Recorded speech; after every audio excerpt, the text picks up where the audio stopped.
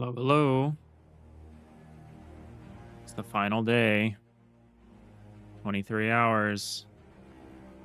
It's go time. I just go to the scene of a single candy. We're, for anyone who's forgetting, doing the solo dev jam now, Halloween number 9. Number 9. We got 22 hours, 52 minutes, and 48 seconds, so let's get going. I'm going to be pretty locked in. So sorry if I am not my friendliest today. I'm looking at what is likely an all-nighter to get anything done. All right, so does this serve the same purpose as the shovel handle? I think it's too small. I might make a bundle of candy. I might just make a bucket of candy though.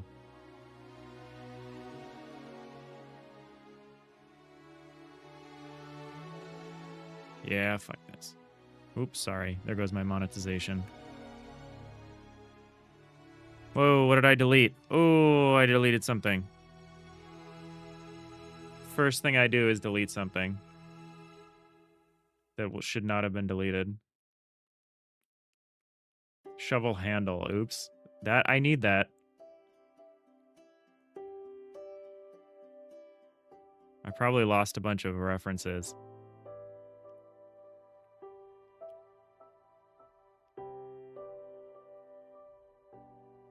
I don't know what external changes I should ignore. External changes, I think. Oh, why did I save that? Yeah, fine. I deleted this, and so I've lost the UID. So every reference to this is now wrong. Oh my god. What a great start. Hey, Arneo. Please be kind to yourself. Make sure you get plenty of sleep afterwards. Well, yeah, that will happen. I'm really excited about the game. But we have a long way to go. I will show you in a second once I finish mitigating my terrible disaster. The self-imposed, just absolute disaster. That's already the first thing that I do, which is to delete a crucial file that is referenced by UID.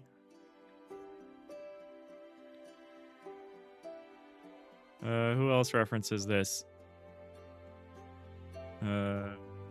Every grave, probably.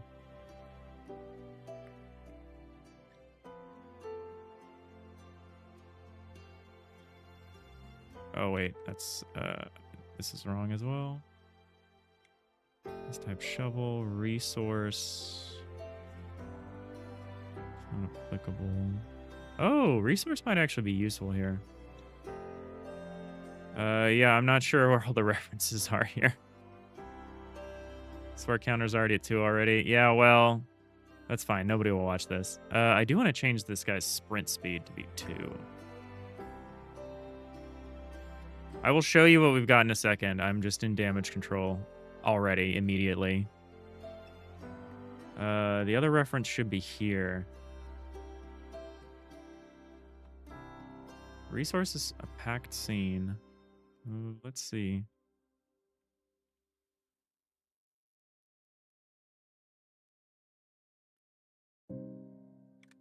All right, this won't work because of a missing reference. So I shrunk the level down a lot.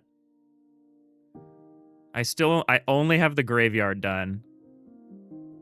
But we've got a shovel that I can pick up. The graves will become overgrown. For testing purposes, this happens very quickly, but you could imagine it happening a lot more slowly. So the grass grows over it, the headstones break, and then eventually the zombie itself spawns. You can't really see anything because we don't have any lighting. I need to do the lighting. And the skeletons come out. It's trying to escape. I've got a shovel. I'm going to try to intercept. Bam. Okay, so he stole my shovel, and he's going to go back. He's going to go back to his grave, and he's going to go back in here. All right, no errors. Okay, and then the cycle should start anew. These guys are escaping. Why is there a light source down there? I'm having an issue with the directional light, I think.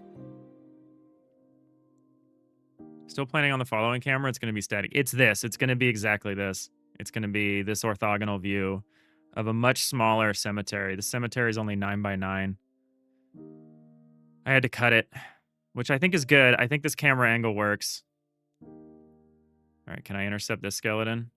So this way, even if you're like mess up, you can try to give them something. Like, so you could give candles to a ghost or give candy to a zombie and it'll go back. As kind of a last resort, because I kind of think this is going to be sudden death. I think I'll have 2 modes. I think I'll have casual, which is like endless. Not endless, but it's like if monsters escape, that's not a big deal. And then we'll have like regular, where like if any monsters escape, it's like game over. It's looking cool. The upside is that I have this one loop done, and the other 3 are almost identical.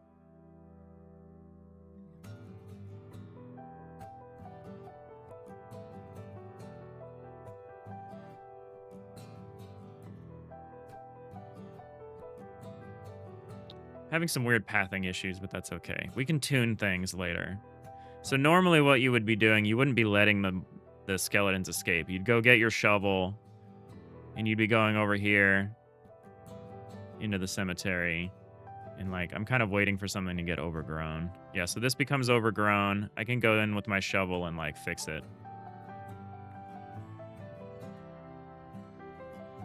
But if I'm negligent, then skeletons will come out. So we're going to do the same thing 3 more times. And I'm hoping I can do that relatively quickly.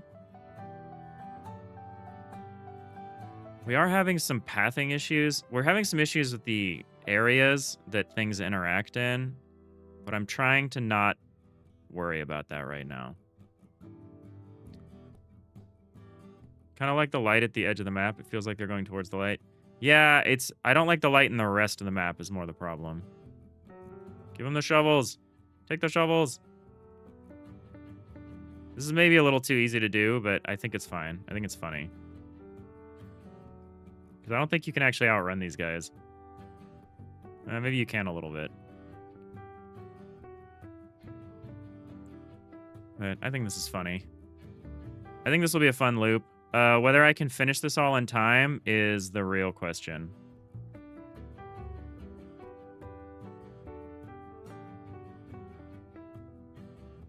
But I'm hopeful.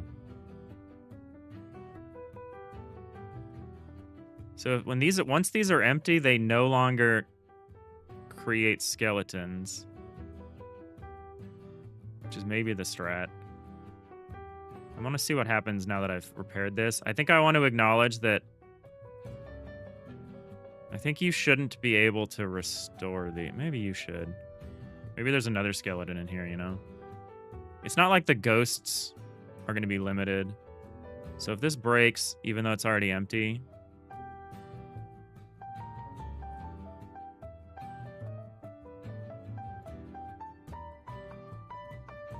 Yeah, I need like a...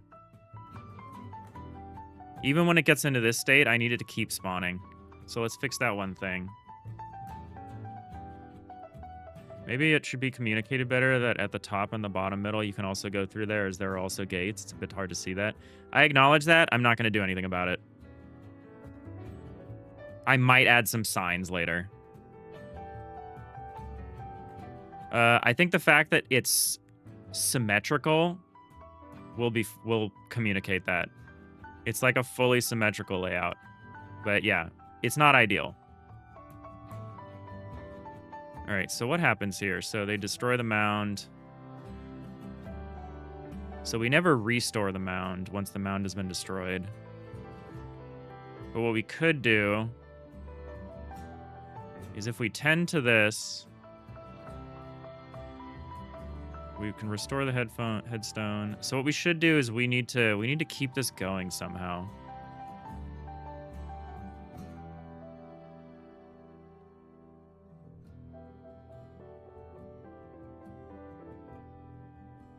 I should probably set a timer for the last step that does a callback. Although no, because if I do a timer... So how do I get this continuing to spawn? Actually, this could just be part of Unleash Skeleton. So we could Skeleton Unleash, and then what we could do is we could say...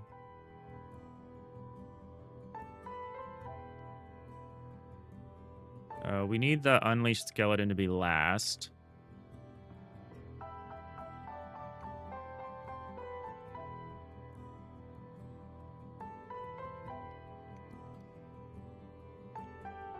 Might mostly just be lurking today. No worries. Thank you, Sapphire. Thanks for hanging out. I appreciate the support.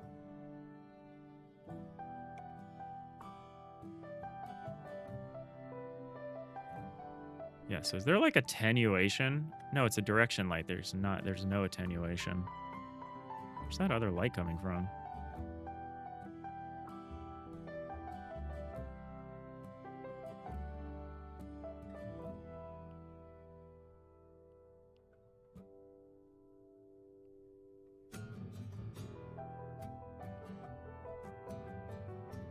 Well, there's also like no shadows, which I don't know how to turn on.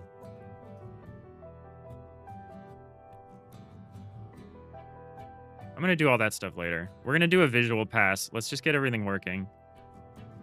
Because we got to get everything working, then do a visual pass on everything, then eventually we got to do an audio pass after the gameplay is complete. Worst case scenario, I just say the game is black and white, is from the silent era. That's not ideal, and I'm hoping not to do that. I'm desperately hoping that once everything's set up, it will be easier. I'm very hopeful about what the lighting does. The lighting does for us.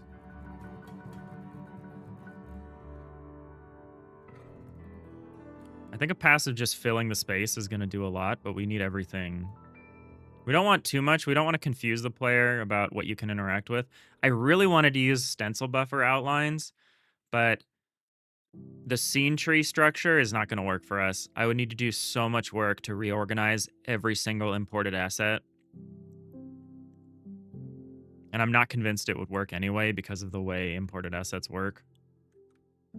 So, rip that idea.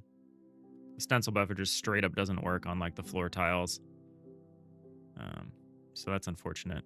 But I'm gonna learn my lesson from bare necessities, and the game is just gonna be very responsive, so it'll be very clear what your clicks are doing. And we just need to make sure we're tutorializing well. What am I doing? So what we're doing is we're trying to make it so that even once the mound has been destroyed and a skeleton has been unleashed, we want to continue releasing skeletons. So what we're gonna do is we're gonna say tween equals get tree, create tween. And then we're going to say tween method. Well, what we're going to do is we're going to say tween interval duration. And then we'll say tween.unleash skeleton. So even once the skeleton's been unleashed, it will continue to unleash skeletons until the grave has been tended to. So I think that's reasonable. But the mound will never go back to normal unless you send a skeleton back and it buries itself back. I think that's fun. I think that's funny. I think it's funny that the skeleton will grab a shovel from you and run back and bury itself. It's pretty good. The player control will be clicking. Just clicking. Only clicking. My hope is, my parents can play this on like their iPad or something. Bernard plays really well on the phone. So I was hoping this could be something similar. It might be hard to see, but we can address stuff like that in a post-jam version, which I'm almost certainly going to do because I love this game. That's kind of why I'm pushing myself so hard and why I'm so frustrated by how far we still have to go. I'm playing like Christmas music now for some reason. Dislike track. Changing the radio.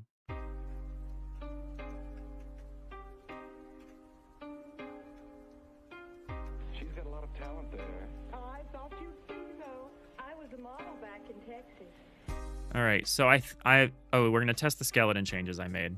And then if the skeleton changes are good, we should be able to pretty much copy all of this over to a ghost, a graveyard of ghosts. Of ghosts.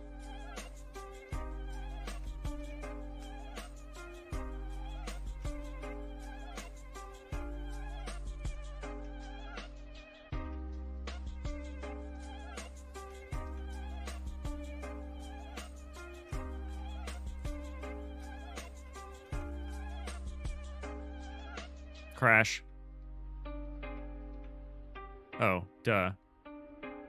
Between callback, whatever this line says, self.unleash skeleton. I don't think I need the self, technically. I think it's implied.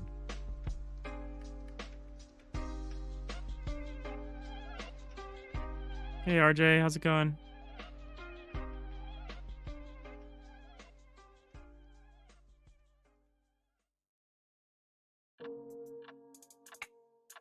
All right, let's grab a shovel.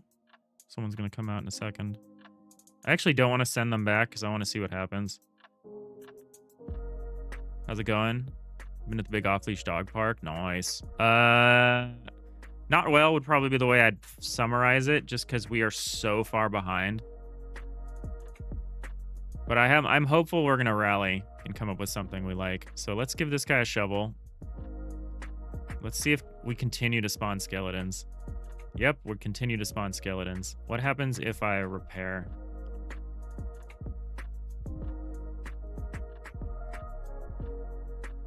So I don't restore. So it still looks like that, but I don't think it's gonna... Let's give this guy one too. And then when someone comes out of here, I want to see what happens when I send him back. Why did that just happen? This grave just, like, tended to itself. Oh, no, I sent the skeleton back. I'm an idiot. Have we saw... Okay, here's one. Yeah, please, pet tax does need to be paid. All right, so let's see what happens when we do this. Okay, it returns to normal. Okay, cool. This is like an unsustainable pace, but this is basically the flow of the game. This game is so fun.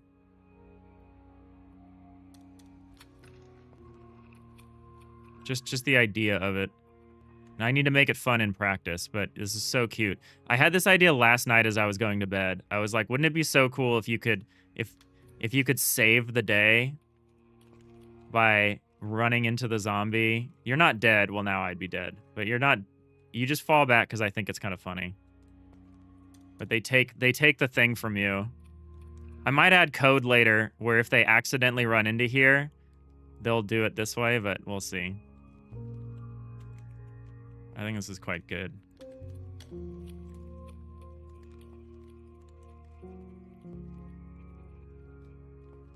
I think I could tweak things like scale.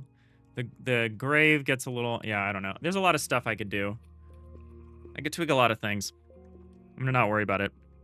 I'm gonna say skeletons are done. Maybe the skeleton has a game over scene. Well, we'll probably add an area to the edge of the screen that just says it's game over if we're in like hardcore mode or something. Yeah, I need to add I'll add a pet tax channel, but for now it can just be an off-topic thing. But there will be a pet tax channel.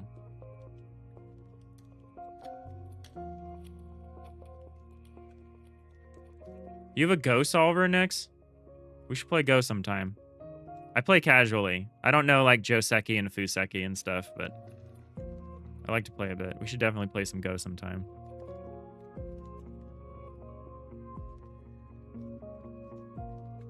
Any reason why the monsters want to steal the infinite shovels?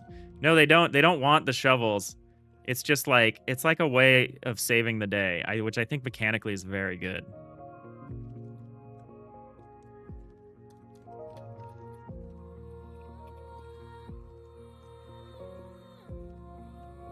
I'll play your Go solver, Nix. I think that'd be cool.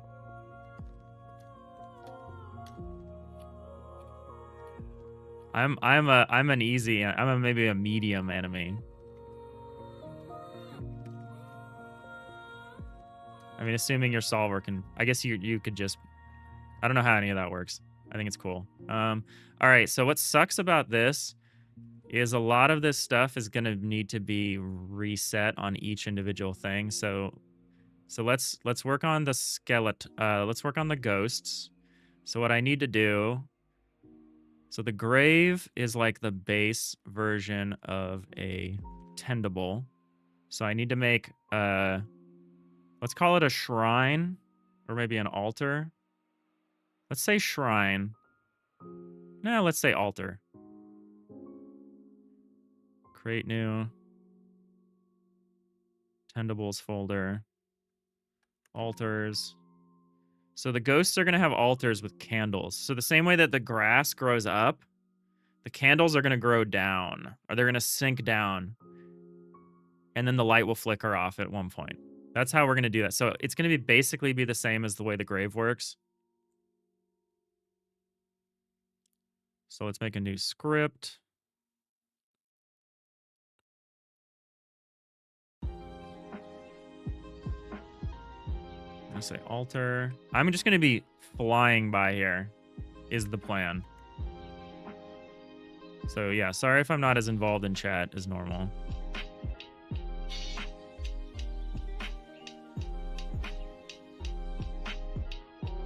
Why did you give me this error twice? All right, so altar. Let's open the altar script. Give it a func. 10.2. I went kind of ham on inheritance, and I have some regrets. I wish I honestly, in this case, I could have gone harder. But I'm really having a hard time with the inherited scene stuff because of the imported assets.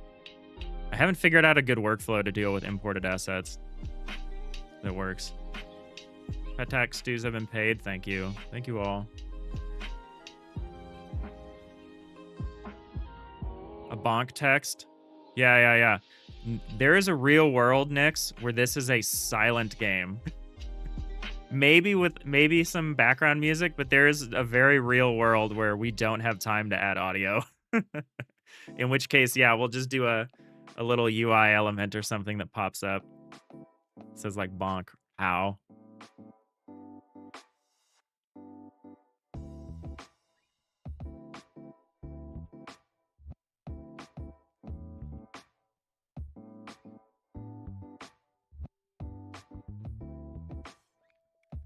All right, let's get cooking.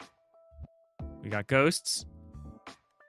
I'll probably do zombies last. We got ghosts and then vampires and then zombies. Because zombies are a little different because zombies are just going to mill around and try to pick up candy every once in a while. So their behavior is kind of different than everyone else. But skeletons, ghosts, and vampires all basically work the same way. So I'm hoping I can knock these out in like an hour or two. That seems unlikely, but that's what I'm hoping for. Horror audio can be minimalist, though. Maybe just a low humming with silence in between. Yeah, we will see. We will see. Because I don't have a lot of visual cues, I would like to add audio cues. Like when the headstone crumbles, that's a big signal to be like, a skeleton is going to pop out soon. Because that's like the second stage or whatever. So I would like a headstone crumble sound, maybe like a spooky ghost sound or something. I don't think there's such a thing as a candle going out sound. I mean, I guess there technically is, but maybe a wind sound or something. Maybe a good old vampire, blah, blah. I could do better. 1, 2, 3, blah. There we go.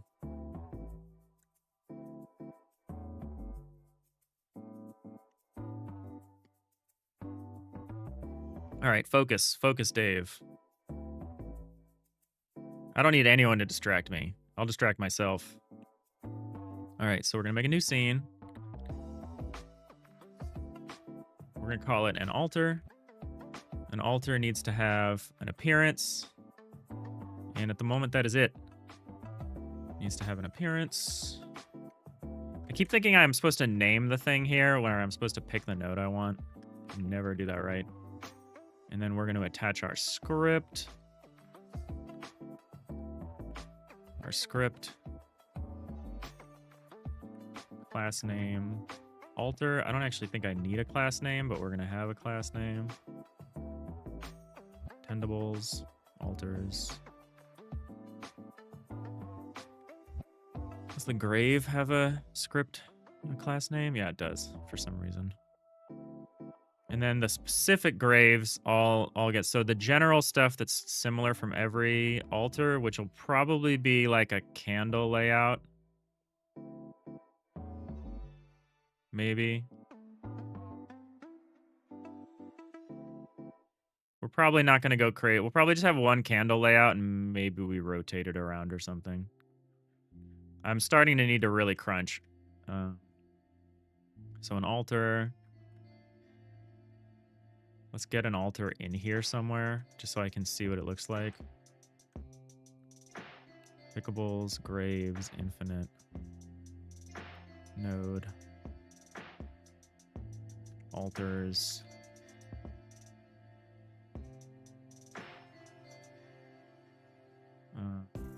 I actually need an implementation of the altar, though. New inherited scene. Open. Say altar A. And then what we're going to do is we're going to pick. So altar appearance will have like we'll just say stone or something.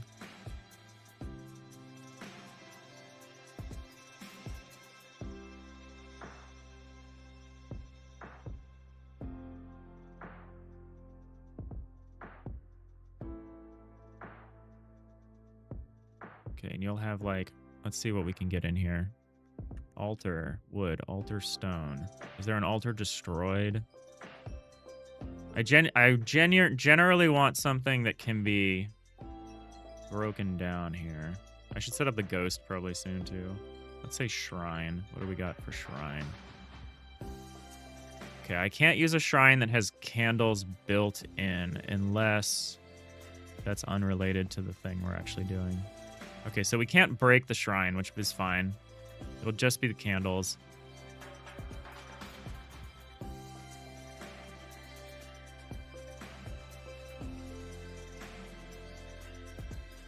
Fence pillar broken. No, that's not going to work. Okay, so we can have a shrine. Let's use the altar first. Altar. Stone. Altar wood, altar stone. Yeah, this looks good. This looks good. So this is going to be the main thing. We'll set up a bunch of candles here that'll sink into it. Maybe we'll set some stuff up around the side, but we're going to try to keep it relatively simple. Let's make a second one just so we can see what we're working with here. Open. Save. Alter B. We might just have two. We have two graves.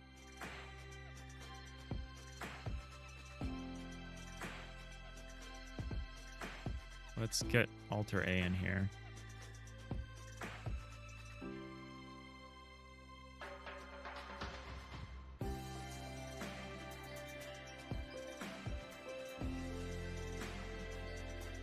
Let's turn the snap on. There we go.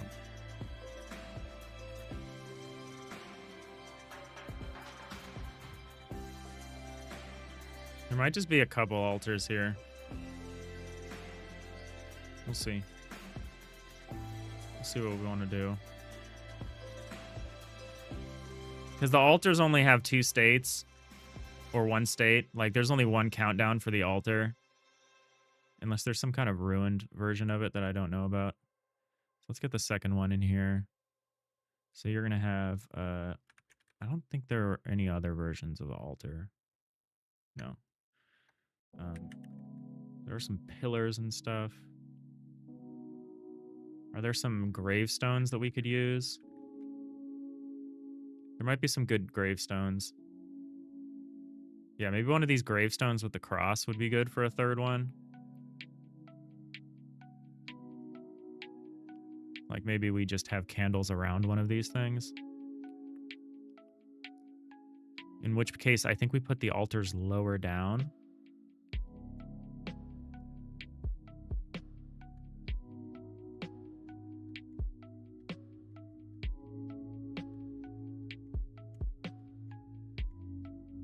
We'll see.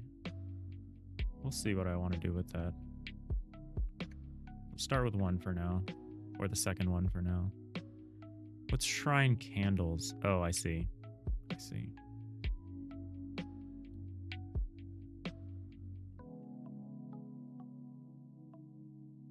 I spent so much time last night trying to get graves that had like holes in them and stuff. This is facing the wrong way, maybe? No. This is it? This is what we got? I don't love this. I'm not going to use that. We're going to use something else. Gravestone. Try one of these gravestone crosses. Yeah, that's what I'm talking about.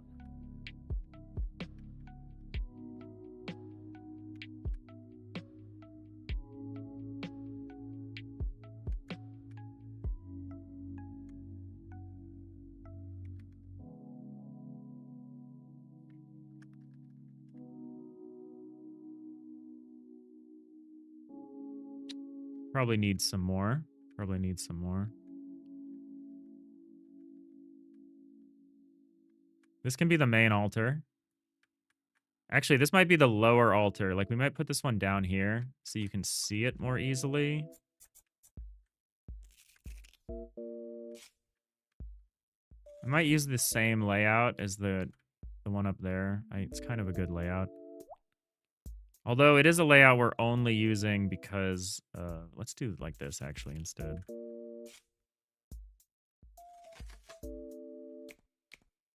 Maybe like this.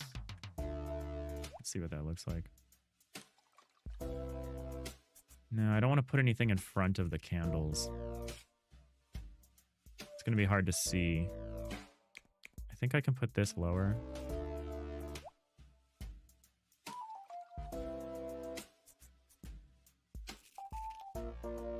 I think I might put this right here, like low down.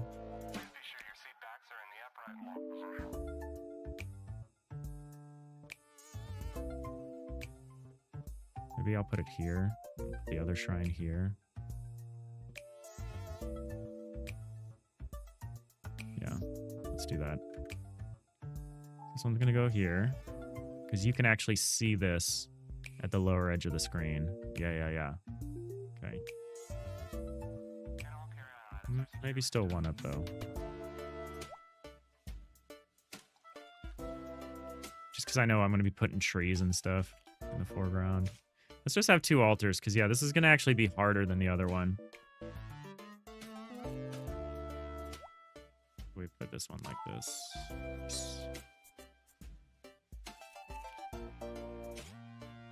And let's add more stuff to altar B. Let's add some other nice things. Maybe we just put this in here to go with it.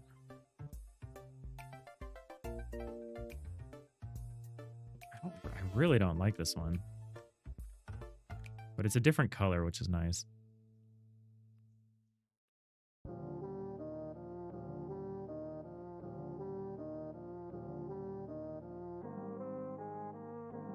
I might have a third one.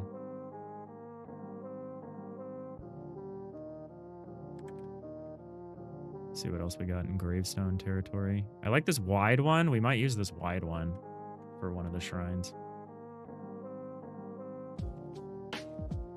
Maybe we just use it for this one.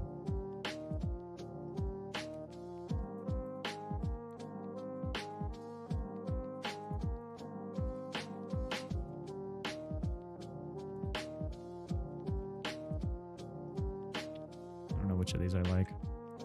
You like the new camera angle? Yeah, I think this is good. I think it works. I think it works okay. Gravestone cross large. Ooh. Did I not convert that one?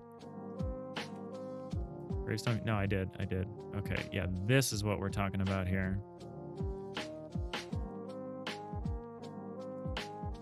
Get that out of here. That out of here. This is what we're gonna use. Just like this.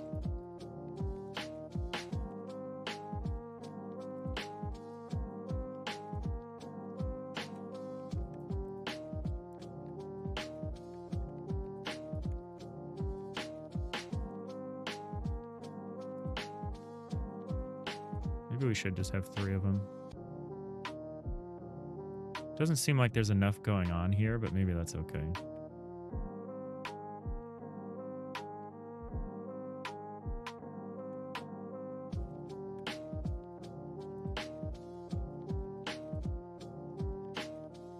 Yeah, I think I want to do it like this.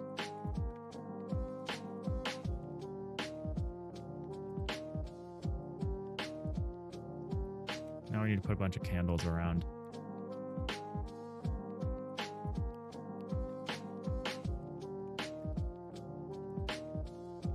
So yeah, I think there'll be 2 ghost shrines, maybe 2 zombies wandering around.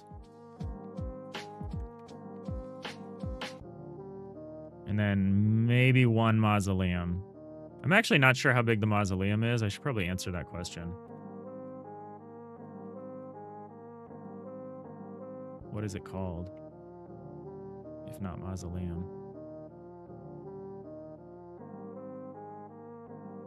Crypt.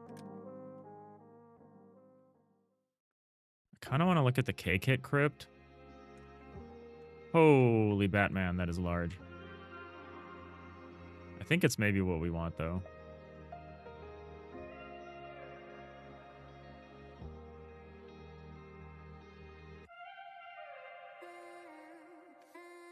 Maybe we'll put some secrets. Like maybe you can run around like that back there or something. How big is the small one? Oh, wait. We've got these. Hold on. Hang a bell. I was like, I thought I had more. I thought I had more of this kind of thing. And I do. I do. All right. That changes things. I think I'm going to not do this version of the altar. I think these are just going to be decorative things I place around. Crypt.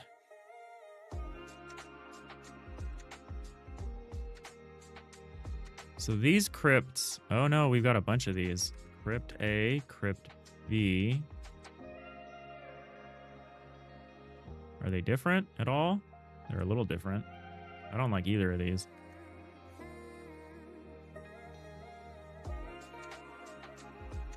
We're gonna use that. We're gonna use this one. Yeah, this is good stuff. We're gonna probably rotate it sideways. And move it back.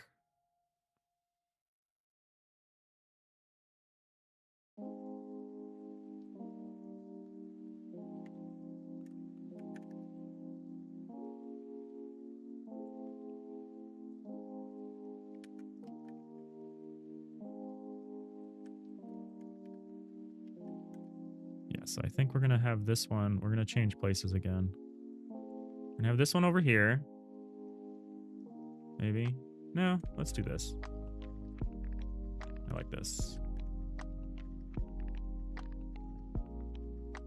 So this one's going to have like candles in front of it, and this one's going to have like candles on it and maybe a little around it.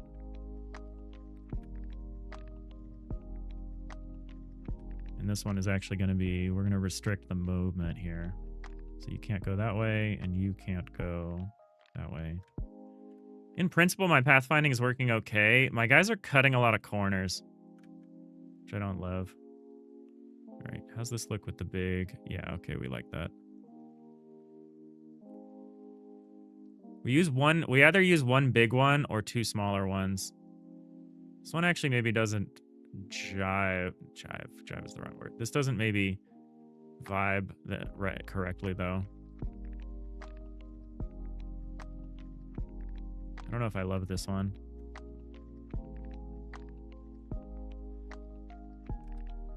Crypt. The other options are to use these. Crypt, whoa. These are the other options.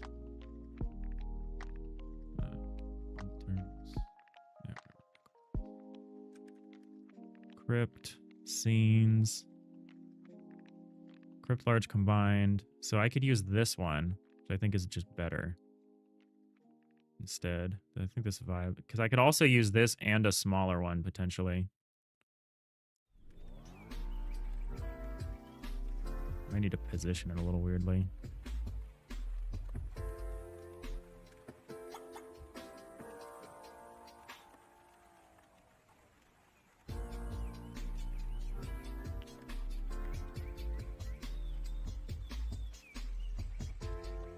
Thanks for submitting the cat tax. Appreciate it, y'all.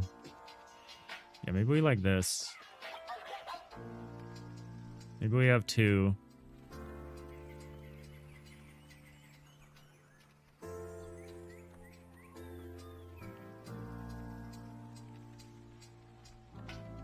Maybe we switch their order, though. This. Although this one's not really in the right spot. This one I need to offset a bit. This one needs to be set back more.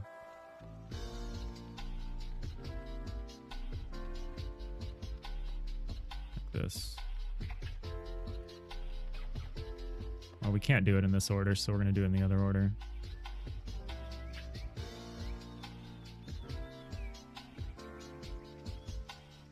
We're going to do it in like this order, I think. And this can have two states too, because the garlic can run out and then the door will open. That's probably what we'll do. We could also hide the we can hide the roof technically, but we probably won't. I think this is better than the other one in terms of cohesion. Values need to be assigned.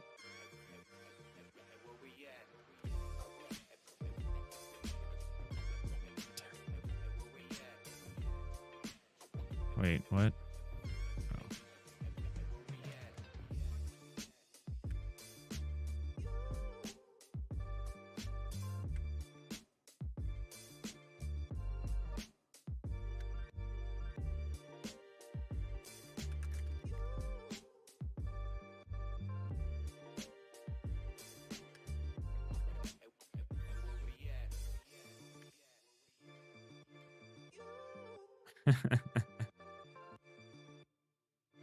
What could be cool is for the camera to be stationary and in perspective and for it to look at the player character. Yeah, I think we're gonna not mess with it. But you may be right. Because what I've learned from jamming is that something that sounds like it should take just a little while often takes a whole long while. All right, so this is how I'm going to leave these as placeholders. These aren't actually usable for anything right now. I'll probably move this backward a little bit too. Like that.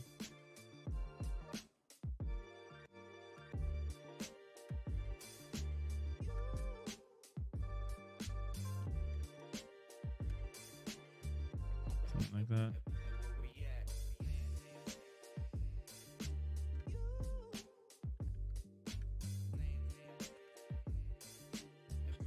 And then the last, oh yeah, register the pickables.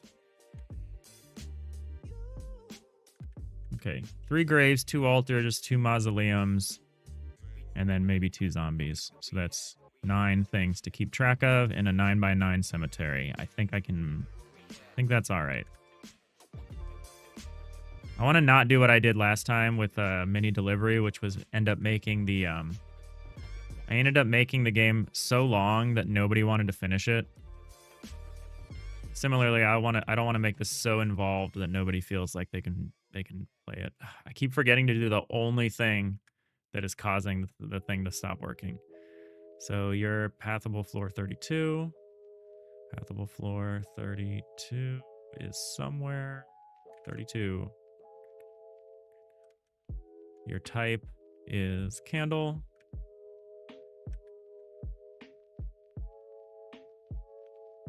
You're 57. path weight is going to be 11.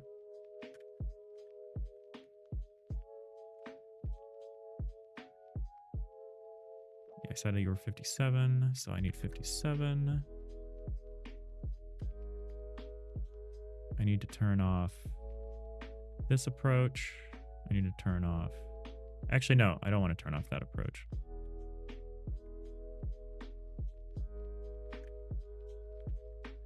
I already turned this one off. Great.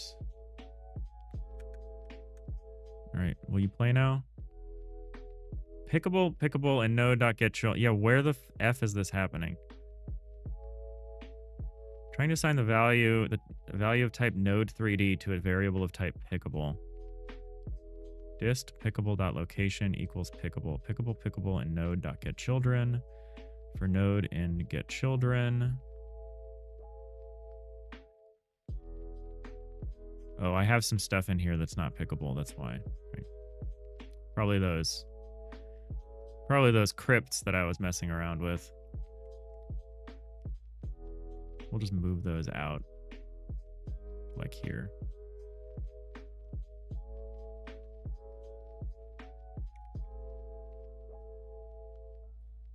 There we go. All right, I like that layout. I think we're going to stick with this layout probably. The other option would be to put them next to each other.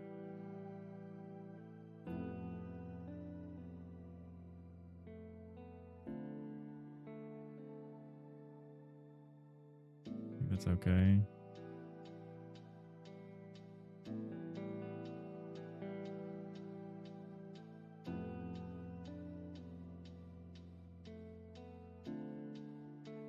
Ah.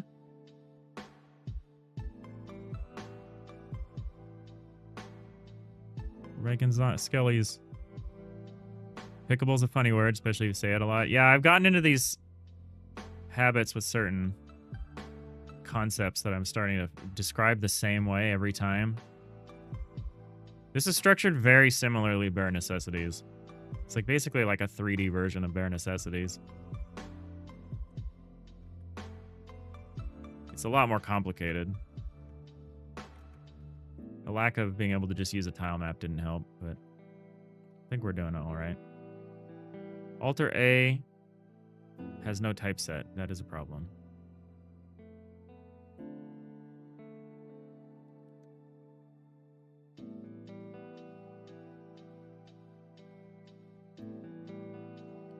Candle.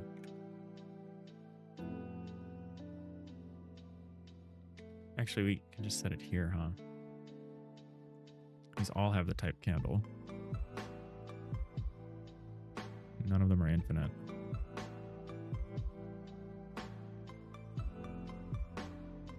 All right.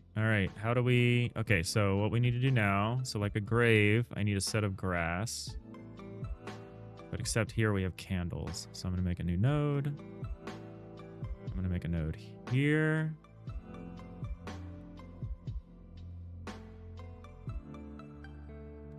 Candles. Oops. Every time. I don't know if I'm ever going to stop writing the name of the node in the node type section. I don't know if I'm ever going to stop doing that. All right, so here the grass is set generally.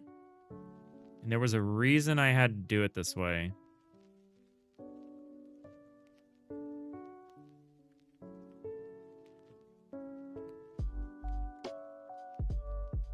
Why did I have to do it this way?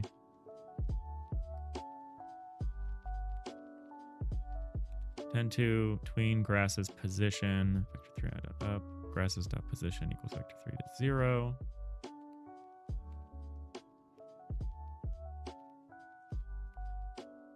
Oh, the reason I had to do it that way doesn't exist anymore. Great.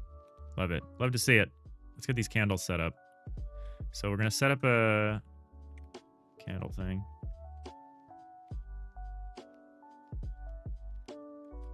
That's fine. That's fine, Arneo. This is more of a dog tax house anyway, if I'm being honest. All right, we're already an hour in and we've done nothing. Let's get cooking.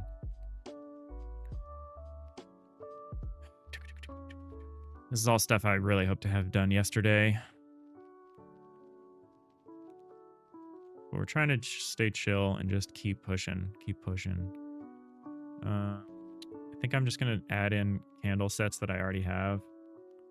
I know we have a bunch of different candles, and that's cool, but I don't think I can use any of these. Oh, I could maybe use some of these plaques, though.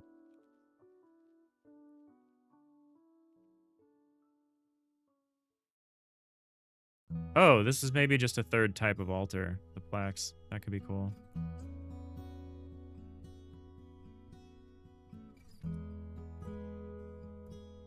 Actually, I might use this. I'm going to use this somewhere else. Where's the candle pile? Infinite. Candle pile. I need to lift up this candle pile. Note 3D. Candles.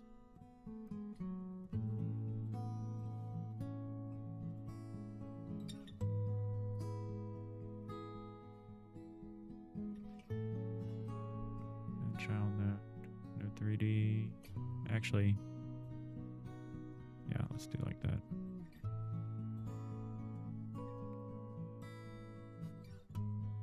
Say node 3D. Let's say like stand.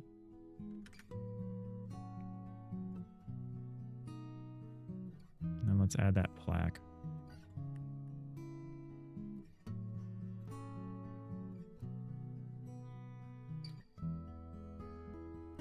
Yeah. And so the candles is going to rise up a little bit here.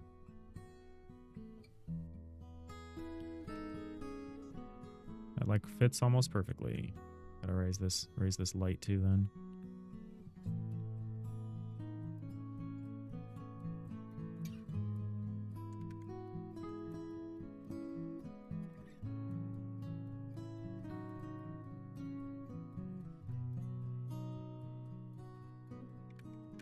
Tuning the lighting and stuff is going to be tough. Yeah, that's better. It's easier to see the candles past the fence now. I realize I could have done that without adding this, but whatever.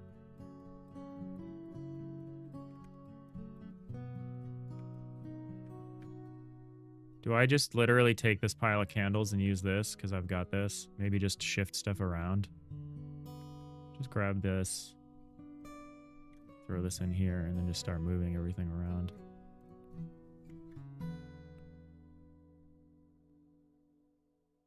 I could maybe use the smaller candles for this. Or I could put a few of these around the base here, maybe.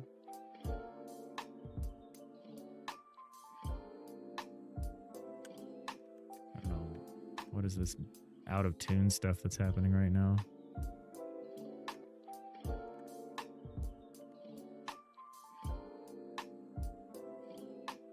No, for this one, I think it's all going to be here. So we're going to just put these on here, and then we're going to move around here.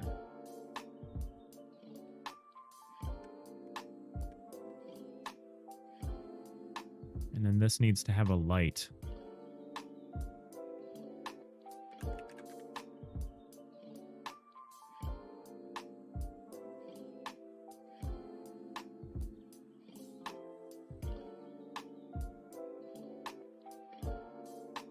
I should actually make all the candle lights the same. So let's go back to candle pile. Let's save this as a scene. Call it candle light.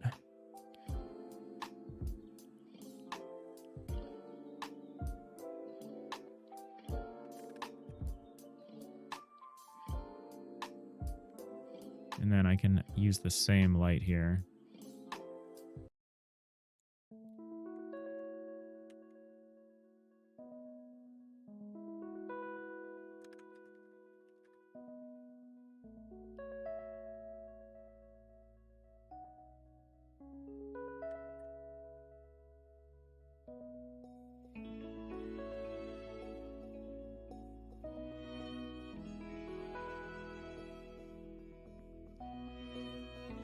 let's just move the candles around.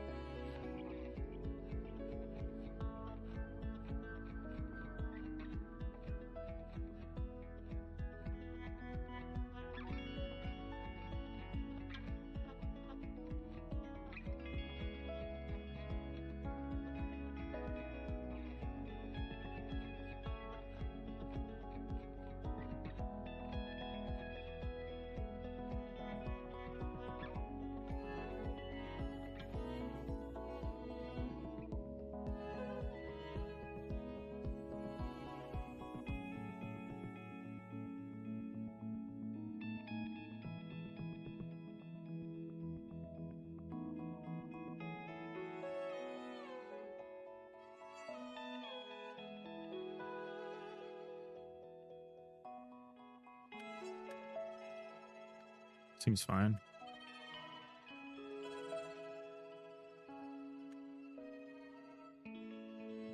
Probably move some of these around. Like that. Yeah. Good enough.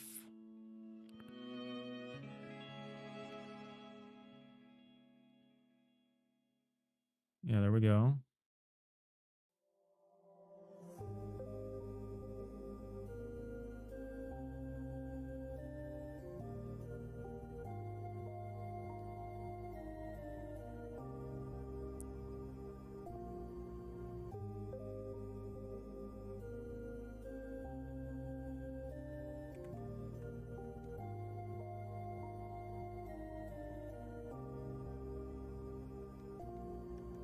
So these candles are not going to be on the crypt. They're going to be in front of the crypt. So maybe we add a candle pile or a plaque.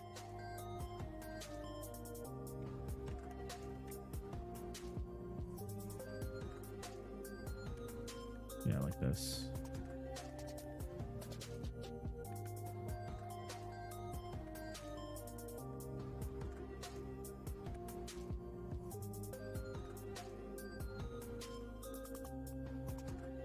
We're going to add all the same candles.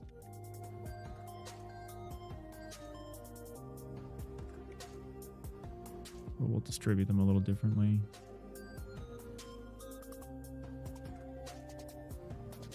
We'll also add the candle light. How did I do that here? I did not do a good job here.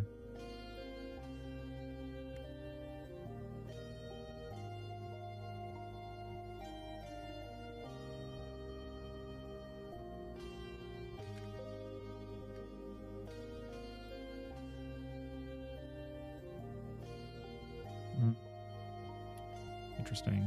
I guess actually all of these will have a candle light.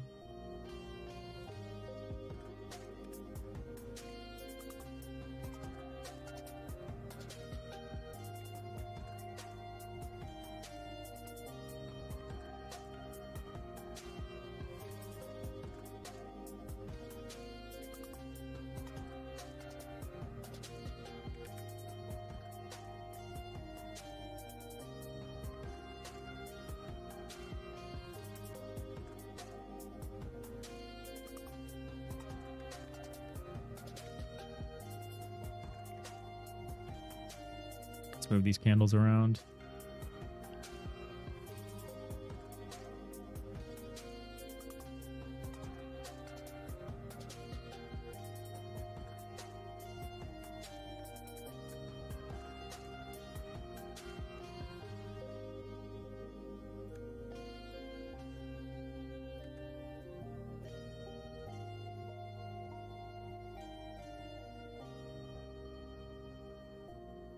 This part's fun, but I'm not terribly quick at it.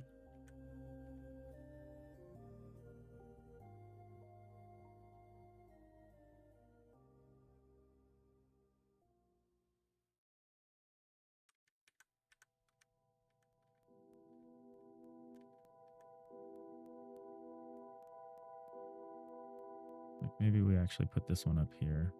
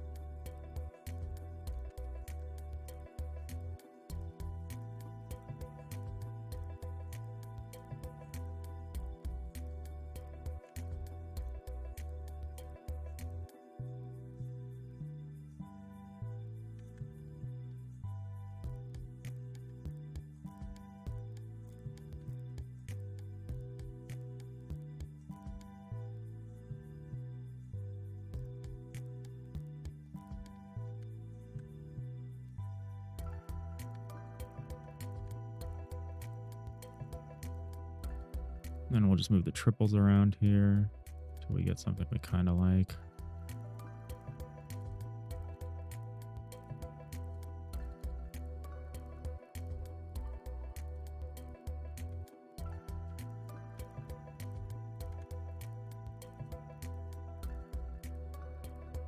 Maybe one set down here. Kind of liked what I had, actually.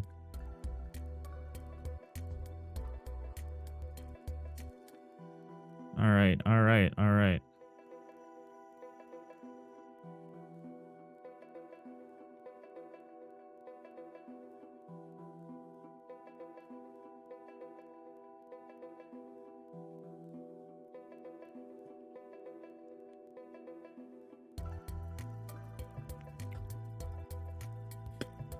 All right, now these have to behave. Now we need to make some behavior here.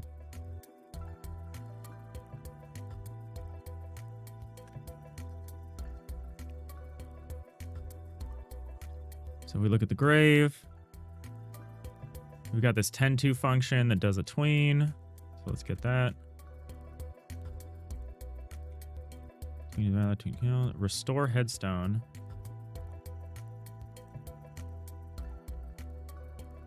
So what are we going to do? What do we call that? We say... We call that like relight candles. Or restore candles or something.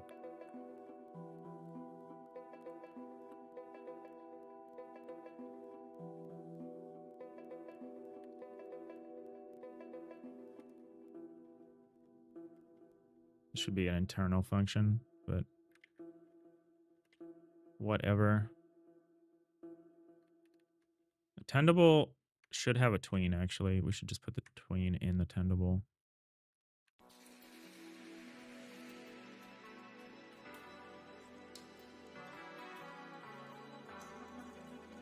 Grave has one of these already.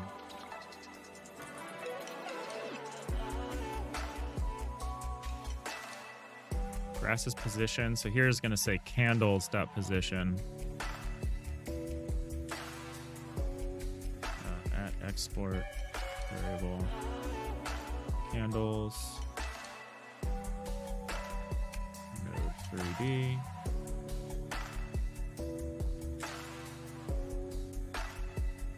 I can't do the Halloween music anymore. I was listening to Dungeon Synth last night while I was working after the stream, and that was awesome. That was perfect. It kept me a little agitated, which was maybe not great, but it was like such a good mood. But there's no, I can't play Dungeon Synth on the stream. I would get like DNC'd. DMC'd. Digital Millennium Copyright Act. DMCA'd. That's it.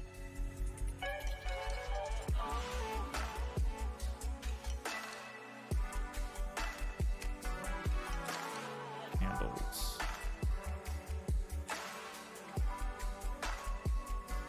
That's how we're doing the candles. You've got, okay, so every tendable is going to have an export variable. Duration. Float.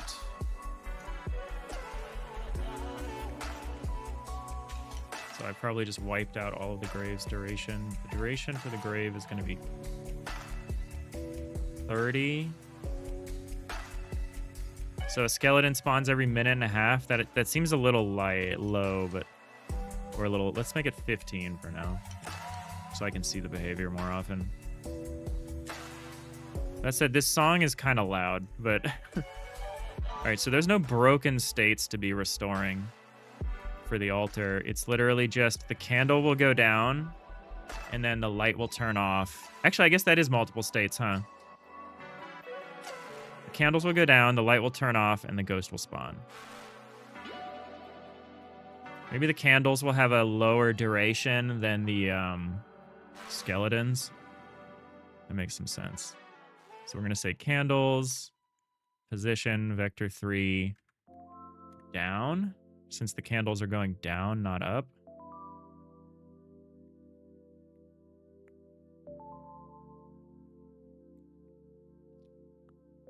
So we've got a restore candles function. We don't actually need to restore candle. We need to restore candle light. Maybe we'll just call it relight candles.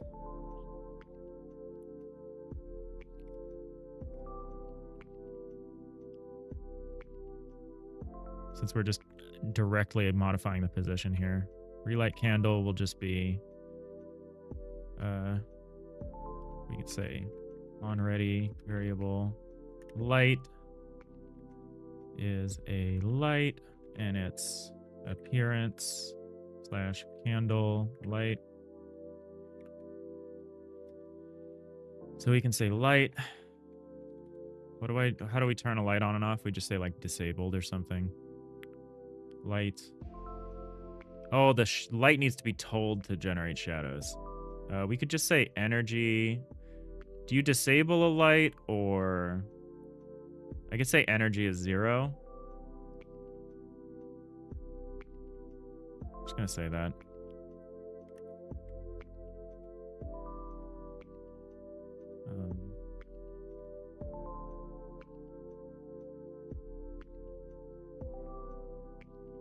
I'm gonna hard code this value, since this is in the base class, so that's okay. Light.energy. Is that not called energy? What's this called? Light energy.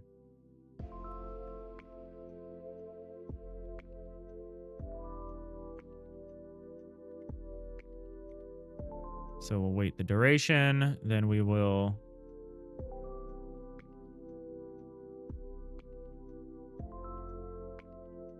actually, we don't need a function for this. We could just say light energy. Because I actually want to tween the property. It'd be cool to turn the light off slowly.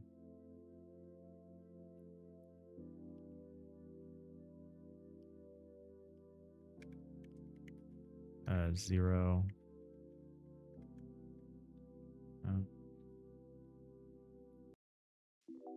Duration.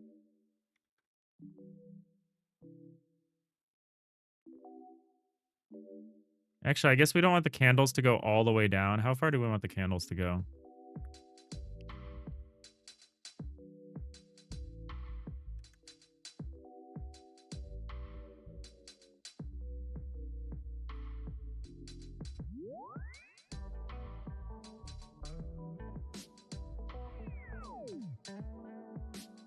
Maybe like down to here.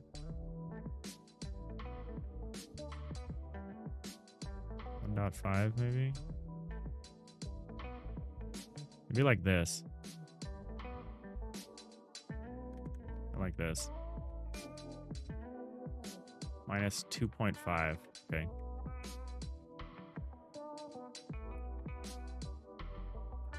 So we'll say down times 0.25.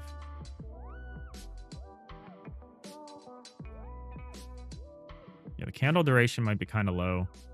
So maybe you need to relight the candles more often than you need to tend the graves or something like that. So there's no destroying the mound. There's just unleash the ghost.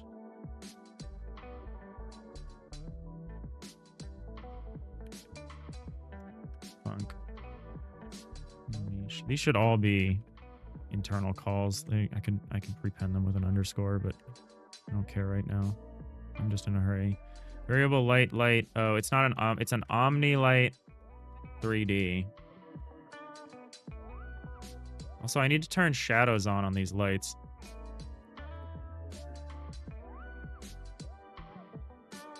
Shadows on. That's probably going to make a huge difference, huh? Yeah. Sick.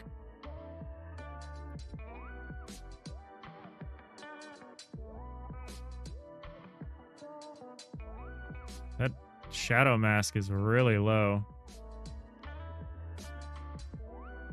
I don't want to fuck with shadows right now.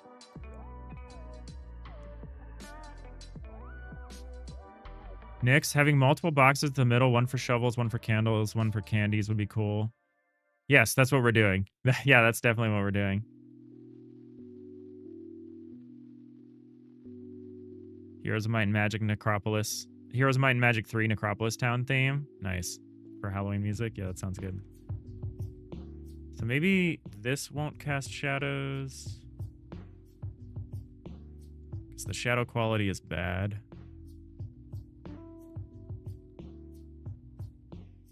I want to be careful about shadows, but I do want our Omni. I want our Candlelight to cast shadows. That would be nice. What does a distance fade mean?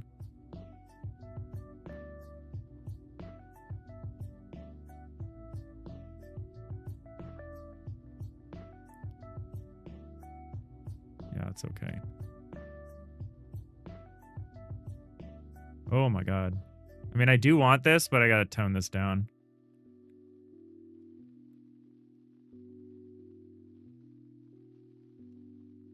Attenuation.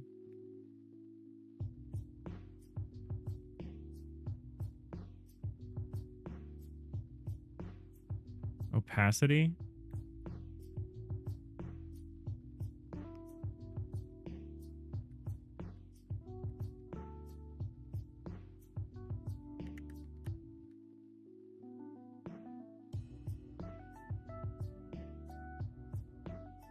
Yeah, that's better.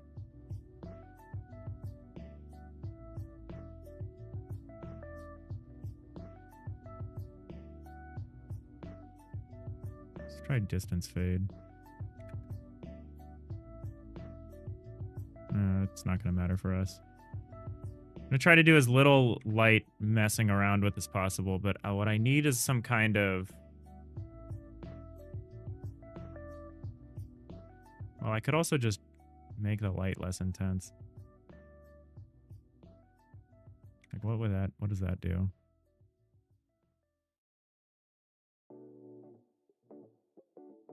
Well, that's not... What I would like to do is just reduce the size.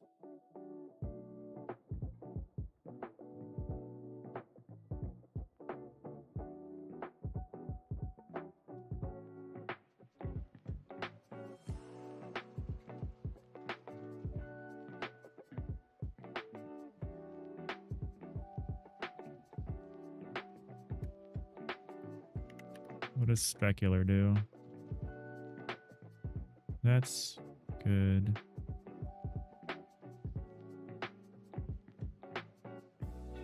This is like too bright.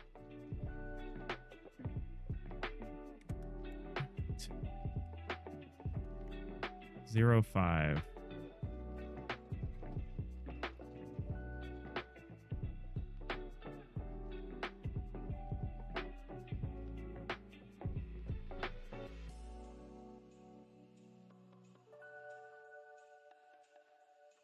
I'm gonna not tweak this too much. This is kind of okay. You can definitely tell that there are candles.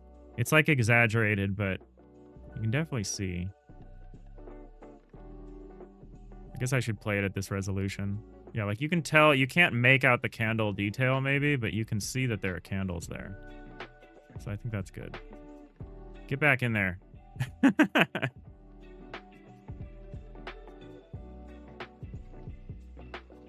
I can't click on this where the skeleton is sometimes. No, maybe that's not true. Get in there. Get back. Get oh. Back in there.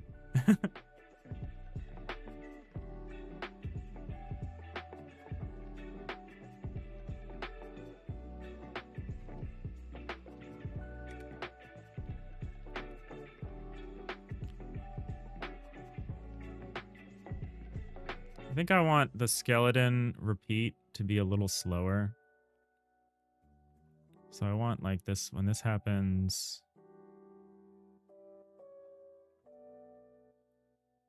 Where is this? Monster? No. Skeleton? No. Grave. So when we unleash a skeleton, I'm gonna say duration times 2. Just so we go through a cycle. Well, I guess that doesn't make sense, actually. Duration.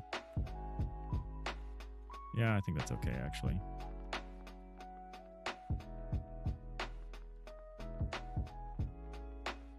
Maybe not. Let's not change that for now, actually. Let's stay on target. I'm actually going to take 5 minutes here, take a quick bio break, get some water, etc. I'll be right back. Thanks for hanging out today. Happy Sunday, y'all. Sorry I'm not being very engaged with chat. I'm trying to get this jam out.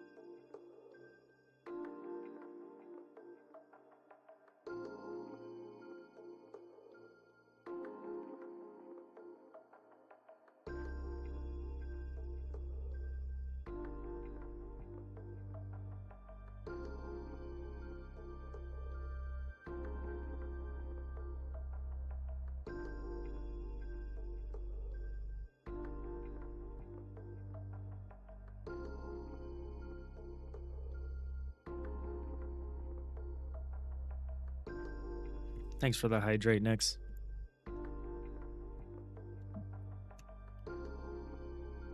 I don't know, Arneo. The spam annoyed me yesterday. I feel bad. I got impatient with someone because they kept spamming hydrate. I turned the limit off. Although I've kept the cooldown at 2 minutes.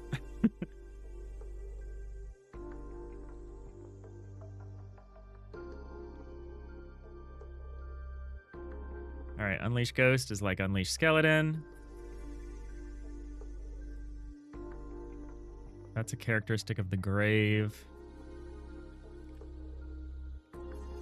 It's a characteristic of the altar. So skeleton is skeleton.instantiate, which needs to be ghost.instantiate.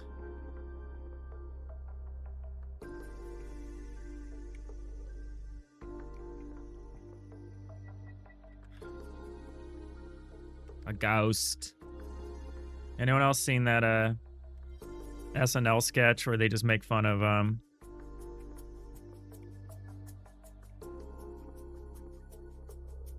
they just make fun of Christopher Walken's accent the whole time?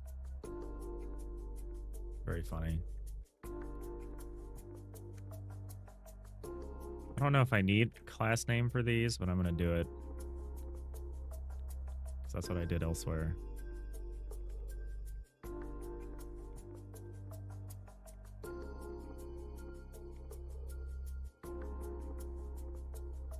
Ghost.unleash. Okay, so the ghost has its own unleash function.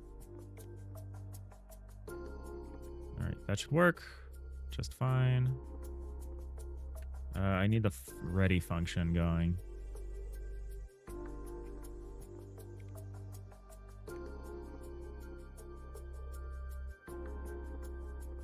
Okay. Yeah, I think 2 minutes is fine. The thing I felt bad about was I put like a per user limit just to prevent the spamming, but I don't think that was the right call.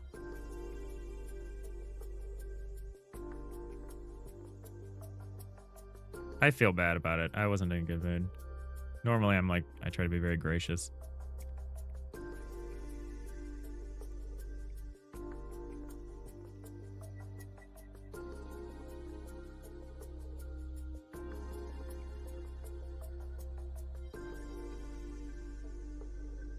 Alright, cool. Technically, I should have a function that's like do the tween thing, but I'm gonna not do that. Do it like this. I don't really need a relight candle function. I can just say light.light energy equals 0.1.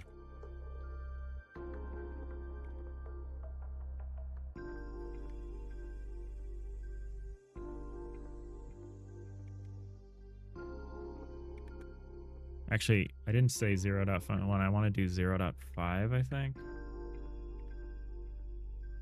I'm gonna have to tune the values later, but that's what I got it at right now.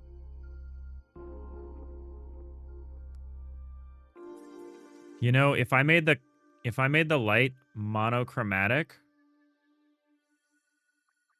that might be a good idea.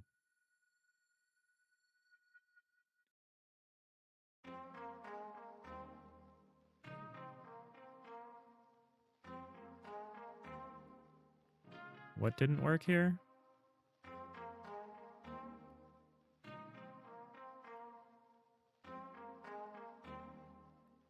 Why did this instantly trigger?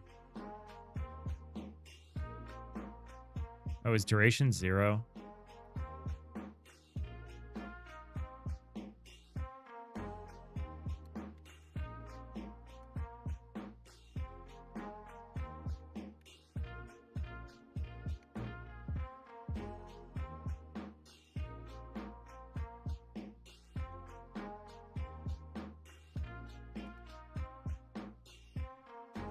I mean, that's still gonna break somehow, though, I think. What does the skeleton have that the ghost doesn't have? Shovel handle. The ghost needs the candle bundle.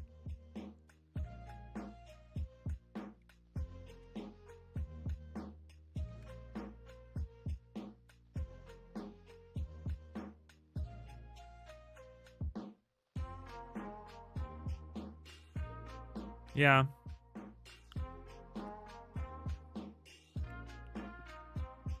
I think it's fine. I just think there's better ways to go about it, and I did not follow those.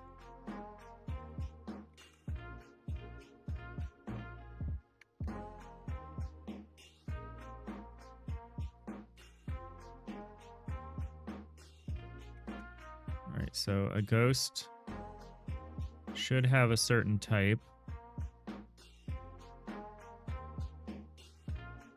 The ghost knows its type is candle. Its exit gates are... Let's actually find that out. I actually don't know the answer to that. Ooh. Yeah, I think the problem is the way our exponential system works. Having this many...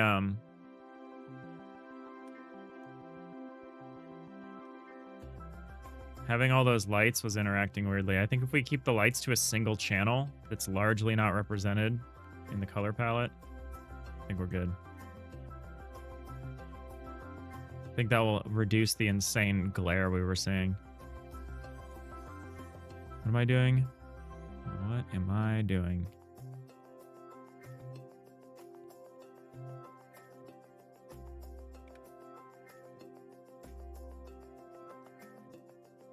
Unleash ghost parameter p-child is null. Skeleton. Ghost. Let's go ahead and make this local because that's what we're having to do here. Personal space is fine. So you inherit from a character. Ghost, exit gate, candle, has pick null, sprint speed. I think sprint speed should just be 2. I'm gonna just change that. Oh, I can't change that. Sprint speed. It's 2. Oh, maybe it's here. Who has sprint speed? Okay, yeah, here. It's just 2. Let's make it 2. And then I kind of wanted the keeper walk speed to 1.5. I think I set that. Yeah. So then the keeper can theoretically catch up with a monster as it's trying to escape. Hey, Ornong, you making a game? Yeah, we're making a game for a game jam. We're getting a game for the solo development Halloween jam number 9. What is the target position in the function? I have no idea. It's probably where you're going. Yeah, it's the location of the pathfinding tile that you're walking to. Sorry, I'm very scattered right now. I've got 1 day left to finish this. We're making a little reverse farming game. All right. Oh, that helped a lot with the light intensity, actually. I think I'm going to still leave it on this intensity, but yeah, making it a single color channel was a good call. Oh, the candles are going down. And then they stop around here. Oh, that stopped too far. I think I went too far. That was good, but this one needs to be tuned a little differently. The light should turn off. Actually, the light should turn off instantly. There shouldn't be any interval.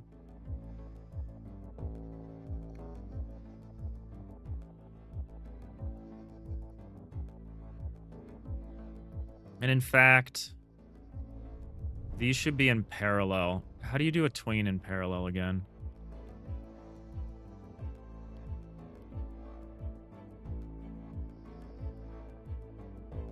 Set parallel. Parallels to the tweeners appended after this will run default simultaneously.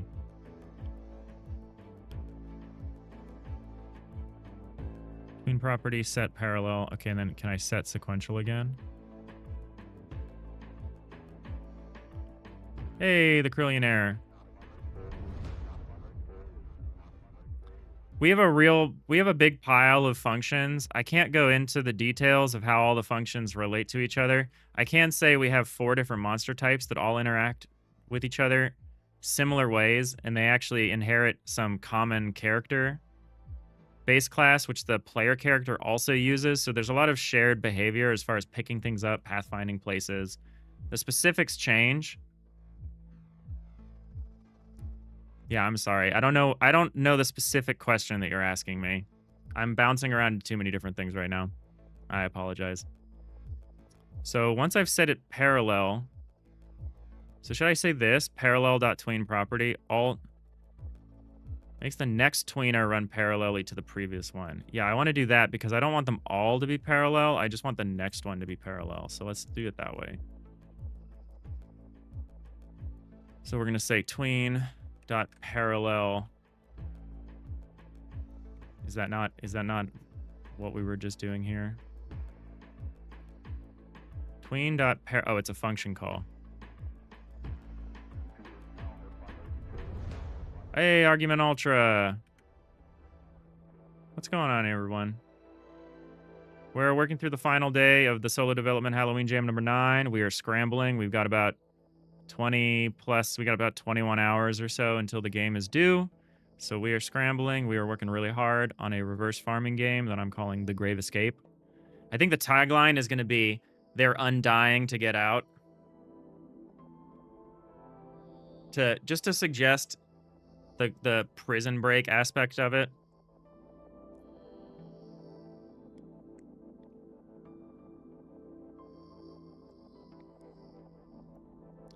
Thanks for answering the question, Krillionaire. I didn't understand how generic not generic, I'm sorry. I didn't understand how general the question was. I thought it was something specific about my implementation.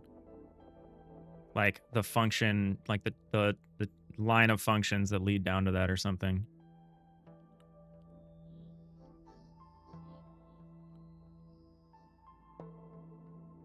If you can offer your critique, you think dying to get out works for the joke and is less clunky?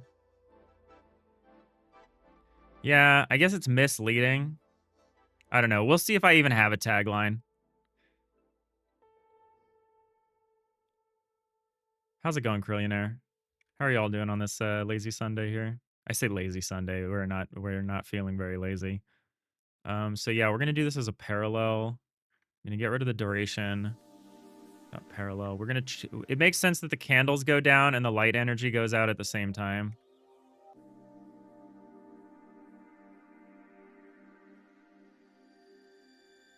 What I want to make sure is that the Unleash Ghost isn't also going in parallel. I guess we'll find out pretty quickly if that's the case. All right, so I'm going to sit here for a second while we watch these candles start to go down. Light energy seems to be maybe going down.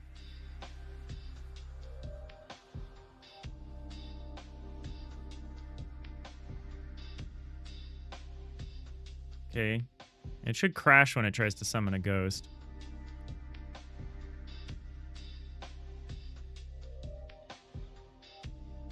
Crash. Yeah. Ghost.pathfinder. Oh, as skeleton. Well, that's weird. First, that should say as ghost. Aren't these characteristics of skeleton? Shovel handle.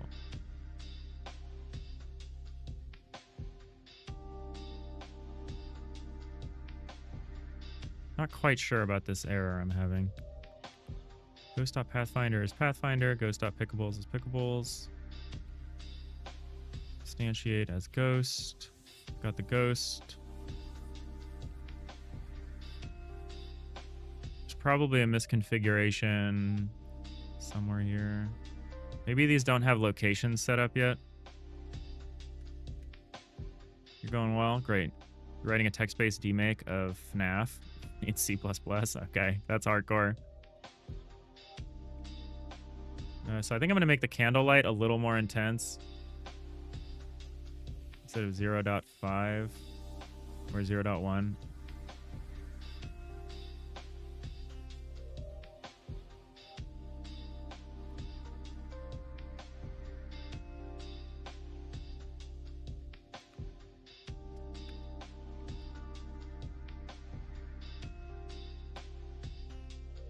I want to see a more dramatic drop in the candles.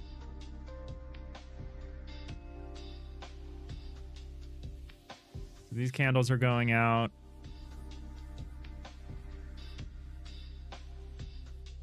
The ambient light level is a little too high as part of the problem now, I think.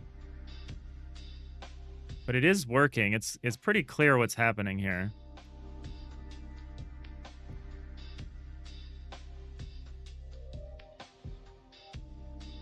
You're hosting a jam? Nice. 5 days and you just started? Well, this is 3 days and I've got less than 24 hours, so I get it.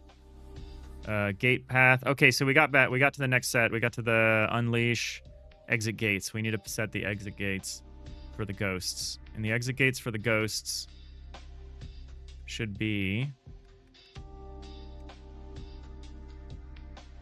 Yeah, I might reduce the direction light intensity is what I might do. And rely more on spotlights. I'm a little concerned about... I want to use the direction light to let you know the amount of time you have left. Like, I want to do like a moonrise thing. Where like the moon rises up and goes from like east to west or whatever. And once that whole process has gone through, it's over. Like you've survived the night or whatever. Get like a rooster sound to play at the end. I think it'll be like 6 minutes or something, or...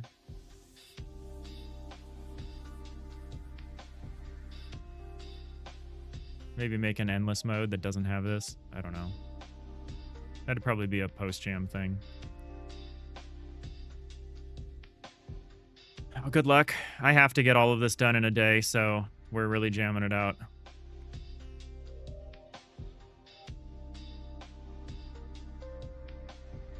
What if I do the same thing here? Where all the light... Oh, that doesn't work. This one has to be like this. That's fine. Let's darken this a little bit, though. There we go. I want it to be noticeable, but I don't want it to be that noticeable. Yeah, this is what I'm talking about. We'll use local light to make it to let you see more things. We have some lamps and stuff we can put in here.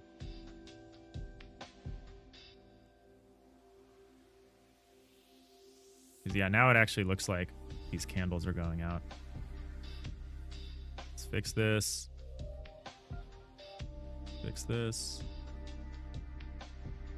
Let's fix this. Crash. All right, we're setting up the ghost's exit gates.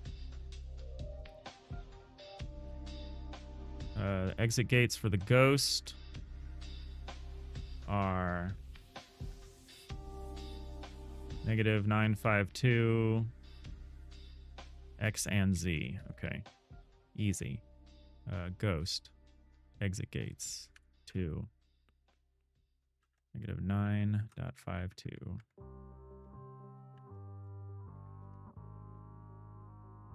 Oh, I just wrote 9.5.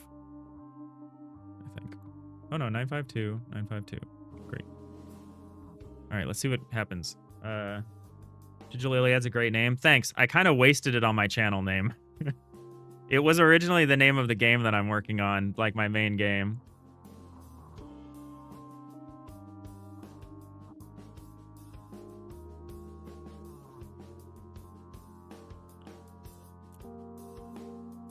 It might still be, if I'm being honest. The main game is an FTL-like and isometric 2D. So it's pretty big. We've been working on it a while. We've been working on it about a year and a half already. A couple years. We started development live on stream in February of 2024. Oh, Lord. Oh, the ghosties. We're doing it.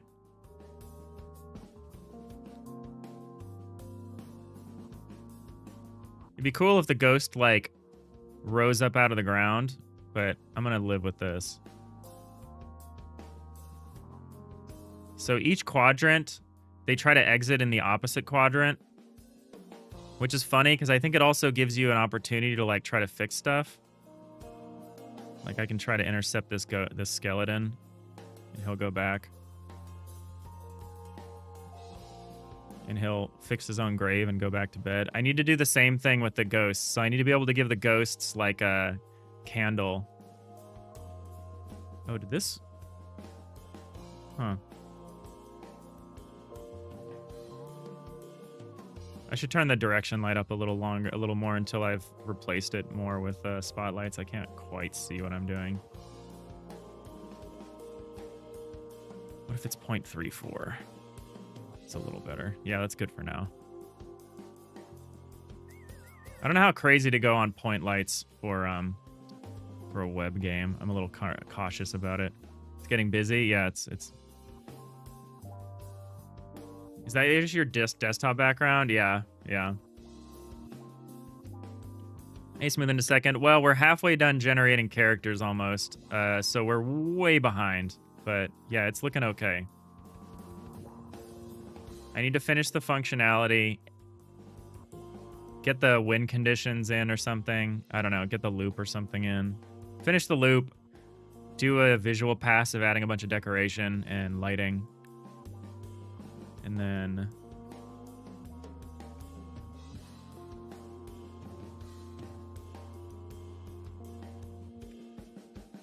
move on to things like audio and stuff. All right. So what was I doing? I want to set up the... I want to set up their ability, the ghost's ability to like hold... The ghost's ability to like hold candles.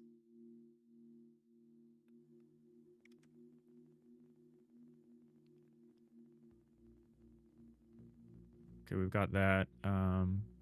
Skeleton. We need the restore function. If pickable is alter. Alter equals pickable as alter. Alter. Oh, I do need this to be a function, huh? Oh, no, no. I can skip this part and I can just say tend to. Alter dot tend to. There's no like permanent state change. Weird that the I have to say restore headstone. That should just be part of tend to.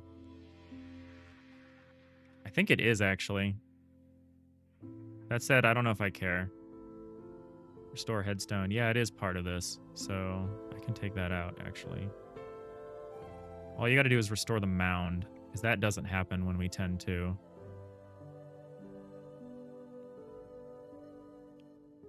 Although maybe it should. Maybe it should. Since they just keep coming out.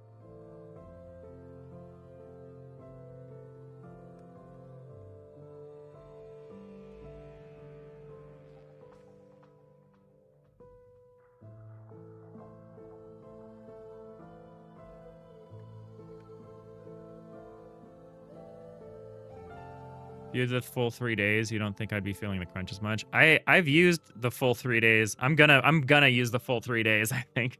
I don't know. I don't see another way. I do have to work on Monday, but I might come in afternoon. Depends on how dead I am tomorrow. I'm pretty sure I'm going to be working for the next, 20-something hours. I really like this idea. I'm very pleased with how this game is coming together. It's just not coming together quick enough.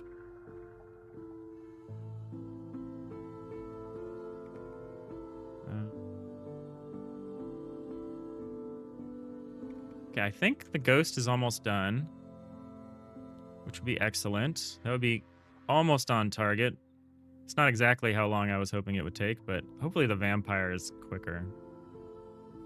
I'm starting to get the hang of this. 10-2 Q free, try pick. What does the skeleton do when it tries to pick?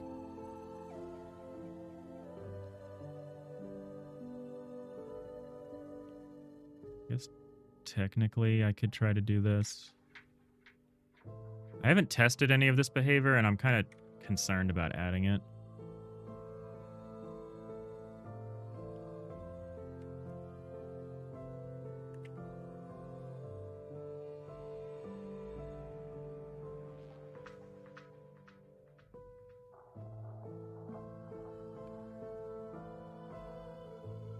So what I need to be able to see is whether I can turn back the monster. I think that's done here.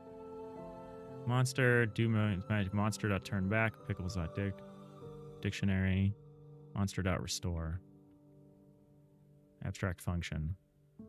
So the skeletons monster.restore is just this. So the ghosts is theoretically basically the same. All right, this looks identical. Let's see if we can do it. Oh, I can't pick up any candles yet. I haven't finished setting that up.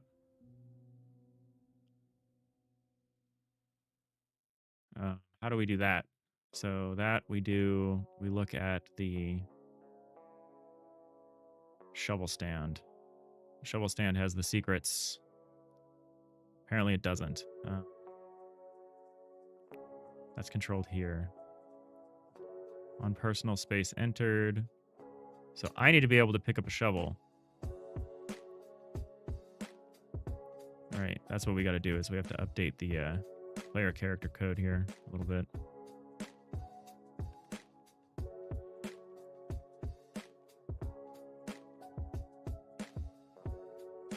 Luckily, this code is mostly similar. In fact, I don't even think this code branches, technically.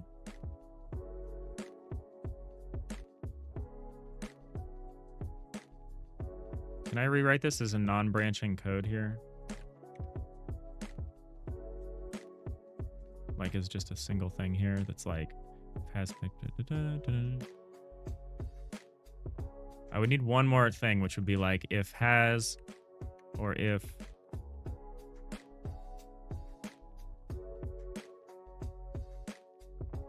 has pick is not equal to pickable.hasType.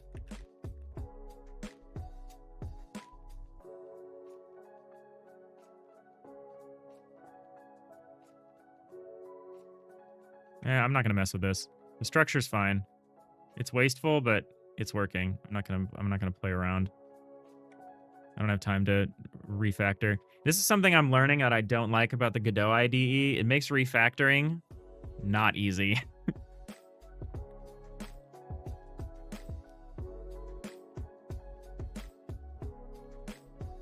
Like, if I want to change the name of a function or a variable or whatever, I have to go find it everywhere. like it's a little different than like JetBrains IDE, which is just so nice to use. All right, I think this should be fine. Yeah, this doesn't need to be match statements. And I'm terrified of changing it now. Because all we're doing is we're saying if pickable has type is a certain type, we do the behavior. I think we just say if pickable.hasType is not equal to pickable.type.null.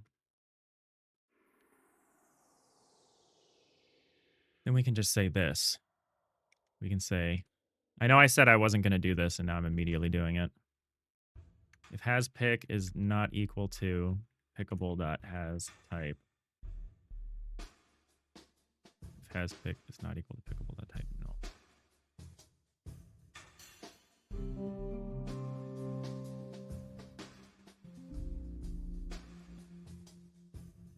So if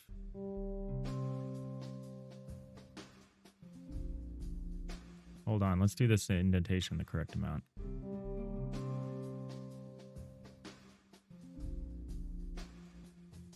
Okay, yeah, I think this is right, and I can just get rid of this.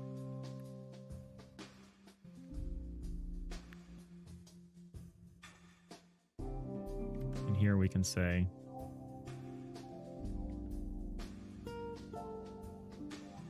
if pickable.hasType is not equal to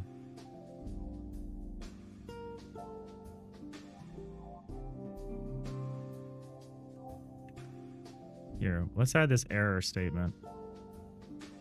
Let's say if pickable.hasType is equal to, let's get rid of these null checks.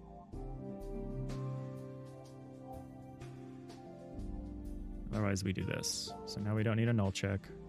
Now we don't need any of these kinds of checks. Now we just do this. General solution. Don't need that anymore.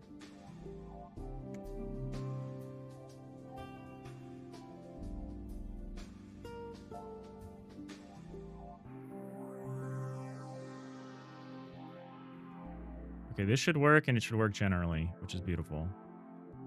I guess we should see if that's true. Yep, seems to be doing okay.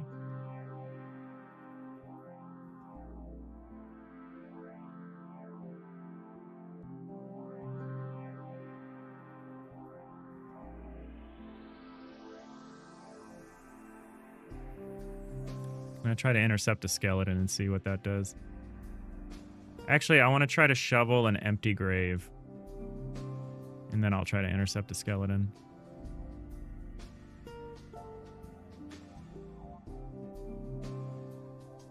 I need to queue free these little guys when they get to the end here. Oh, it looks like I'm giving a shovel to a skeleton. And so here, if I repair it... Oh.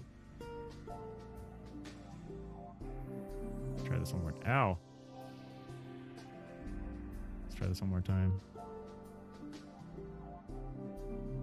Yeah, okay, good. So we just rebury the grave.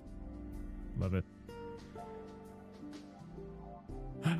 You know what's unfortunate? Because the ghosts are always walking away from us, we don't really see their cute little eyes. I guess we do if I banish them and they come back. We'll be able to see them if they go this way. Oh, I have candles. Candles should probably... No, the candles are not going to be a light generator, I don't think. And so I want to be able to give you the candle. Crash. Cannot call method add child on a null value. Okay, so the ghost I don't think has the picked up node. Picked up. Grumbolt, what's up? JetBrains Rider supports Godot. Yeah, no. I haven't been doing that. It works okay. I haven't been doing that just because it helps me switch my brain to GDScript when I'm in the editor here. But I have noticed a few things where I'm like, I feel like there's some quality of life stuff that's missing, you know? I know I can do find and replace and stuff like this, but there's so many functions that I would like. And they actually did just, I think, added their own built-in plugin, which improves Godot support recently to Writer. So it's better.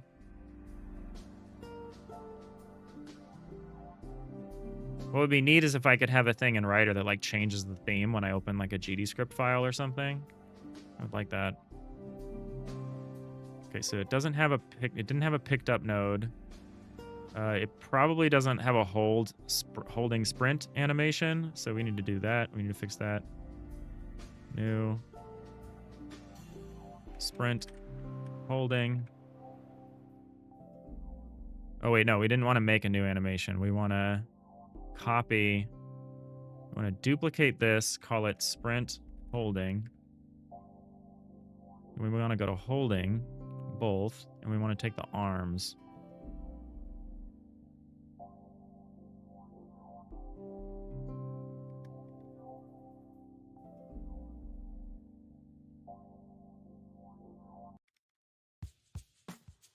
All right, we're heading into some ads. Hold on to your ads, people.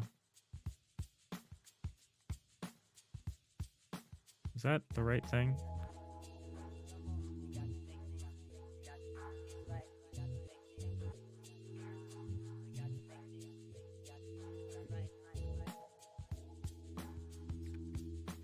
This might work a little differently than the other one. Oh, I'm actually going to need to move this. Let's go in here. This needs to be offset a bit. Let's grab the skeleton. I'm just going to use these numbers.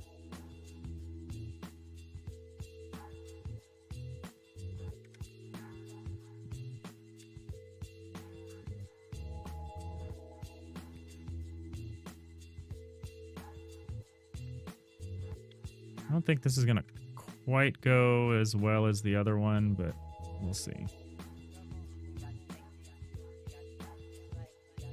You've installed Writer, you haven't used it? Usually hang out in Godot. Yeah, my main project is a lot of it's in C#, so it's just nicer and I guess maybe theoretically necessary to do it in Writer. But when I'm jamming, I'm just in GDScript. I don't jam in. Okay, so I can pick up candles now. Can I tend the altars now? No. So there's a little more work we need to do on the player character code.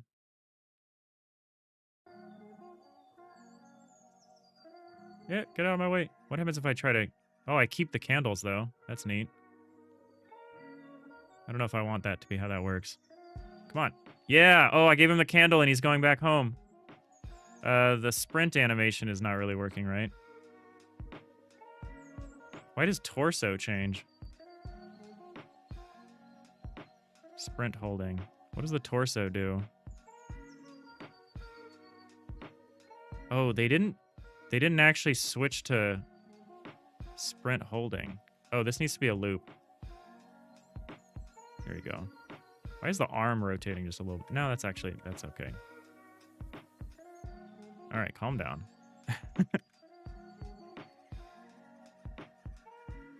All right, we're starting to get some gains from our generic functionality. Starting to.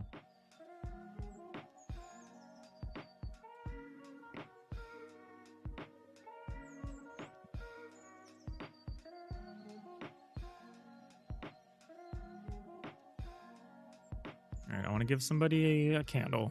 I'm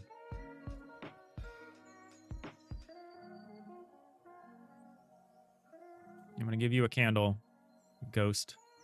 Yeah, there he goes. He's going home.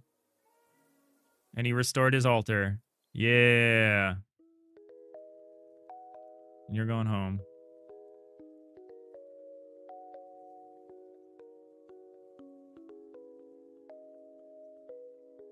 I guess the strat is actually probably to wait in here and just try to deal with them as they come. That's probably not good. It's probably not a good strat, but it might work.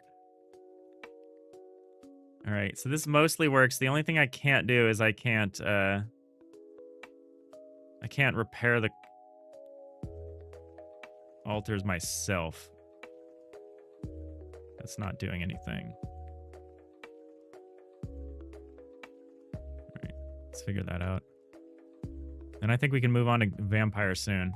That's good. That took like a while, but that's good.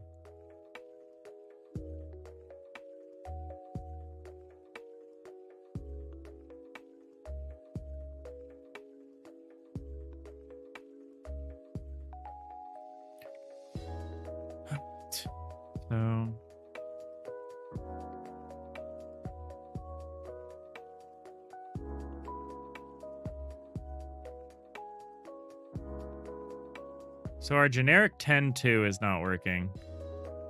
Try pick. Alter A has no typeset. Oh, it's a misconfiguration.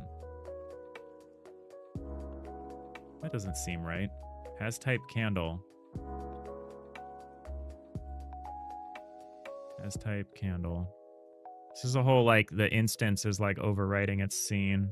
Yep, let's get that back to its basic state. Although it didn't look like I could fix this one either, but I guess I should try.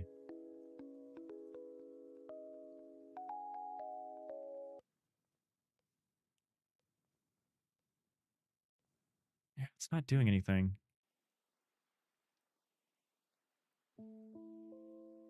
Are we not... You know what I'm maybe not doing is I maybe not... Well, there's a couple things I might not be doing. Is this a pathable thing? 2 points match, pickable. Unarrived self. Keeper unarrived. Self. Try pick. Pickable has type. Pickable.infinite. Else if pick has... Oh! We'll say if has pick is not equal to pickable.type null. I forgot to make this part of the function generic here. That should work. We should now be able to tend to the altars.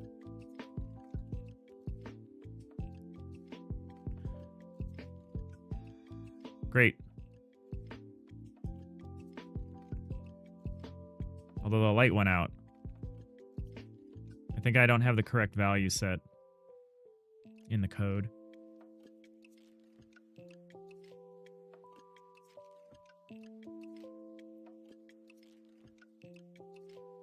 Yeah, I think we're changing we changed the light energy back to .1. No, we made it .025. I know this should be like done differently, but leave me alone. I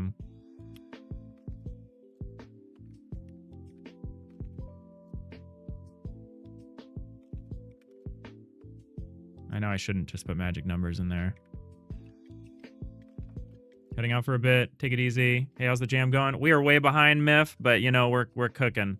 We're making a reverse farming game where you tend to graves and shrines and mausoleums and stuff, trying to prevent these denizens from being unhappy and fleeing their tombs. So we can tend to their graves. We can restore like their headstones when they break. Yeah, so fix that. Otherwise, if we don't do that, like if I don't, monsters will start spawning and trying to escape. So I need to relight the altars. Oh, here comes a ghost. Let's give him a candle. He'll do it himself. Give the skeleton a shovel. Do my work for me. This is supposed to be like the last chance to like fix it. Is you can actually intercept the creature and do it yourself. Okay, that looks like it's working now. All the values need to be tuned. All the time. Don't worry about the timings of anything. I just have everything running super fast so that I can see it. So that I can see it happening. I need some kind of cooldown on when you fall down. So that you can't instantly just get back up. I need like a fall timer. You're still holding what you were holding. I don't know if I like that. Actually, maybe I do like that. Yeah, let's add a fall timer or something.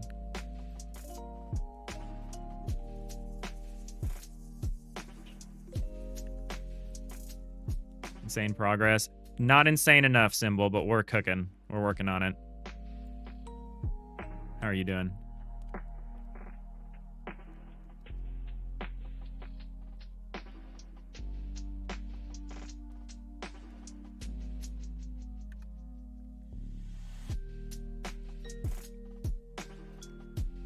So when you fall over... So how do we listen to input? From a pathable floor. On cursor area input. Cursor click dot emit. So it's cursor click. Where's who listens to cursor click? Oh, it's a character thing. There's no way that's a character thing. I actually don't know what's going on. Cursor click dot emit. Connect. Oh, it's called onset target, right? Onset target. We can say that. We can also say if, well, actually what we want to do is we want to say if not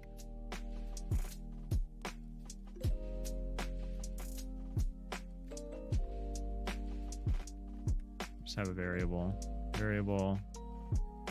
fallen bool.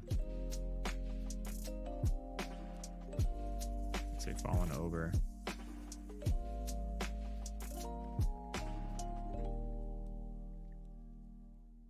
We haven't fallen over. We can do this. We'll hook up the timer. We'll call this fall timer. You were out all day. You just got back home. Yeah, we only started today around noon, but I can tell you I worked on this pretty late into the night last night. I think we're looking at an all-nighter tonight.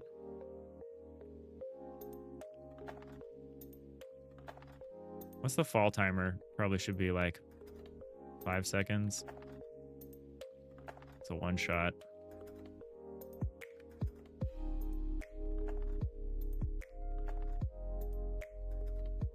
We'll call this fall timer.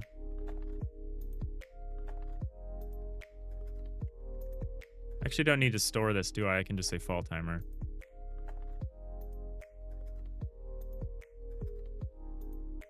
So has path is false. We'll say fall timer.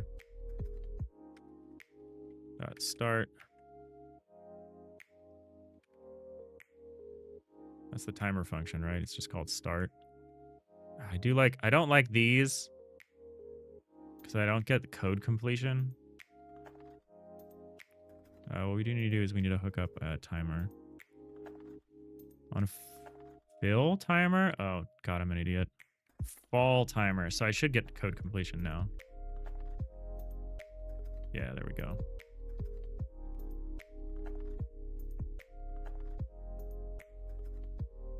All right, on fall timer timeout. Sure. So in fall timer timeout, we're going to say set idle.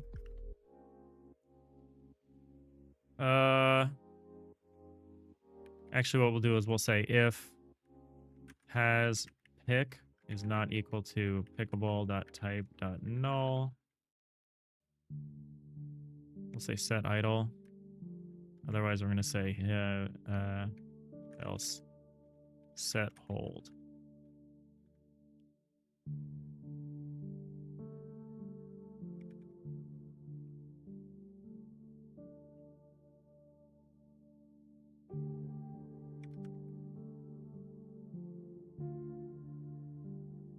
Oh, and then we need to say fallen over is false.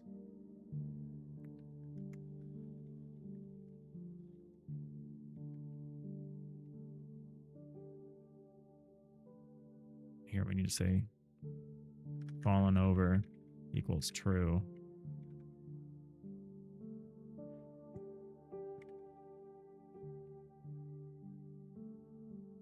All right, let's see what happens now when we fall over. So falling over is just is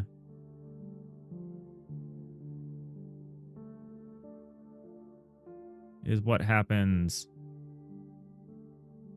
Well, I've got it set up so that you die if you don't have the thing the monster wants. I don't know if I want to keep it that way, though.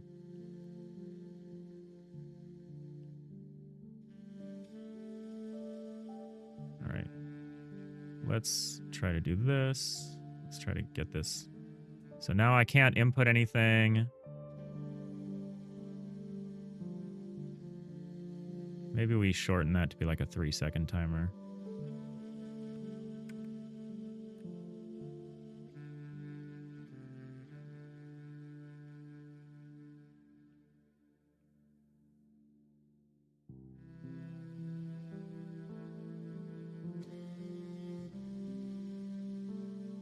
All right, vampires next, which I'm not looking forward to because I'm not sure how to make their garlic look like, you know, the way it should. We also have to do the garlic thing very weirdly because we're going to count up, or we're going to like remove garlic bulbs as like, it's going to be like a fuse. All right, I think that's fine. Okay, what if I don't click anything? And nobody... Yeah, okay. Oh, what?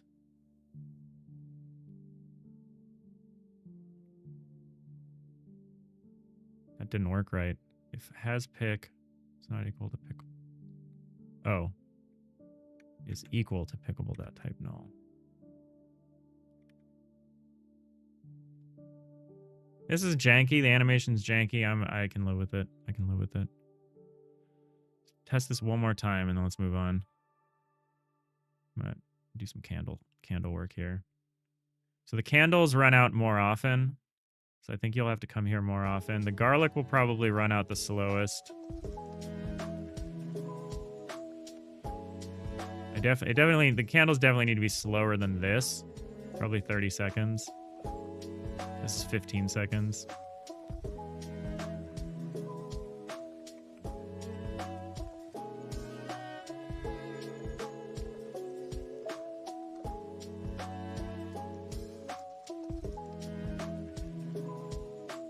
I didn't think I was allowed to do that, but somehow I missed my chance with the ghost. Oh.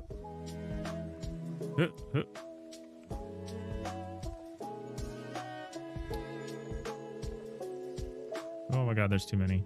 Oh, there's too many. There we go. Okay. Satisfactory test. It's coming together. It's becoming a game. It's not much time, but it's becoming a game. I'm going to be saddened by all the stuff we're not going to have time to do, but it's okay. It's okay. I really like this. I think this will be worth putting some time in on a post-jam version. Most people aren't going to care.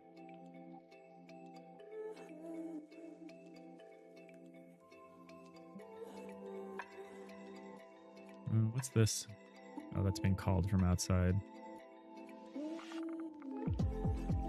All right. All right.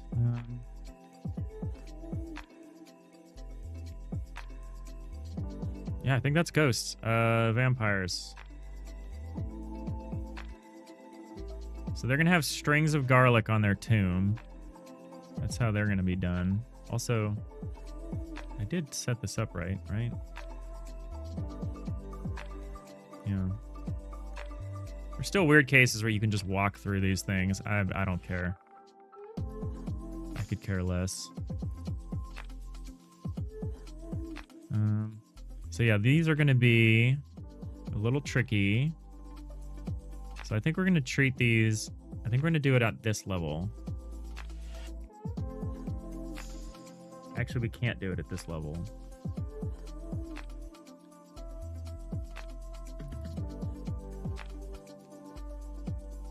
So what we need to do...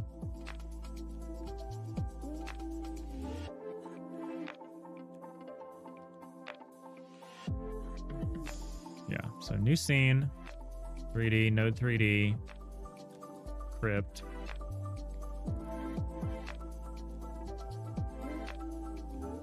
Node 3D. Appearance. Is there a crypt script? Probably not.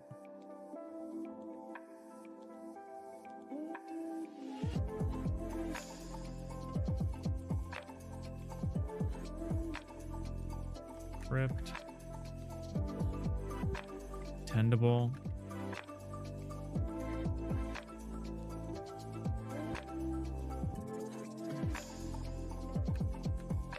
Plunk. Tend to. Yes.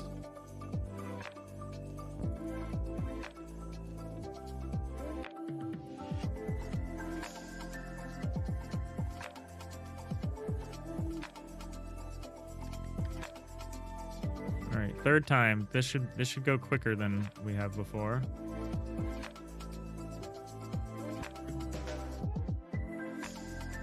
So we're gonna get an inherited scene. That inherited scene is gonna have a particular appearance.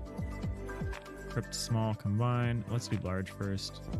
Call this crypt large. Save this in here.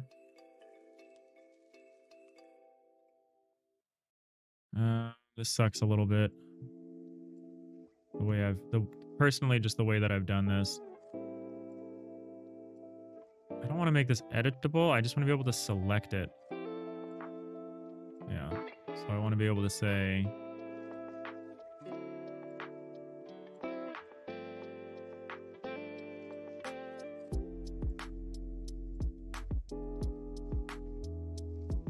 Oh, are these the same? These could be the same. Here we go. Crypt small combined. The door is first in both cases, I think. Door. Great.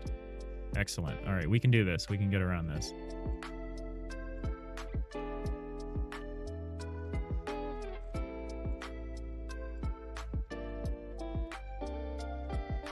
So we're going to say crypt. We're going to say...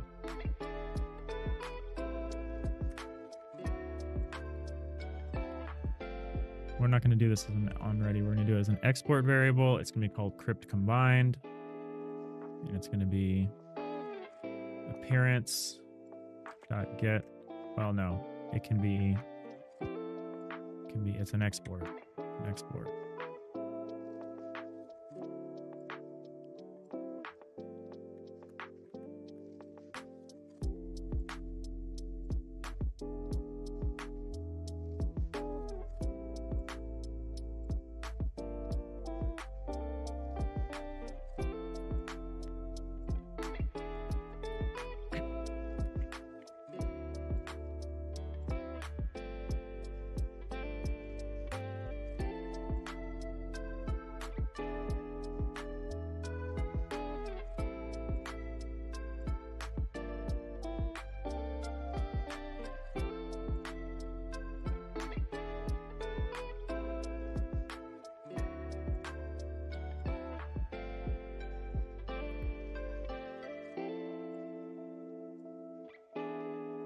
Inherited scene, crypt. We're gonna do crypt small now.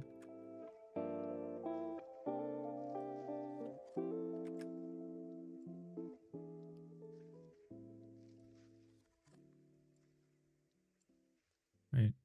Oh, I didn't attach a script.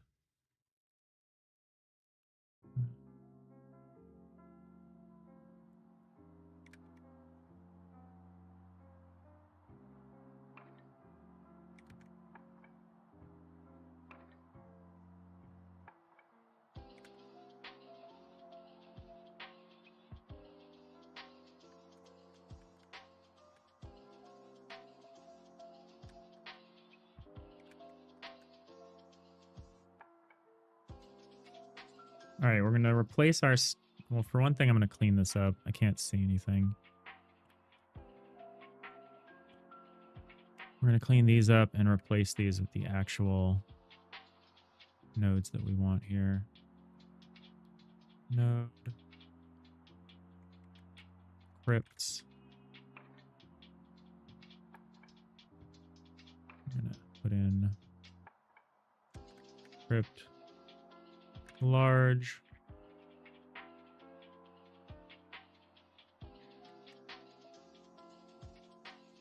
Crypt small.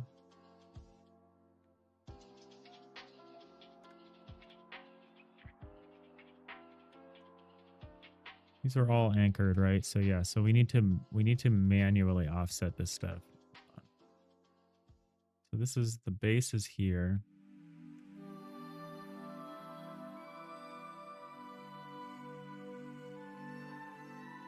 So this needs to be set way back. Actually, let's lock.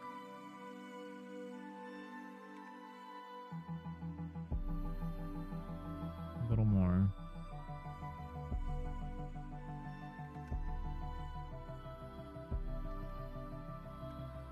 That's too much.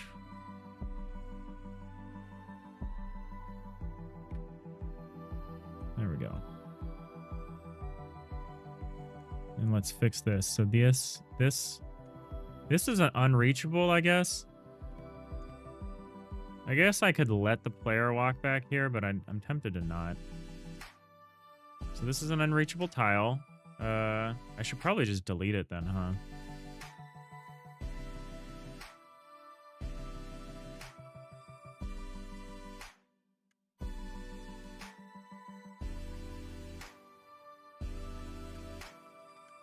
Same thing with this tile. Oh, this tile's hard to get to.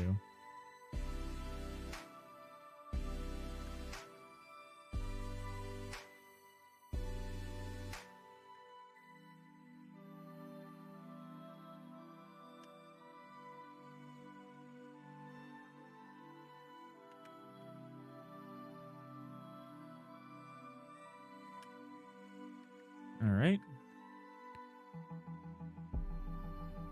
You need to know your floor 21.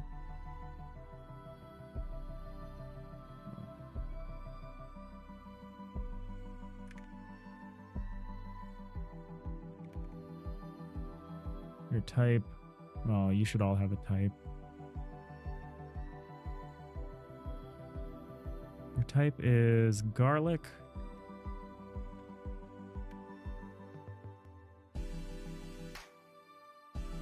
Duration can be 15, I guess. Actually, the duration might be shorter. Might be 10.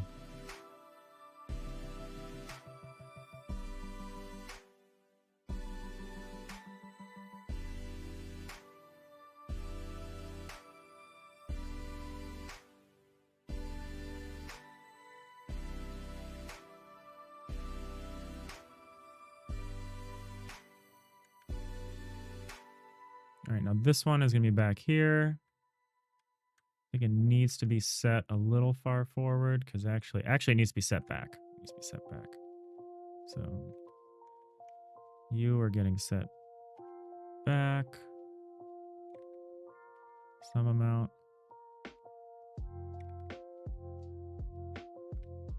More. Not that much. There we go. So this, I don't think I can delete this because it's visible.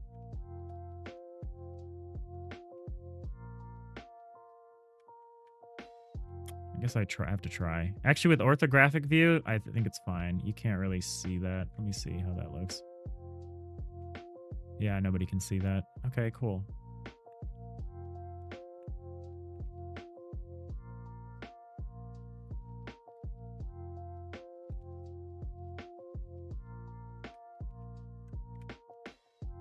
Hey, Voidblit, are we winning? We are way behind, but we're doing it. We're doing something.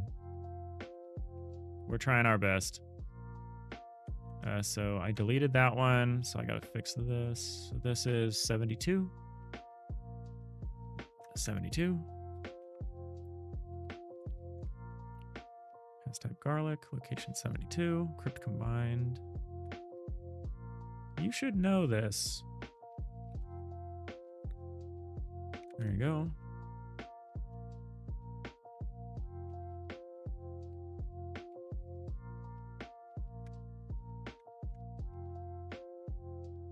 We can't go this way.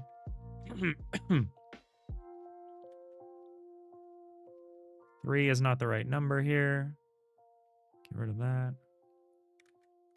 All right, crypts are set up. Oh, now we need to get them behaving. What happened to the candies? No, the candies are for the zombies. The zombies eat candy. The vampires are afraid of garlic. So as long as you have garlic on the crypt, they won't come out.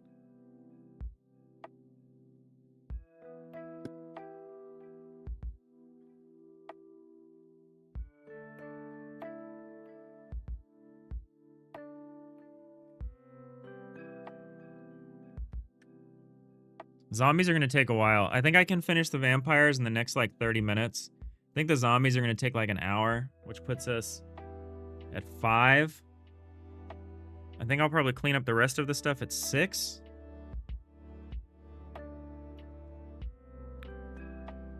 So maybe we work on closing the gameplay loop of putting in, like, win-loss conditions. Try to get just the basic gameplay loop in. Not worry about UI or anything, menus, whatever. I think I'm going to rip the menus out of mini delivery. Not exactly, but you know what I mean. I think we'll use the music player and the menu stuff from mini delivery. It should be pretty straightforward because there's a scene loader with some tutorial screens. I think the tutorial is going to be just screenshots of, like, individual quarters of this. With, like, some text and some highlights, maybe. Of, like, grab the shovel, tend the graves. If the graves get too fucked up, the skeletons will come out.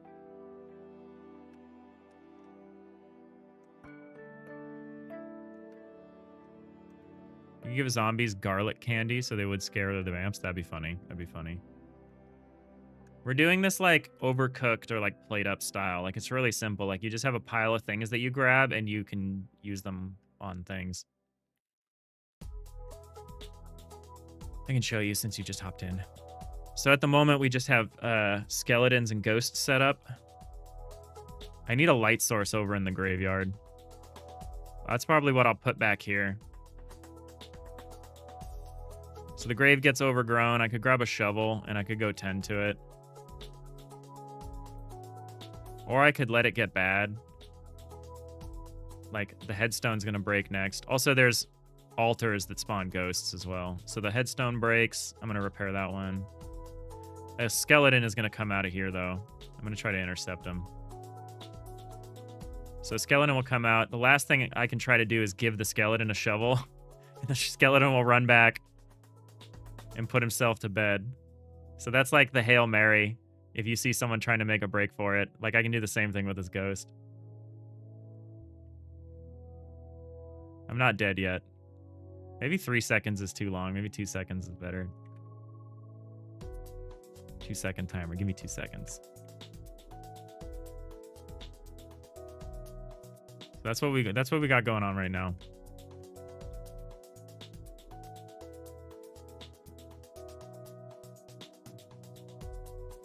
You don't understand, but it does look funny. That's okay. That's okay. That's why you gotta tutorialize.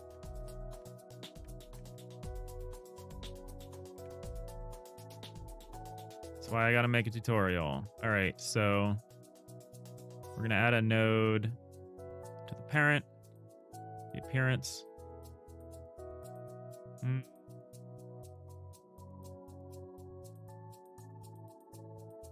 Call it garlic.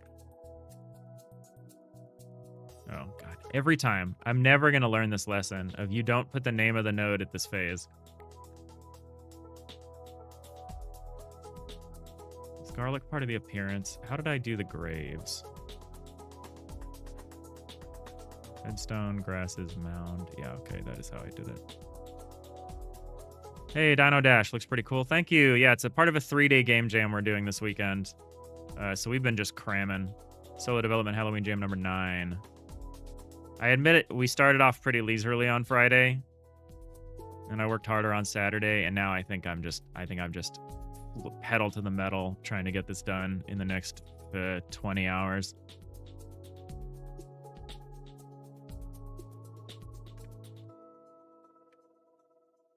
You're going insane with the stupid bug? Oh no.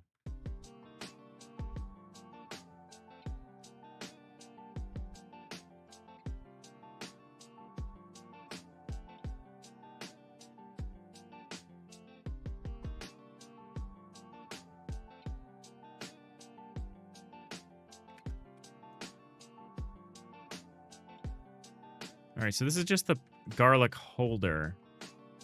So I actually think I need to adjust the garlic holder for each specific crypt here, because it's going to be at a different point for each one.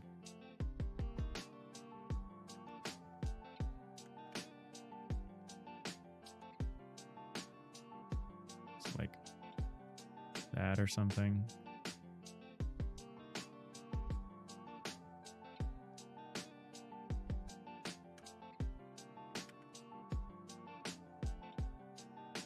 We're not moving this, so that should be okay. So this is where the garlic strands are going to go.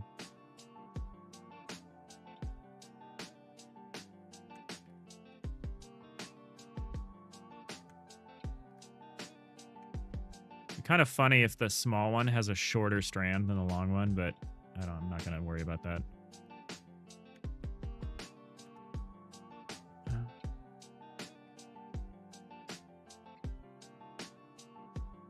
So I think the vampires aren't... Like, I think if you hit a vampire with garlic, I don't think it's going to take the garlic. I think it's going to just run back to its crypt and not tend to it. So you'll have to go in. Maybe it'll close the door.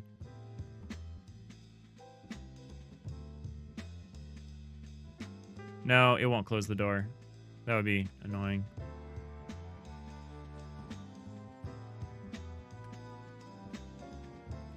All right, so we're going to get our garlic strand, which I swear I made at one point.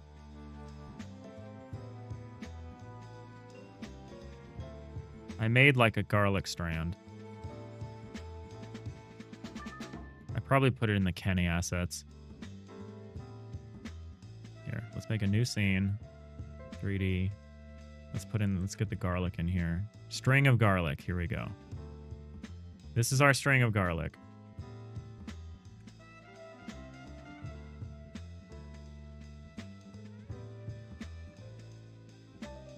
So how is this going to work?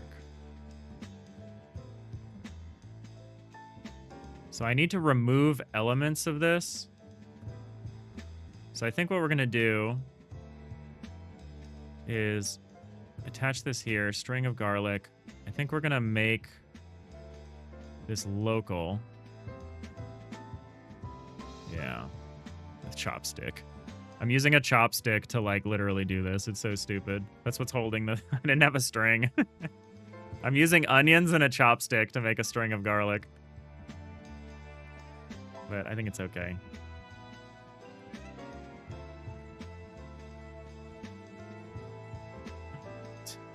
We're not going to save this.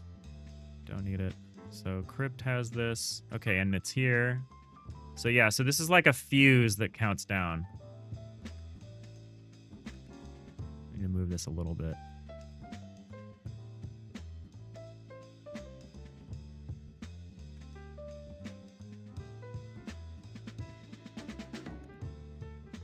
Yeah, all right, that looks good.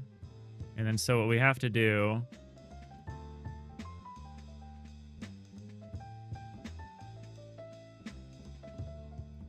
It's the second Strand game after Death Stranding. Garlic Strand. Garlic Stranding. That's funny. All right, all right, all right. All right, so how does this work? So I think we're just gonna hard code the path to the garlic bulbs.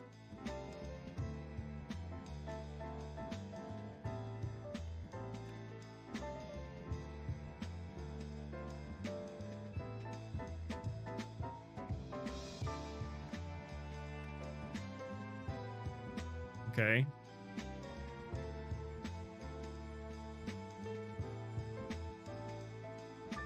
I'm gonna make a garlic index variable. Garlic, maybe a bulb index. Bulb index.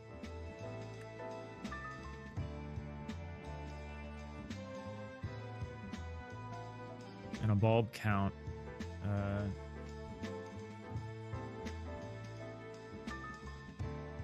We'll say export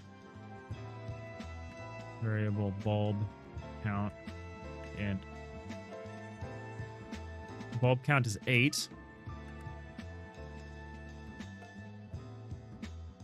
So the way this is going to work, let's set up all the regular stuff. So we can set up all this. So I do need to preload the vampire here.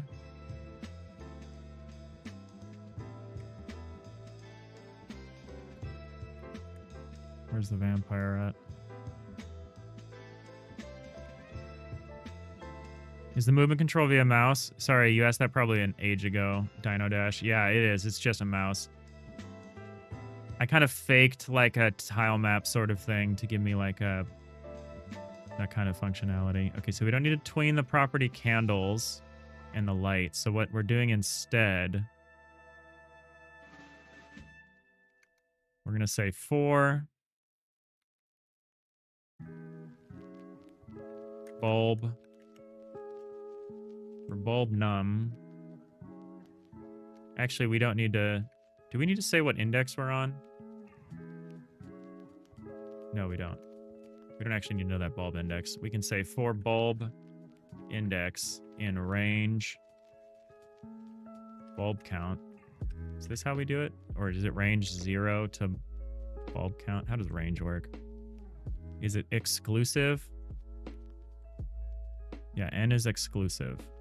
Before n. Great. Love to see it.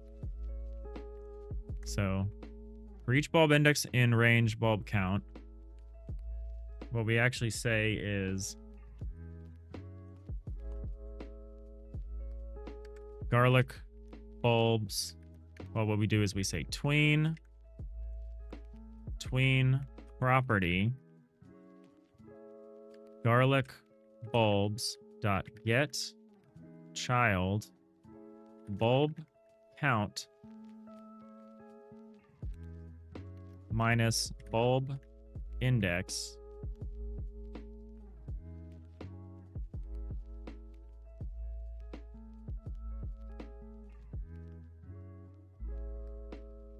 something like this. I'm off by 1.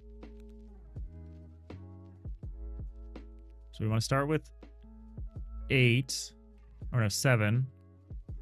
Bulb count is 8. We want minus 1. So we do want to start with 1. So maybe we start at 1.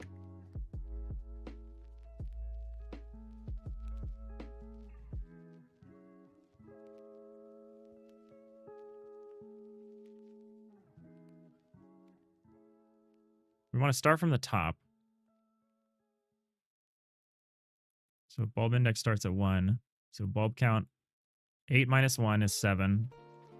And we count up. When we reach bulb count, we just say bulb count minus bulb count is 0.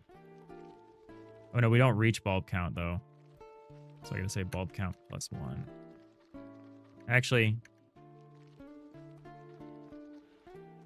we can start with 0 here and add 1 to this. Right? So we start with 8. We subtract 0. That's less elegant. None of this is elegant. Oh my god. Sometimes just add the parentheses when I want the parentheses. You know what I mean? You know what I'm saying? I want to do the indexing here. Bulb count plus 1. I don't want to do that in here. So we're doing this. So that's our... Here, let's say variable bulb is node 3D equals this. Now we can say bulb. We can say we're tweening its visibility, or it's visible. We're not really tweening this, but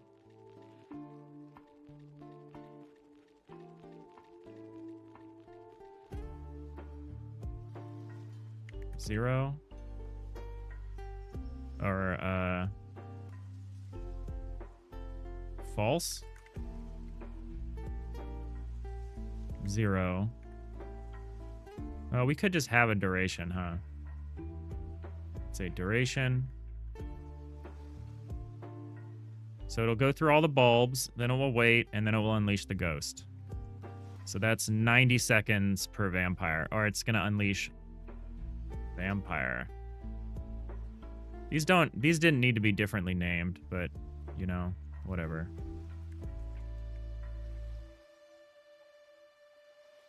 Void Blade, you thought about a garlic abstract factory? That's pretty good, actually.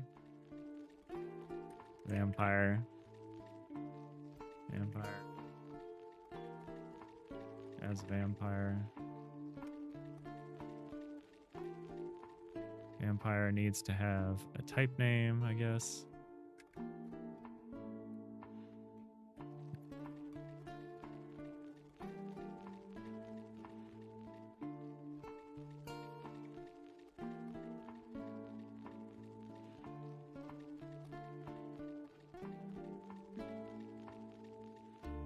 This needs to be none of this light energy stuff. What we do is we're going to say restore garlic, maybe. Like, we could just say 4. So this, we want to do the opposite. We want to say, well, maybe we put this in a function because this is going to be kind of annoying.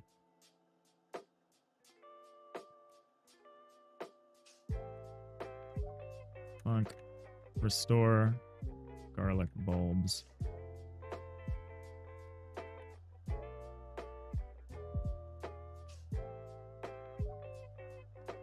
Store garlic bulbs. This is going to be like our loop here, but it's going to be in the opposite order. So we're going to go from 0 to bulb count, and we're going to say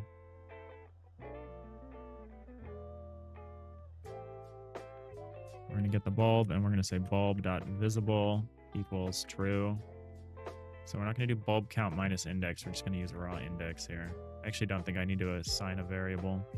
I can just say this.visible equals true.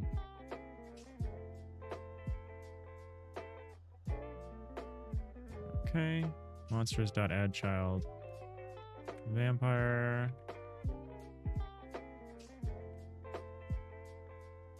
Spawn point equals global position. None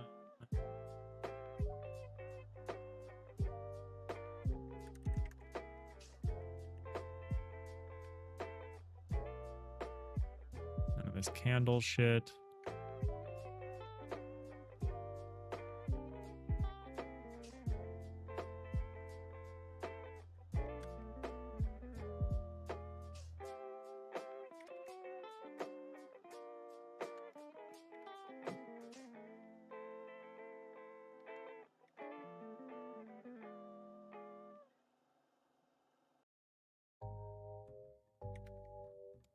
Simple, check this out. You have a resource that in editor displays the value of a variable based on an enum. But once in game, that value is null.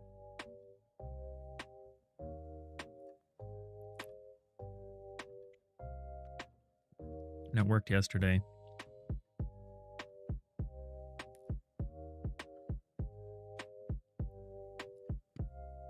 So the variable has an enum, a particular enum state.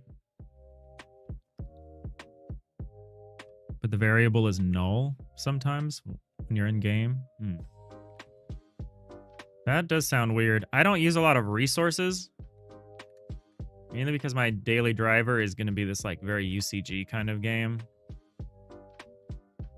Resources aren't very good for that, but that sounds weird. That sounds weird. That sounds like a misconfiguration issue with something somewhere.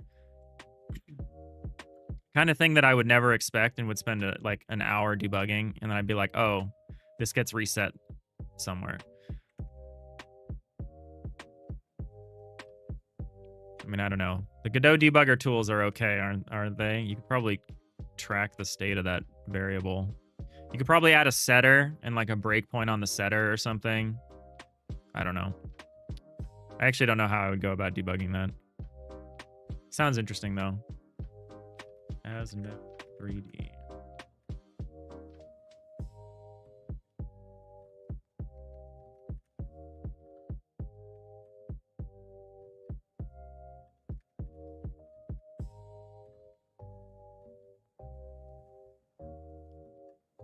Yeah, I don't know. That sounds tough. All right, we're definitely forgetting a lot of stuff. So the crypt is probably set up. I doubt that the crypt has all of its status stuff here, though.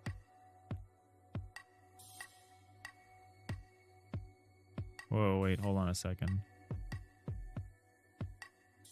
Oh, I hard-coded that, didn't I? It's an on-ready variable, not an export variable. Okay, okay. Let's see. I guess we just run it and see what we missed. I know the vampire isn't set up, but I want to see if this garlic bulbs start to disappear.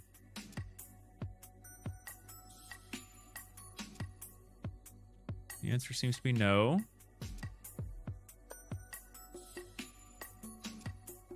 Well, the vampire's busted. We know that.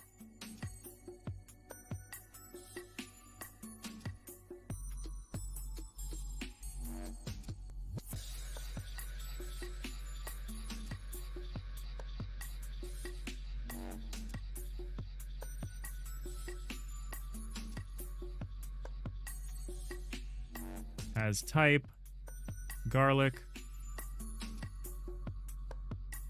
Exit gates are positive 9.52.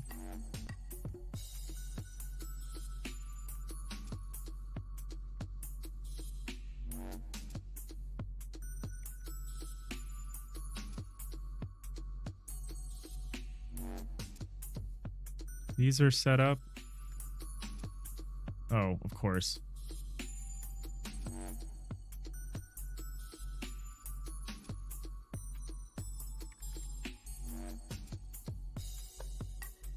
All right, the garlic bulb should start to go away now. One every like 10 seconds.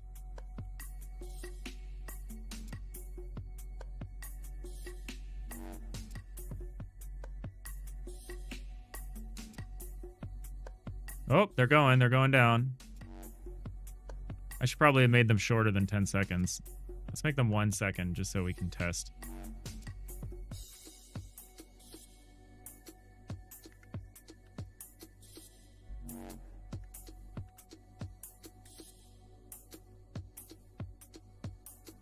All right, so they're eating their garlic. Oh, it's supposed to open the door. I didn't do that part. Oh my god. Here come the vampires. They're going. They're really going. It's like a clown car mausoleum. This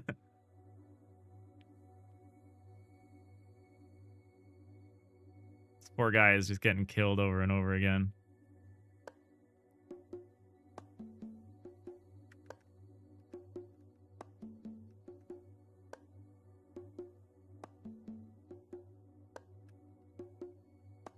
So the door needs to be opened next, is what needs to happen.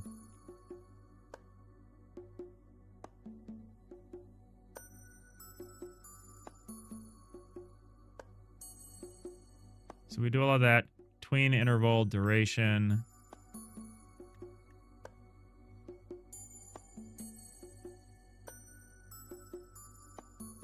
I think the crypts default is going to be 9. Tween dot tween property.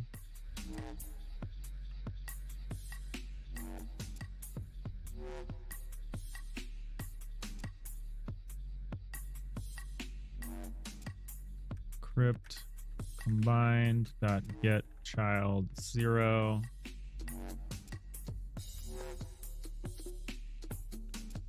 Visible false duration.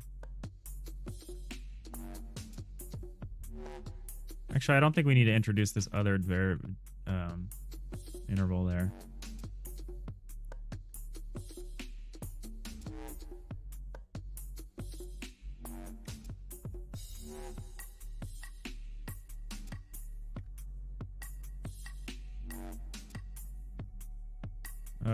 So what we need to do is we need to restore the door. So restore garlic bulbs. We could say we should probably get the door. Let's say at onReady variable crypt door node 3D equals crypt combined dot get child 0. Wait, we're not doing this every time.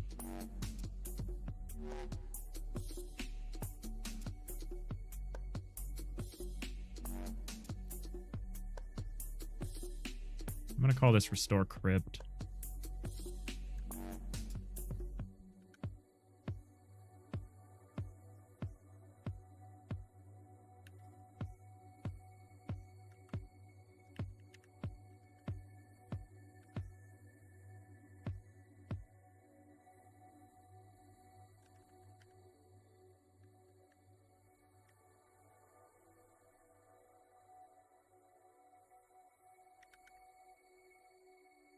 Oh, this.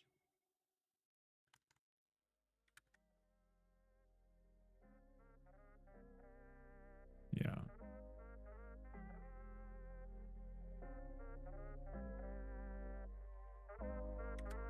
Hey, Nostech, No Jewel, what's up? Wow, No Jewel over on the YouTube side. Coming along. Thanks, Nostech. We've got 20 hours left, so I hope it is.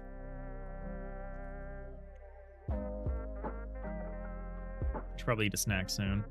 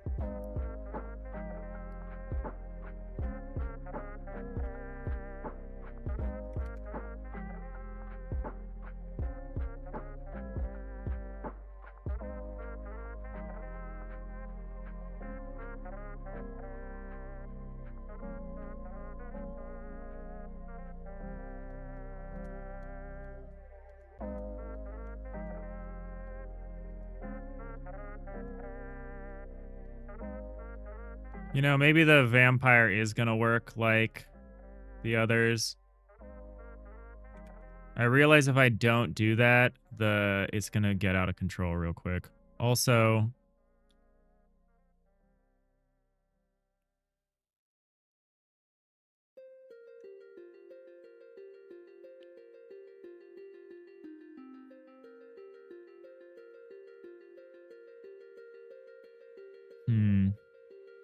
You want to see? All right. Thanks for the hydrate, Nix. Yeah, I'll show you where we're currently at. We're 3/4 of the way down with the monsters, which is not a good place to be. So right now, skeletons and ghosts and vampires will come out. And vampires are coming out a lot. But I can tend these graves. Keep them from getting overgrown. Don't worry about the vampires.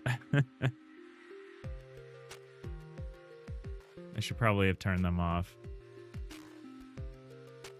I had a low duration level for the bulbs, but maybe what we need is we need like...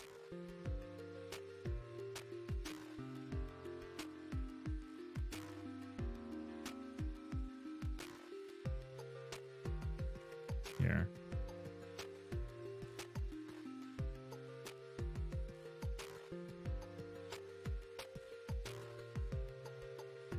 Maybe it should be like this.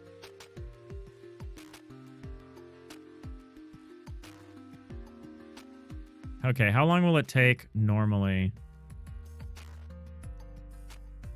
We sleeping tonight? I don't know, Naztec. I don't know. Is it Naztec? Like Aztec with an N, by the way? I always say Naz. I don't know why.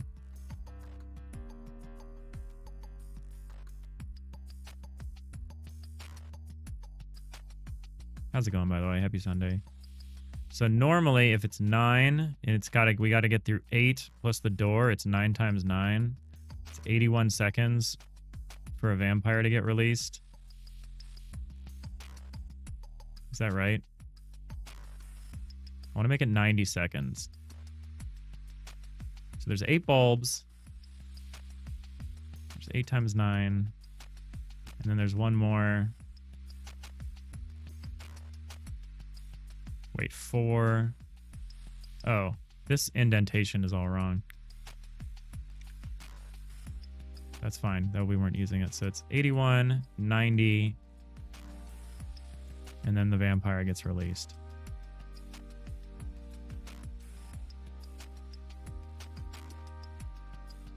You know?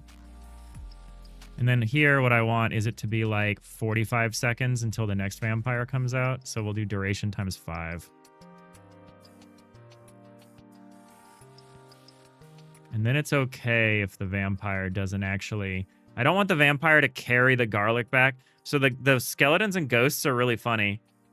When you bring them... If you run into a skeleton with a shovel, it will grab the shovel from you and sprint back and bury itself back in the ground. Same thing with the ghost and the candles at its altar. I think the zombie will do the same... Will do sort of the same thing. Where it'll take candy from you and go back to its pen. Will it refill the candy bucket, though, is the question. Maybe. I don't know. The zombies are different. They run around. There's something I'm not 100% sure on. You need a break later. No worries, Symbol. Take it easy. It's supposed to be a lazy Sunday.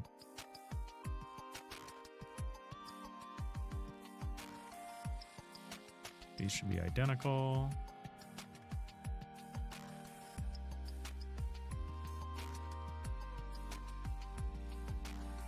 Okay, so yeah, when a vampire runs back, it's not going to... Okay, what I need to do is I don't even have a garlic bundle of things. What can we use for like a garlic pile? Is there a bucket I should use? There are some empty buckets I could use. I'll call this like a garlic pile. And actually, it needs to work like the other infinite piles. It needs to work like a... kind of like the candy pile.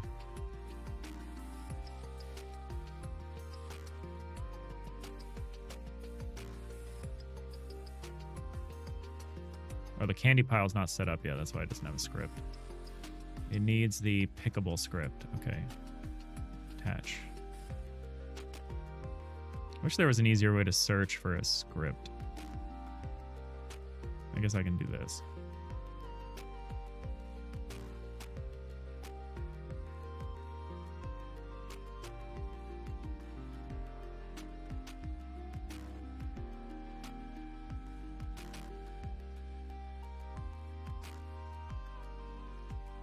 Candle light, candle pile, candy pile, shovel.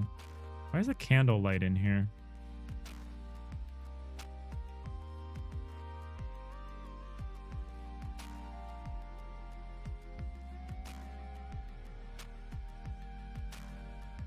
So your type is garlic. You are infinite. Your resource is a garlic bundle that I have not made. So we'll make a new scene. 3D scene. Garlic bundle.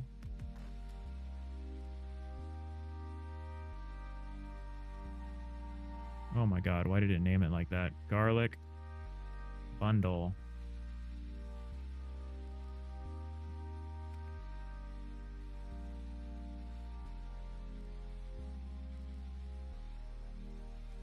I don't think a garlic bucket is going to look the same, so I'm not going to do that. I think we're going to do maybe they just hold this garlic string in their hand. I don't know. I don't want to get too crazy with this. In fact, I know I absolutely don't want to get too crazy with this, but I still do want some kind of thing for the thing on the ground, like the shovel stand or the, not the candy bundle, but or the candy bucket, like the shovel stand. So what do I want? Is there like a barrel or something? There's a full barrel. Is there an empty barrel?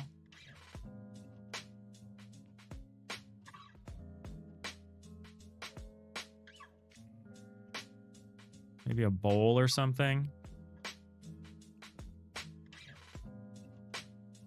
We got a lot of pumpkins. I'm really gonna...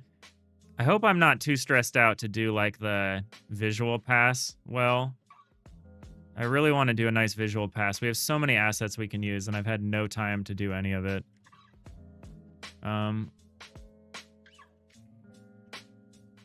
What do the vampires do? They just try to escape. They all just try to escape. I guess we just try to use a bowl.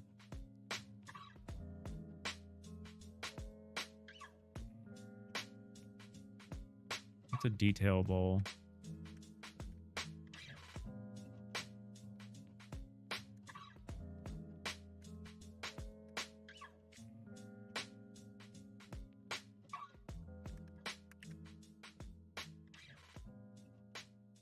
Bowl is a little small, isn't it?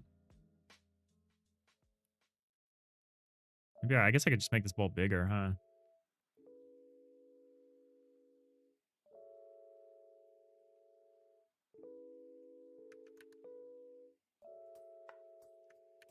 I don't really love this bowl.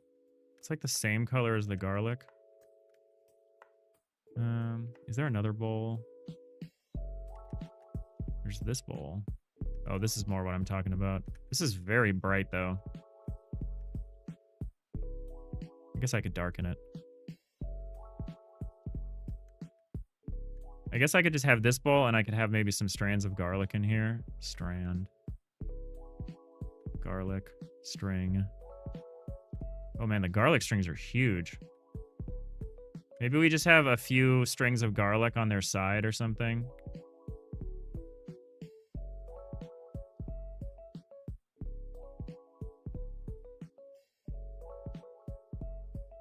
I don't know really how to do the garlic pile convincingly.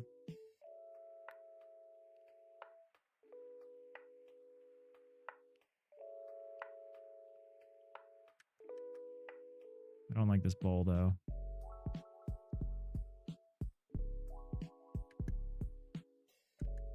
This, I should look at this.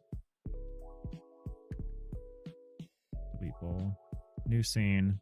3D scene. Bowl. Bowl.fbx. I mean, I guess the other bowl was better. Do I want a plate instead of a bowl? Maybe. Maybe I want both.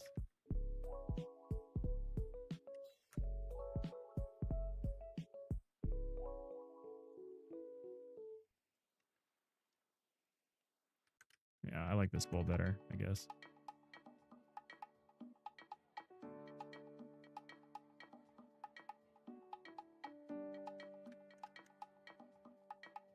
Sorry if I'm not paying attention to the chat. I'm kind of focusing. I say kind of focusing. Bowl. This needs to be in Kenny.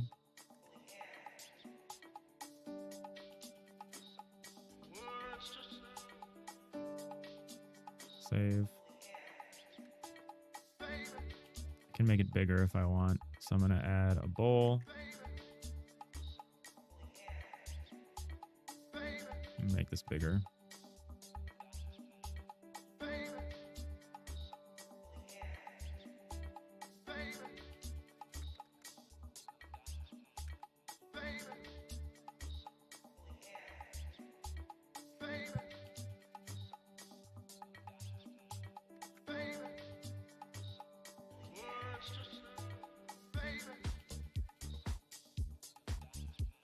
Maybe this is okay. Maybe we can have like a string of garlic in front of it or something like this.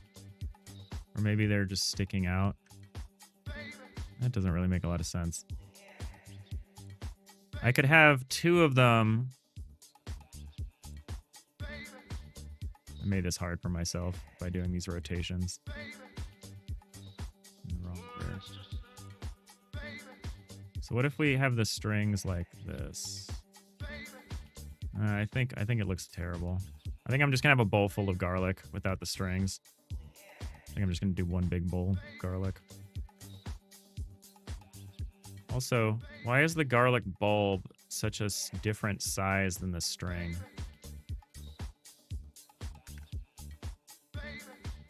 Or is it? No, it's not. Oh, did I make this bowl like way too big? I think I might have. Should probably go back to 1 here.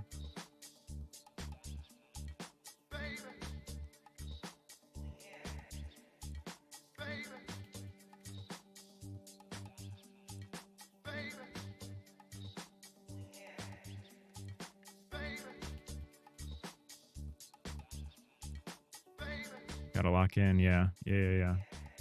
I do gotta get a snack, though. We'll do that in a minute.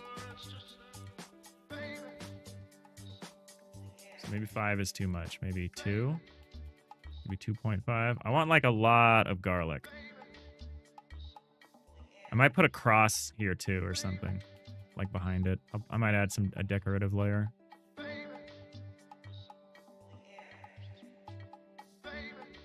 Here, let's put the bulb in the bowl.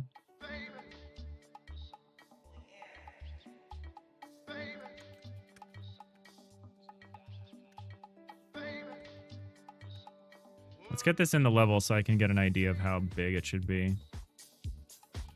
Garlic bundle. This needs to have the pickable script. I thought I added this already.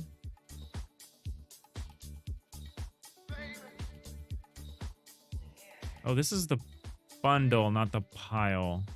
Man. All right, we're changing gears. I'm deleting the garlic pile. This bundle is becoming the garlic pile. Actually, we'll call it a garlic bowl because that's the direction we're headed with it.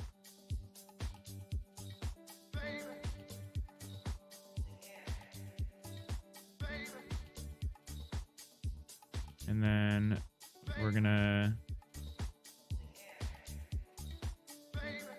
add a new scene.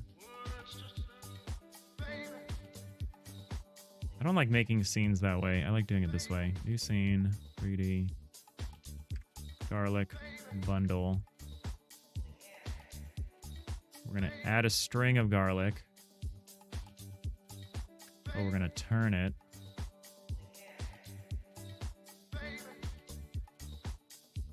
So the characters can carry it.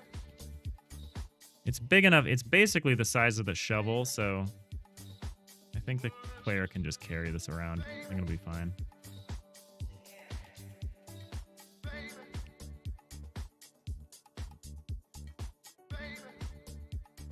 All right, that's the last of the pickups and the last of the piles. As soon as they're actually done.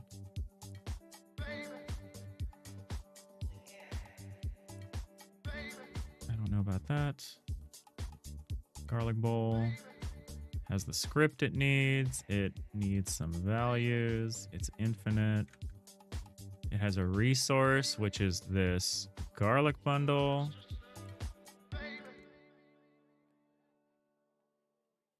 I'm going to instantiate it in here now.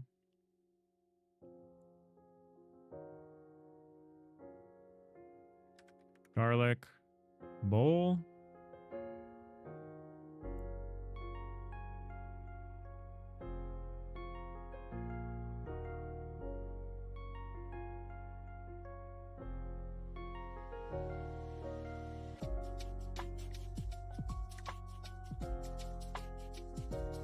Weird. Oh, shoot. Well, this is correct, but you're a candle, not a candy. I'm mixing up the candles and the candy a lot. It's a problem. Candle pile, candy pile. Oh, I haven't implemented the candy pile yet. Okay, easy. We should probably add the script to this, though. As well.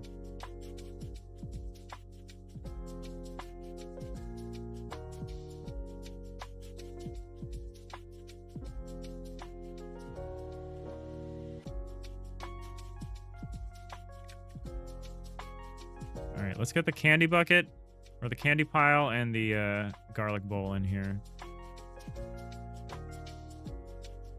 Hey, Practical, how's it going? It's going okay. It's going okay. We're cooking. We're working on our some monster types. We've got a little graveyard. Candles burn down and graves become overgrown and vampires come out of crypts. And it's like a little reverse farming game where you gotta tend to these. The vampires are going like crazy. I think I need to tune their behavior still. This is like a lot. Maybe 9 seconds is too long for a garlic bulb. So there's some funny stuff happening. Like the skeleton escaped. If I hit the skeleton with a shovel, the skeleton takes the shovel and goes buries himself back. Otherwise, they just try to leave the cemetery. There's a lot going on here. I think I need to tune. I'm not going to have time to tune all the values, but I need to. Garlic bundle? Garlic. Wait, what did I spawn here? Garlic bowl. Hey, tricky lady. Yeah, there's a lot of things going on. What isn't going on that needs to go on is I need to go get a snack. I'll go get one soon. So these things' duration of 9 seconds is not enough time. I guess we'll make it 18 seconds.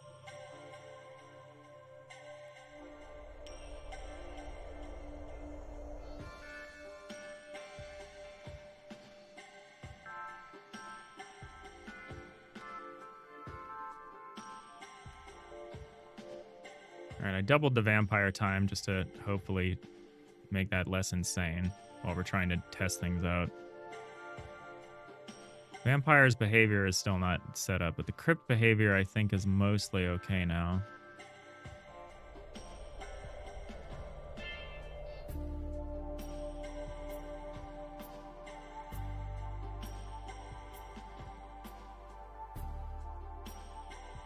I think tweening a property that's a bool is stupid. I should have done like a callback that like just sets this or something.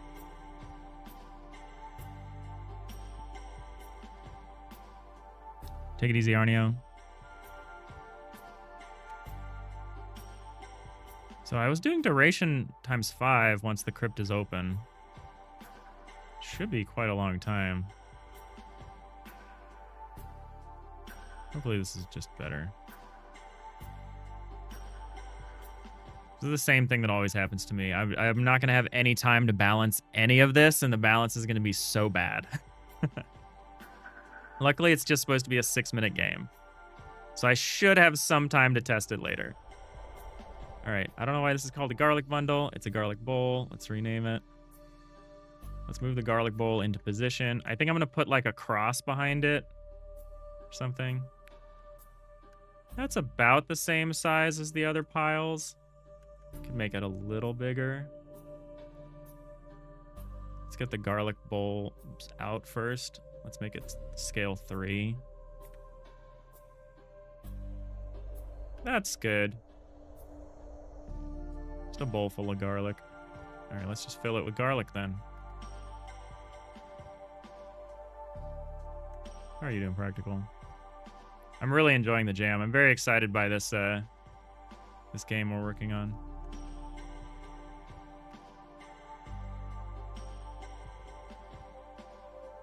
For some reason, I thought it would be easier because I don't have to make all the art, but you know, I somehow find a way. All right, let's rotate them all a little bit, I guess.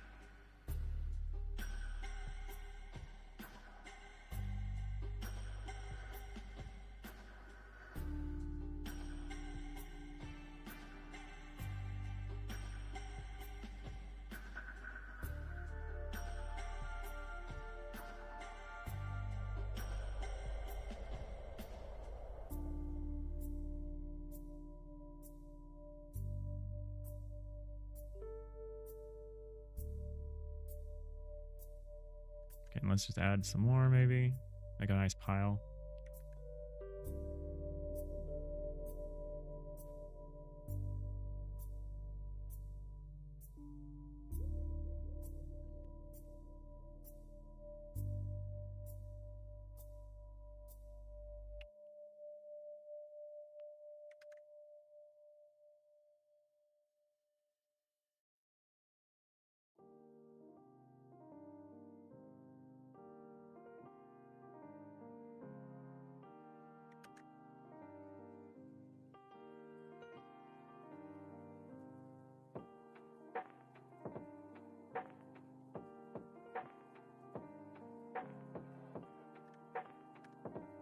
Is that fine? I think it's fine.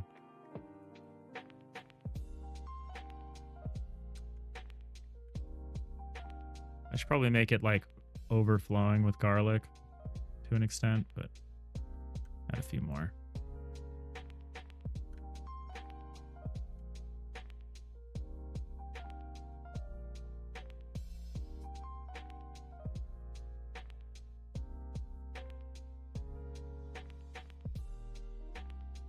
I much prefer when these objects are like centered.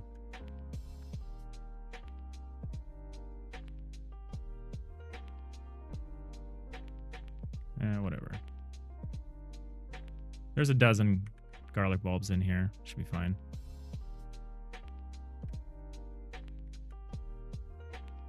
All right. Now the question is, if the player walks over it, do they get a garlic bulb bundle, like a string of garlic? Nope. I probably haven't registered it.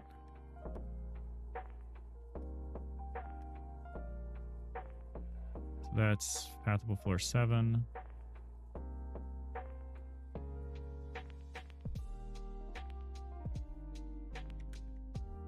Now it should work, theoretically. Yep, got it. Okay, so I got a string of garlic. Does that look okay? That looks fine. It's clear what you're holding. Why is that happening so fast? I could have sworn... Oh, you know what? The duration has been 1 for this the whole time. I was like, I thought 9 seconds would be good, you know? All right. Actually...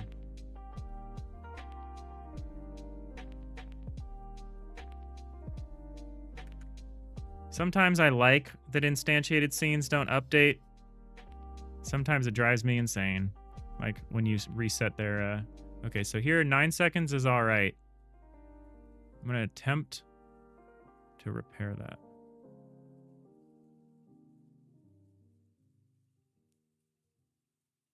Oh, here's an issue. You can't click on the door.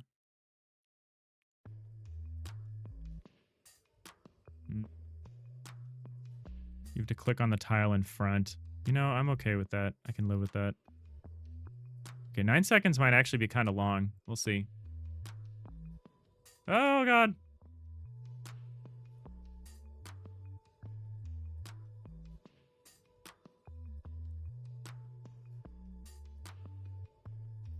Should monsters kill you when they hit you? Or should they just knock you down like when I give a shovel to a skeleton? Skeleton's gonna go back and fix its grave. How does it look in non-ortho view? I don't know, because we're not... That's not the world we live in. What's the black and white interpretation? It's the fancy black and white filter that I made.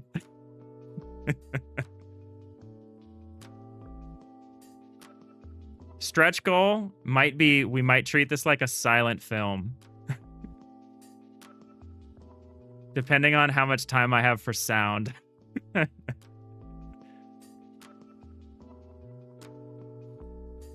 I'm not sure. I feel like I need to try to do it properly. Yeah, maybe you don't actually get killed by those monsters. Maybe they just knock you over, and the lose condition is if they escape. I could see that being funny.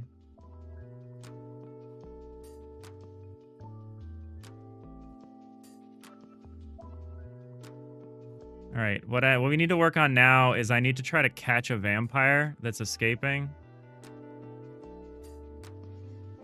I need to add back some of these floor tiles just so there's the visual of them.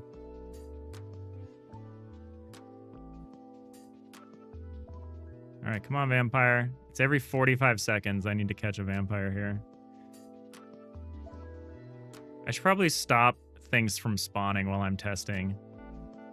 Actually, you know what? I can probably make the spawn rates more reasonable. There you are. Oh, he did it. He kind of did it. Oh, he doesn't go back all the way. Shit.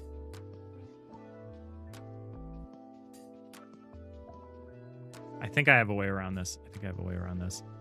I need to add the floor tile back here. I need to figure out how this is going to work.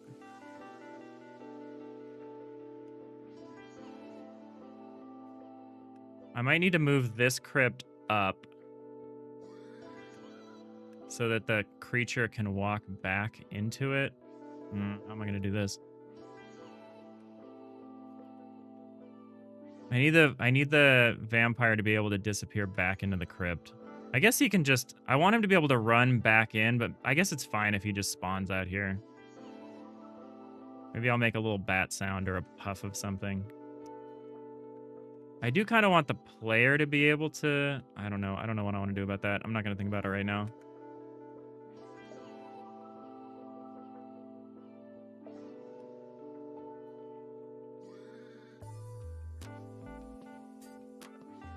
I can move the crypt forward a little bit.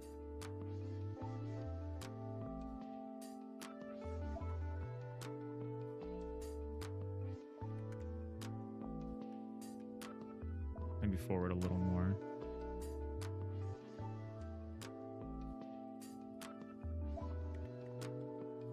In which case I might need to flip these two.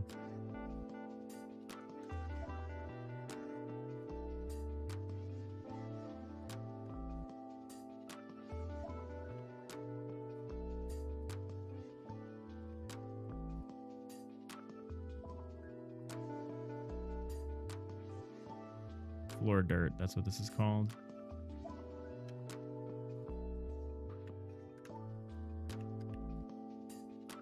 I need to add this as a decoration layer down here. Actually, the decoration should be at the very top, huh? Why not? Just because we're not really going to be interacting with them. I would liked it if you had been up here as well.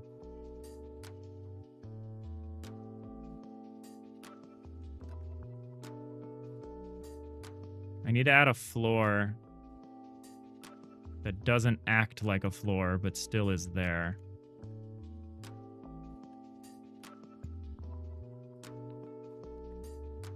Otherwise, it looks weird when I open the door.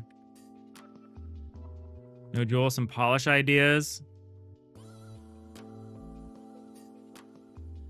Leave it like now, but just... If there's no stand-up animation, leave it like now, but just start a white flash blinking shader like from games where you're invincible after getting hit.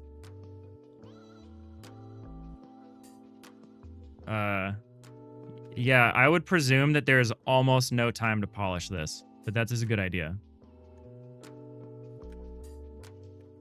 Noztech, you assume the pathfinding was a challenge? A little, not really. Setting everything up so that it was generally usable by everyone, like the player, the monster, that stuff, that was tough. Dino Dash, the movement script is hard to code. I'm having some issue with keeping them in their lanes. They cut corners a lot, which is annoying. I basically tried to adapt a tile map system I have for a 3D game, and it did not work because I'm not using grid map, but it's okay. So what was I doing? I'm trying to move this crypt up a little more.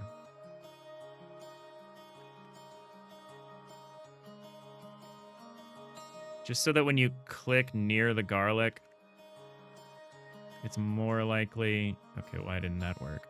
Oh, I moved the whole thing. That's not what I was supposed to be doing. That explains some things.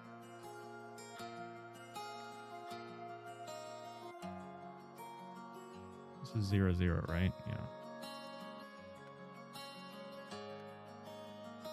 Okay, I think I might switch the order of these then.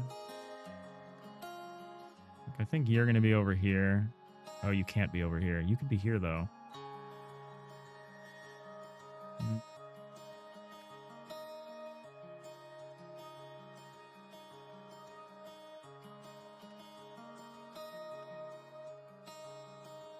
Is that okay? I guess that's okay.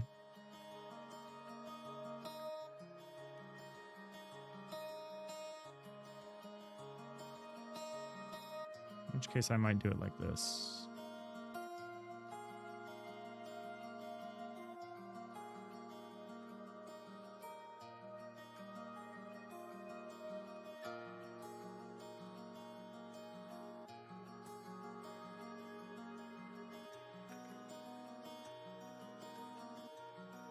Sorry if I'm short with anyone today. I'm feeling the time pressure.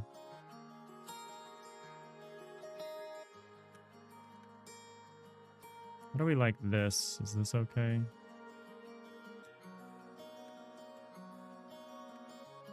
I don't know if I like this as much as the other way.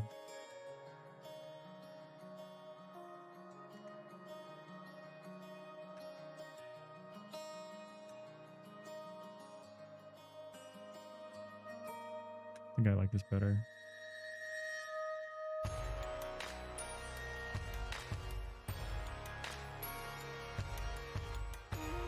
Hey, Mr. Magoo, welcome back. How's it going? It's going okay. We're definitely crunching here. How are you doing? Happy Sunday.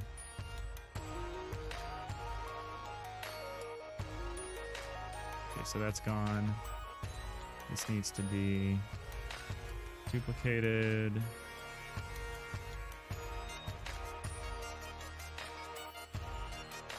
Yeah, thanks for laying out the hydrates. Yeah, sorry. I was just so stressed out by all the stuff I was doing.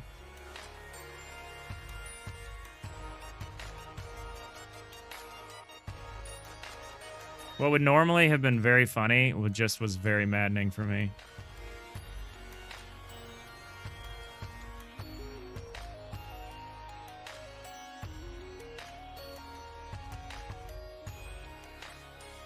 Oh, look at your 3 stream streak. Thanks. Thanks for tuning in every day so far this jam. That really helps. All right. Got that back. All right, shall we tone down the skeletons and stuff? Oh, well, that's part of the problem. They're spawning 50% more often than they're supposed to be. Actually, I don't know if that's true. So these duration 15.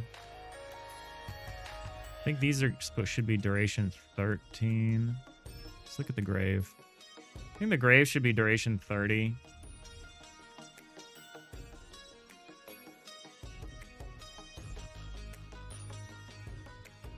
And I think we're gonna make the altars like... I don't have an altar up.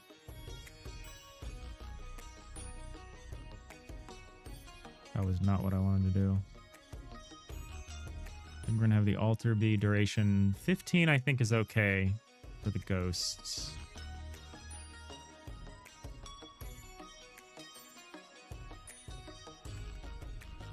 It's looking brilliant. Yeah, we have a long way to go, but we got 3 of the enemies pretty much implemented. The vampires are still coming together a little bit. I'm going to turn something down so that I can test them a little more quickly. Oh my god, which one is the numb?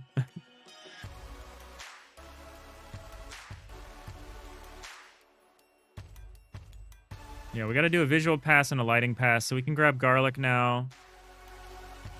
About every 9 seconds or so, this should be... A garlic bulb should be coming off of here. Yeah, so it's like a little fuse. I need to light these areas much better. I'll put some lanterns here, I think.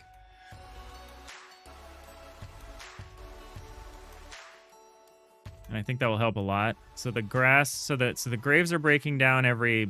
So a skeleton... The first time a skeleton shows up will be about 1.5 minutes. And then another skeleton will show up every 30 seconds after that until you restore the grave. The ghosts, for the ghosts, it's every 30 seconds and then every 15 seconds after that, which is not great. But we can restore the crypts. We can restore all this stuff. So I'm waiting for a vampire to come out. Oh. So right now you don't drop the thing that you're holding when you get hit, which I think is fine. Okay, so we're on the last strand of garlic here. We're going to see what happens. The door should open next.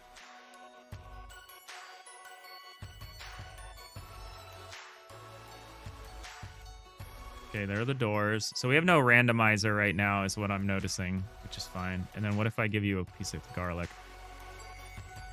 So when you get here, you should poof. Yeah, I just need some big smoke poof thing. So the vampire doesn't have the instructions for when he comes back. It doesn't have this restore script. Yep, it's not there. If pickable is crypt.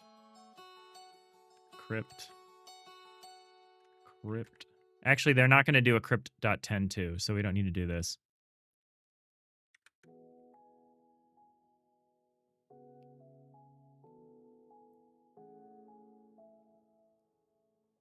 I don't know if they even have a tri-pick, actually.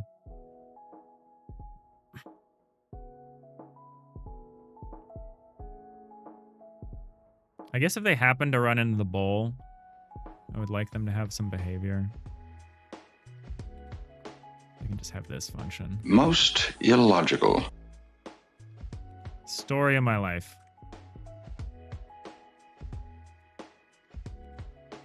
Oh, that's not how I wanted this phrased. Why is it like this?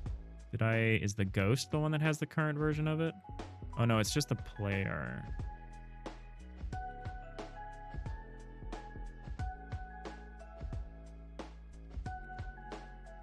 I don't know if I'm going to keep this part of the code. Theoretically, they can pick stuff from the infinite pile. I think I'm going to actually get rid of all that.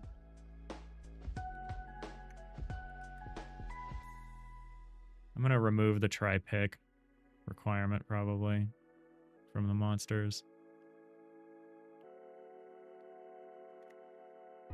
Set, hold, turn back. Yeah, we're not going to do that. That would be cool, but I feel like it's way more likely that creates a ton of behavior. Actually, the only person that needs this definitively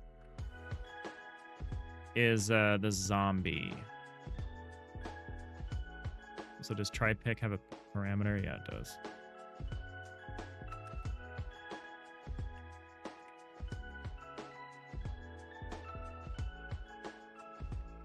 So I guess we will need to implement this for the zombie.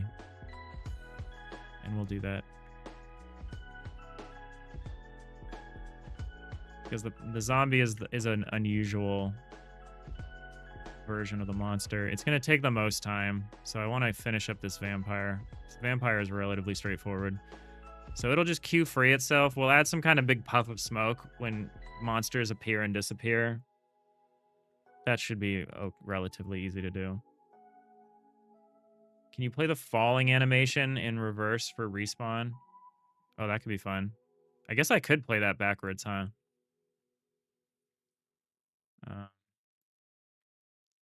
Let's see. Let's test that.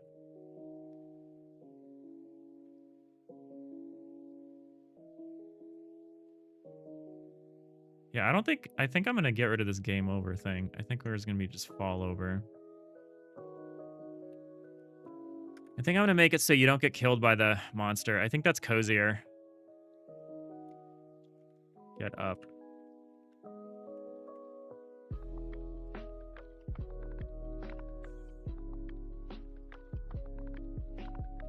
And here we can say...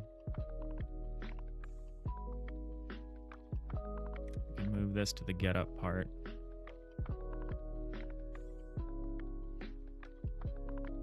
I think when you fall down, you should drop what you're holding. I think that should happen.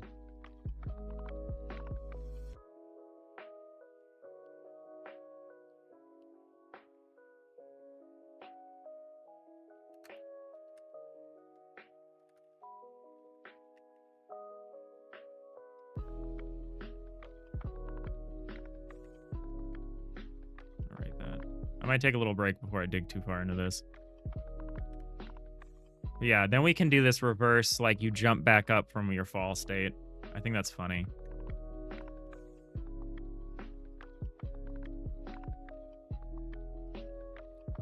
I don't know if there's initial state of lying down that I can do, but let me see. Let me see what we can do. I could have them start lying down.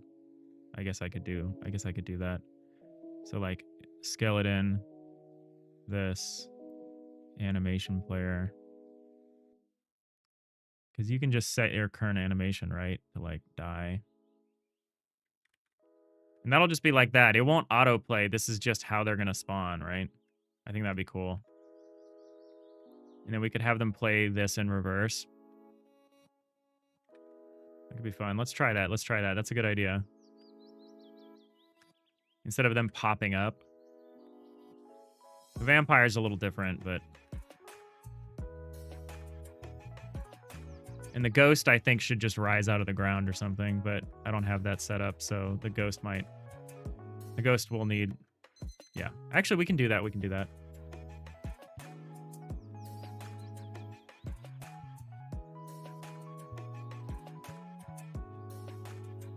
I don't quite know how, but we can do it.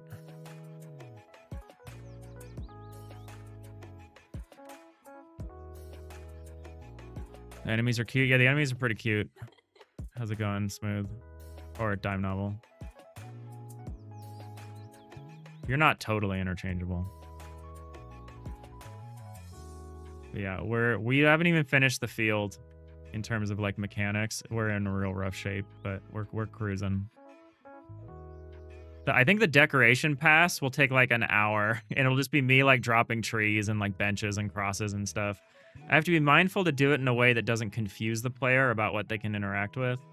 But this is definitely way too Spartan. I think even just a lining of trees will make a big difference. And a lot of lights. We haven't done the lighting yet.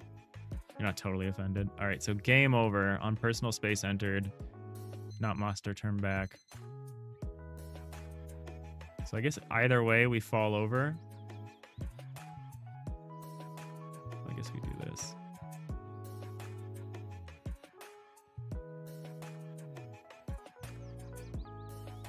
So either way, we can say if has pick is not equal to pickable.type.null.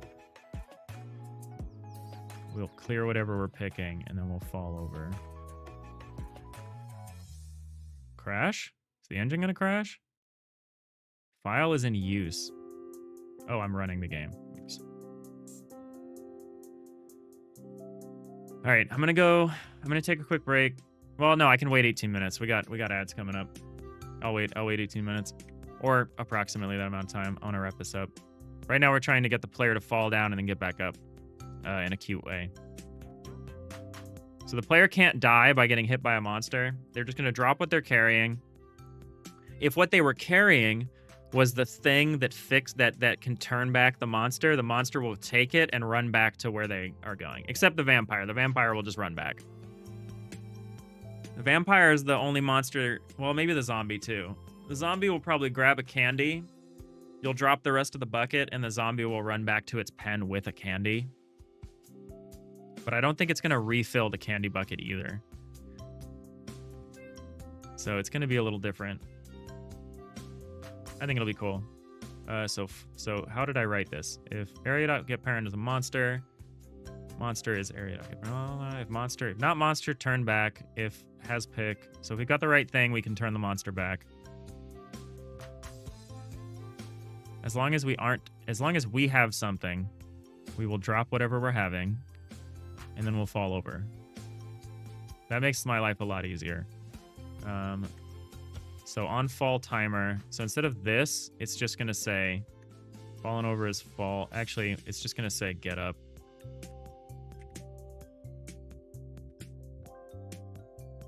On fall timer timeout, get up. And then get up is going to say this, and it's going to say fallen over equals false. Has pick should be null. So what we're going to do is we're going to say, I think we're going to just say anim player dot play backwards die.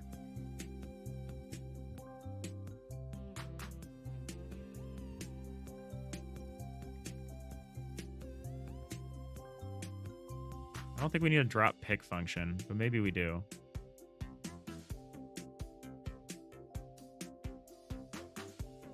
How often am I invoking this code?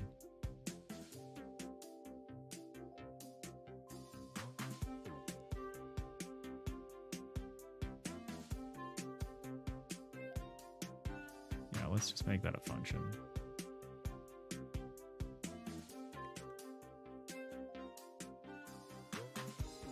Just put this in here.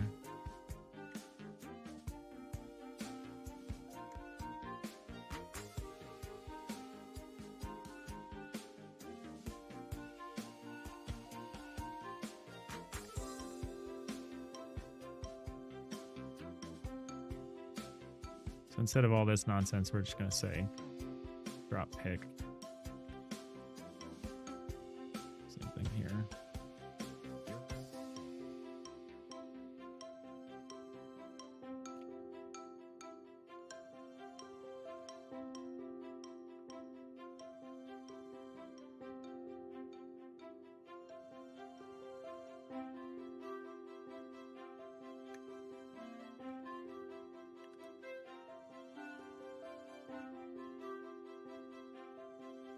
Hey, Matthew, how's the jam going? It's going okay. We got a lot going on. We're way behind, but we're cruising. We're crunching along. We're making this kind of cozy reverse farming game, which is really cute, where you're like trying to keep all of these monsters in a graveyard. Why does my indentation just keep going crazy? All right, I just changed a shit ton of stuff. Probably broke quite a bit.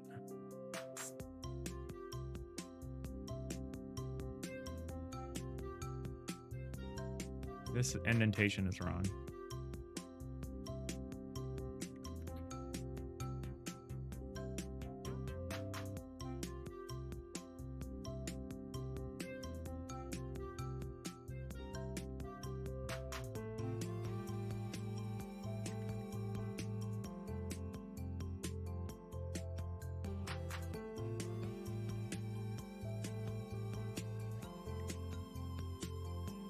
All right, let's see what we did. So now we'll drop whatever we're carrying. We'll get knocked over. Let's wait for someone to get out of their grave here. So we're waiting for the graves to become overgrown. We're waiting for the candles to burn out on these altars.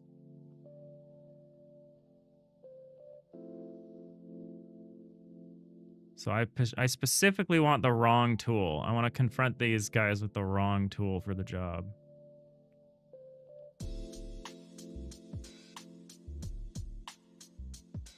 I know it's really dark and probably really hard to see, but all right, let's see what happens here. Crash. Okay, I fell over. Now what happens when I get up? Oh, look at me. I just stand back up. Excellent idea, No Jewel. That's the wrong tool. Let's give somebody the right tool. Oh, that didn't work that time.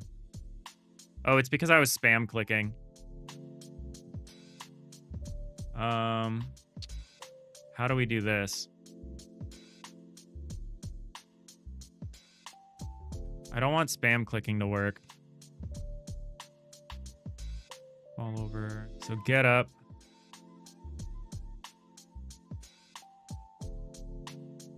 We could say get tree, create timer, anim player dot. Do I know how long a track is? I guess I should just look up how long that track is. It's probably the easier thing to do. It's hard coded anyway. Die. 0.333. All right. We'll say 0.34.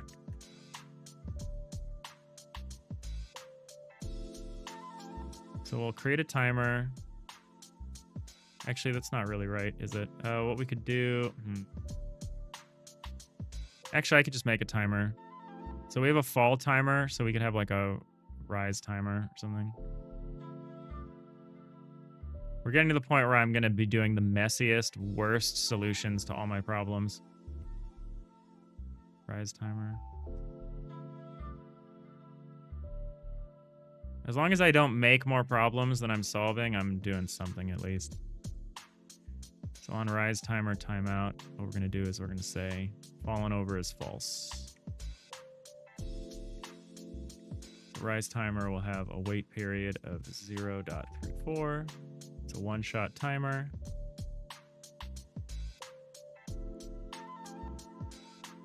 So when we get up, we don't create a timer, we just say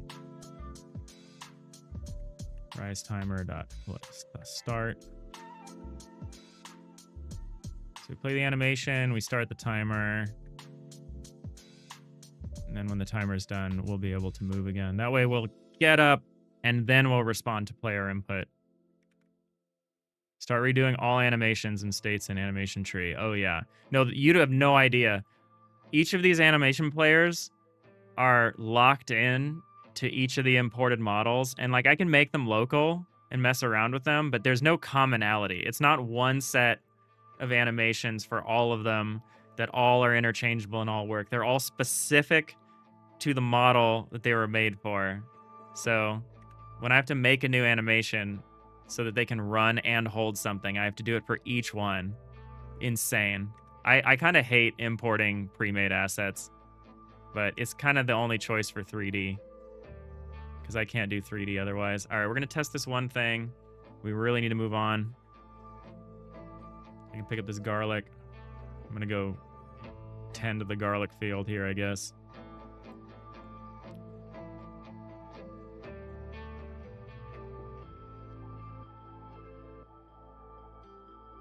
Oh, that didn't work. Oh, no, it did. I just couldn't see it. So the garlic timers are going down. There should be some skeletons or ghosts coming up. I've got my garlic. I will run into the first skeleton or ghost I see.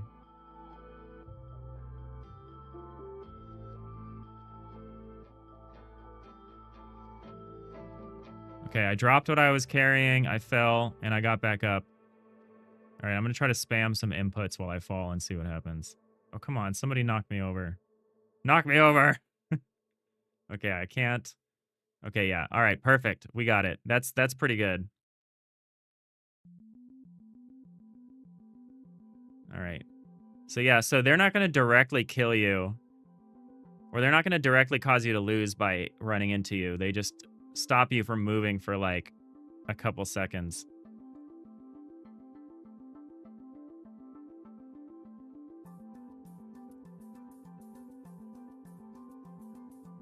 All right, acceptable.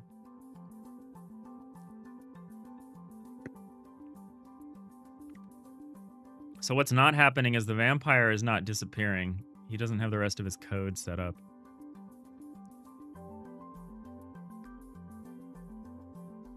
So vampire is like the skeleton. Pickup. So the vampire doesn't do a pickup. Doesn't do a tri-pick. Doesn't do any of that. It does a restore. It just Q-frees itself. Why isn't that happening? If pickable is crypt. Maybe the pickable is not crypt. I should have a crypt class name. Yeah, I do. Alright, we gotta try. I'm gonna reduce the duration of this crypt specifically so that we can see what happens when a vampire comes out. Shouldn't ghosts float? Look. We don't need them negative waves. Alright, he's gonna run back. Oh, his animation doesn't loop. And he doesn't queue free. I don't know why either of those things are happening.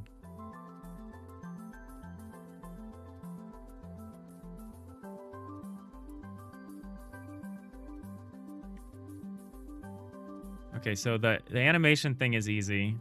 That just means I have to go in. Yeah, I have to make this local. Go in here. Well, I didn't have to make it local, but I did. And then your sprint animation, give that a loop. Can't change loop mode on animation instance from instance scene. Okay, I have to do this even worse. I have to go into here. Okay, well, I'm gonna not make that local then. This is the one person that never needs to carry anything. It's the vampire, so I'm not gonna give myself more work than I have to. I'm gonna go in here. I'm gonna find my character, open up my character, I'm gonna go down to his animation. I'm gonna go say, I'm gonna go find the animation. That's looping. This is not looping. I'm gonna set that to loop. Let's just do this for everyone else while I'm here, I guess. Linear. Linear.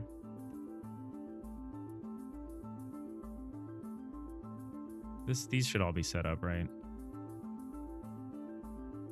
Oh, this does sprint holding, so that's okay. That's okay. That's okay. Actually, I shouldn't have changed the zombie. Yeah, I didn't. Okay, good. But the vampire should be good now. So the vampire will sprint. Oh my god. Save. Save this. There we go. Killing me. I hate this so much. Ghoster just lost children. Yeah, there's something. I had to make all their lights red because they were overwhelming the black and white filter when they were multi-channel.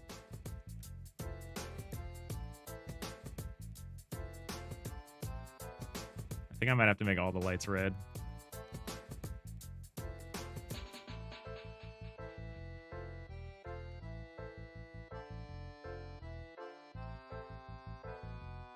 I really want to finish this and get onto the visual pass and really give this a nice visual identity here.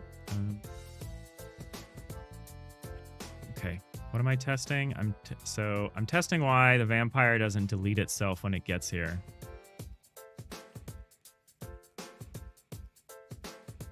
It doesn't totally make sense. Do you have the wrong pathable location? Floor 21. Yep, that'll do it.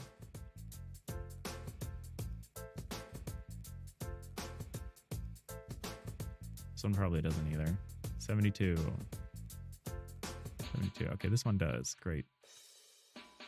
All right, vampire should work. Let's double check that. Then I'll probably take my break, grab some snacks and stuff.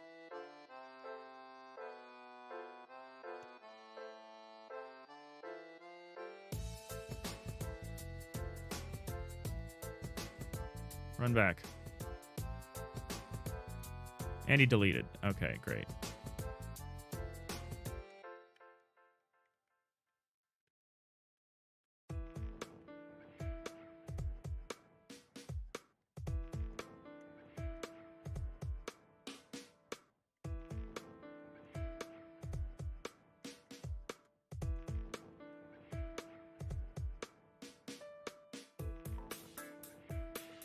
Yeah, the ghost, it'd be cool if the ghost climbed up out of the ground or like rose up out of the ground, but that's a stretch goal.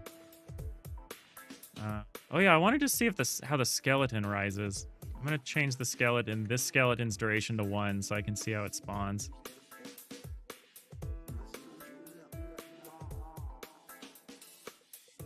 That didn't work.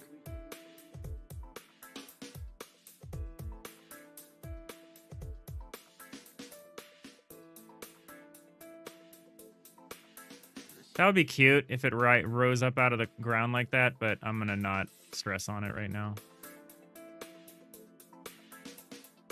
Okay, we can set these back to their regular numbers. There's one more number to change. This will spawn in normal amounts now. And then we set up, I'll come back and we're going to set up the zombies. Which is the last thing to set up.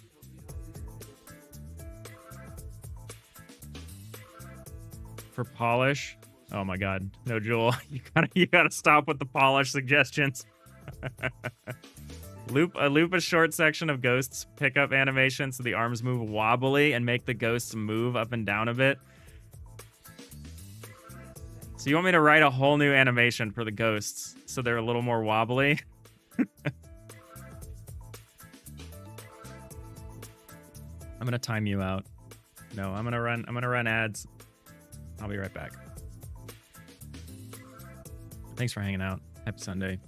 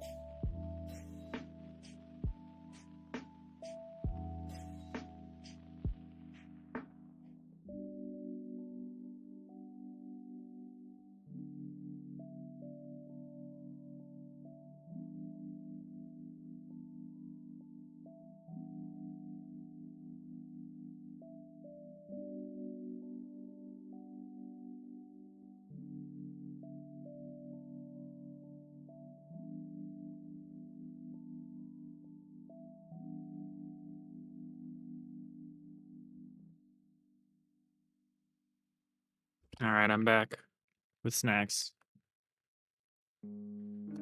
Hey, Bart Lane. I'll show you. Show you how you're doing. We're doing okay. We're way behind, but we're almost done mechanically, and then we just got to make it prettier and stuff. But here's your little graveyard. You can pick up different things like garlic. You can't really see. I need to tweak the light. I need to set up lights. You can pick up a shovel. You can pick up candles. And then candy is the last one we're about to implement. And you can tend to your graveyard like I can refill the candles on these altars. I need to fix these graves or a skeleton's gonna come out.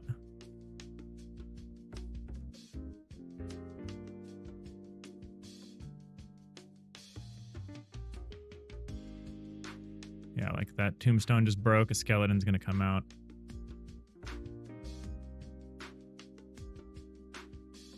The durations are messed up, I think. Yeah, there's a ghost. Okay, that ghost does float, no jewel. So I can try to get a shovel to this skeleton. The skeleton's taking the shovel back to its grave. I'm getting clobbered by ghosts.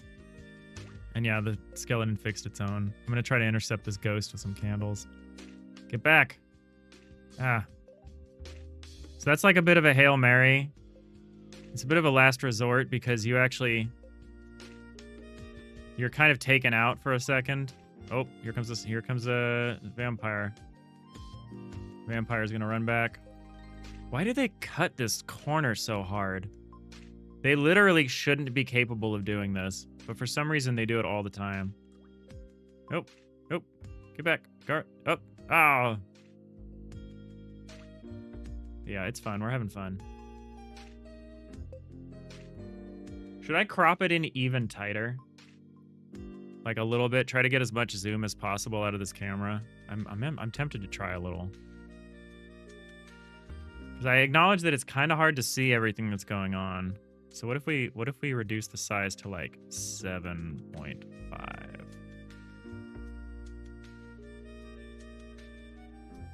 Could probably get even a little tighter than that. I still want to be able to see some trees and stuff. But I think that'll be fine. Maybe this is tight enough. Yeah, it's a little better. I kind of liked being able to see the top of the arch in the back, but I acknowledge I should probably optimize for screen space, because if it's like this big, it's going to be hard to see what's going on.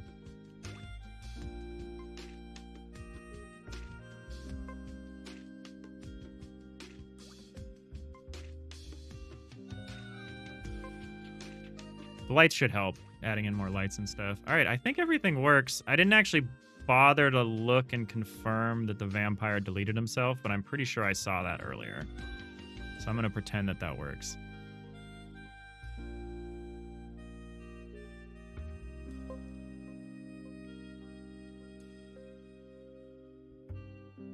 Oh, all of these, no Jewel, all of the characters are Kenny assets. We are kit bashing Kenny and K-Kit.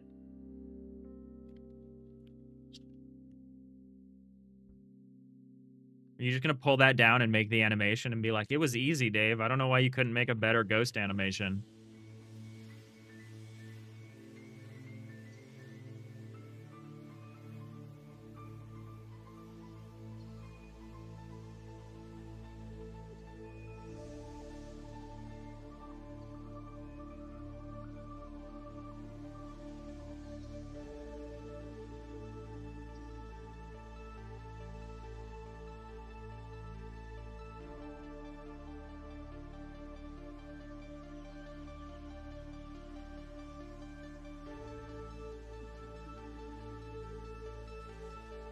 All right, here's our candy pile.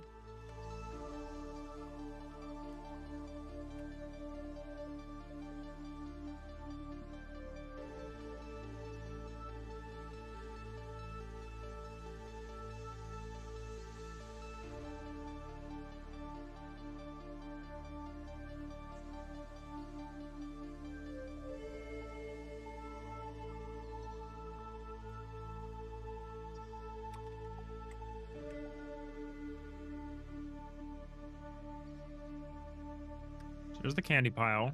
Let's see how that looks.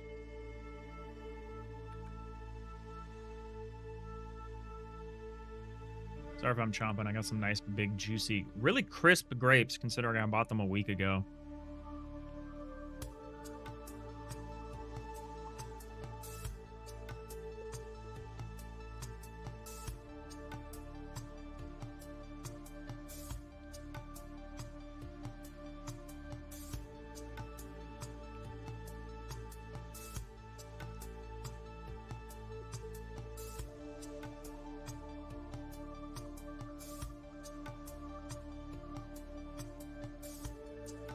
The candy bowls don't really read very well.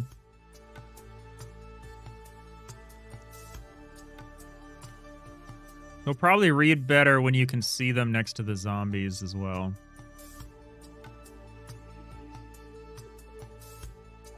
How is the zombies gonna work? Because they're gonna essentially mill around. I need them to like randomly pick points in their quadrant. Also, I don't feel like these durations are correct. 30. Is 30 just not long enough? Oh, these are 15, that's why.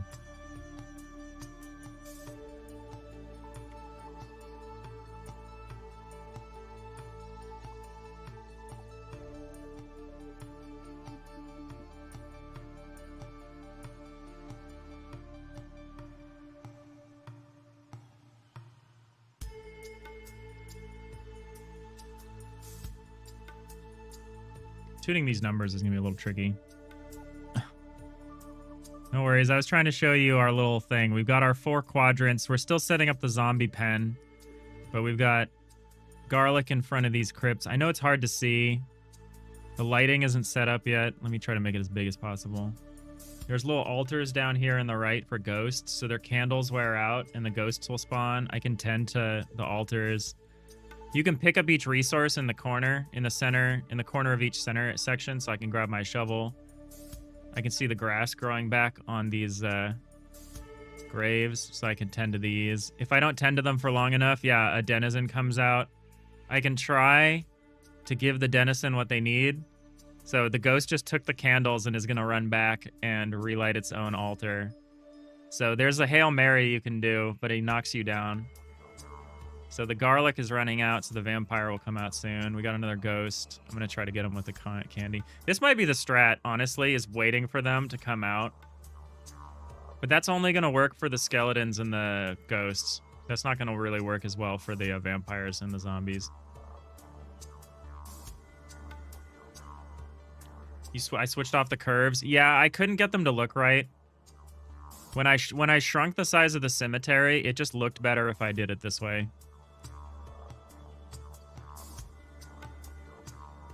Oh, am I going to catch up? I don't think I'm going to catch up. Get back. Oh, here come the vampires. So grab a garlic. Try to give it a garlic. So he's going to run back and disappear. I need a big poof of smoke when that happens. And then I can block in his door if I can avoid getting hit. Are we on track? We were very much not on track.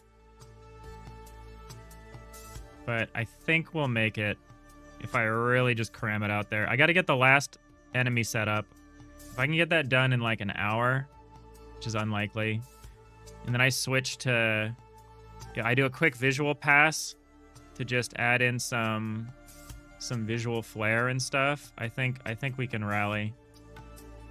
We also have to set up the actual game loop of like... I need to set up a moon that crosses overhead, which is like the game timer. Which I think you won't be able to see unless I turn shadows on. I don't know. I have to do a lighting pass too. We have a lot to do, but we're doing our best. I'm very proud of this idea. Maybe not the idea, but I'm proud of what we're doing. I want to do a good job, so I'm gonna put as much as I can in. Try to get this over the finish line here. It's not gonna be perfect. We'll probably have a post-jam version that I'd like to demo at an in-person event in maybe November.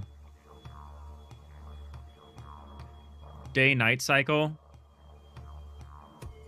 Well, then the whole game would change.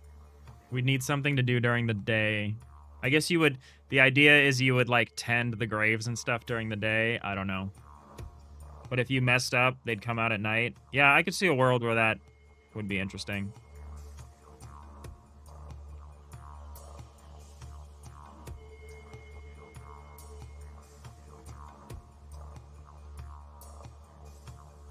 But we're doing the cute version of this idea. We're not trying to do the serious version of the idea.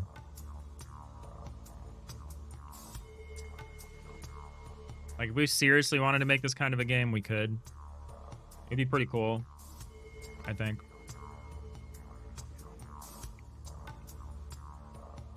I'm just sticking with the small version here. All right, so we got the candy bowl. I can't pick up the candy yet because probably haven't set it up yet.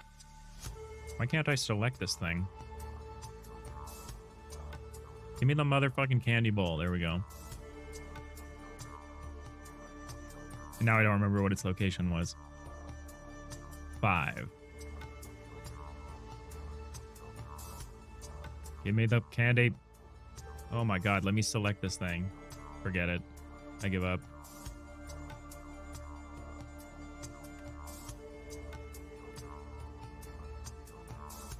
Okay, now I should be able to select a bowl of candy. Yep, okay, I got my bowl of candy. So I'm going to be refilling, I think, 2 bowls of candy in here.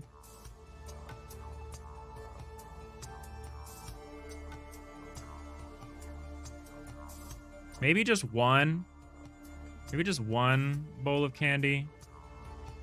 Or maybe one pile of candy that consists of 2 bowls.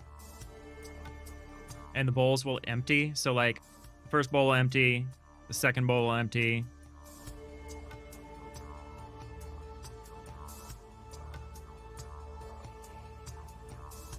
That's cool. Thank you. Thank you, Bart Lane. Oh, I dropped my candy bowl.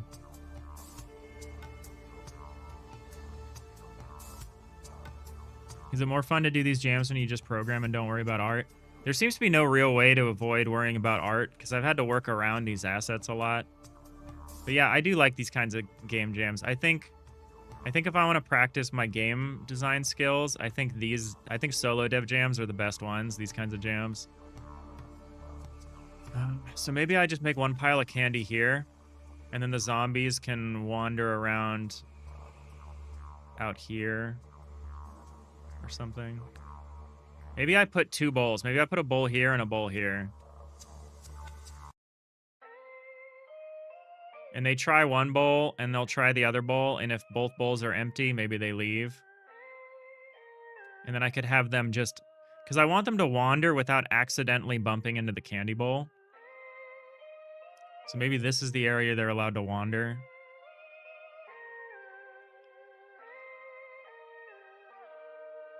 And then you put 2... There's 2 things of candy here. I don't love the visual of that, but...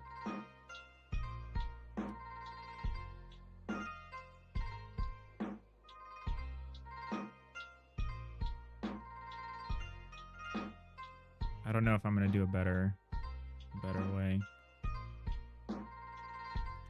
All right. I just got to do something.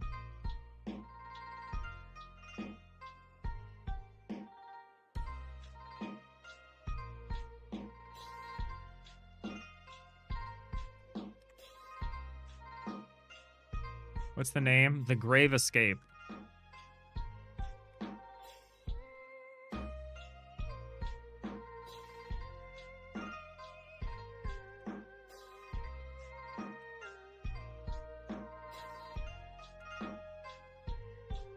Thanks.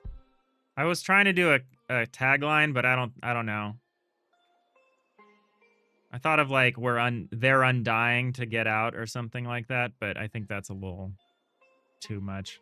I don't know. I feel like the Grave Escape is very clear.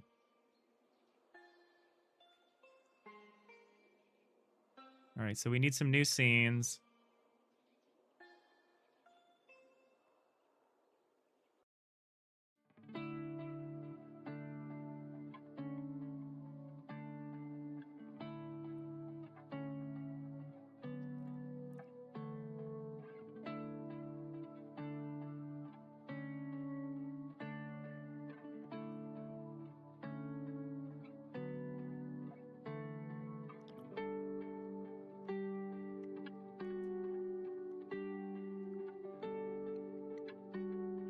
No Jewel, the Cozy Grave Escape.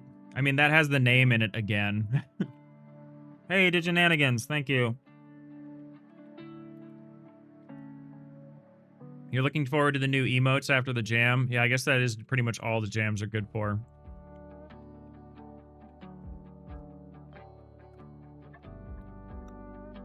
I'm not looking forward to, like, making a cover image and the main menu and all this stuff. I might skip as much of that as possible.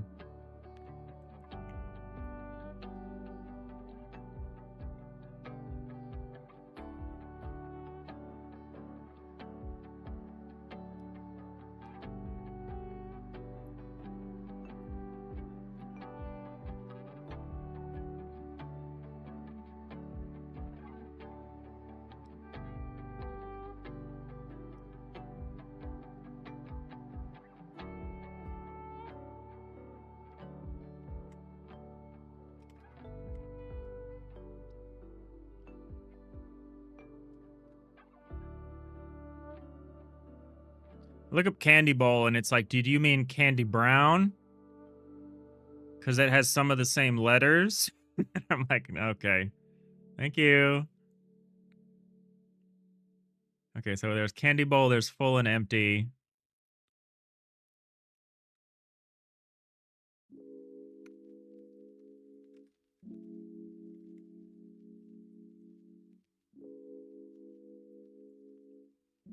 So there's a candy bucket pickup, but that's for me. Okay, so yeah, we will call this Candy Bowl. That seems fine. Got to give this the pickable script. Got to make this pickable. It's not an infinite, but it is a candy type. Oh, this can have a resource attached to it. That's neat. Yeah, I actually need that. I need to make a candy resource. I mean, I did that and I deleted it, huh?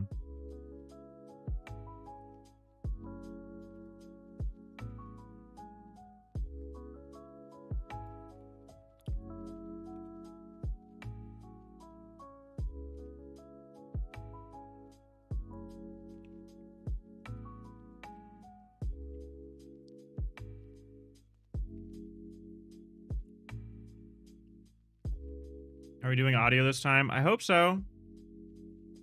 Ow, I just like destroyed my lip eating this grape.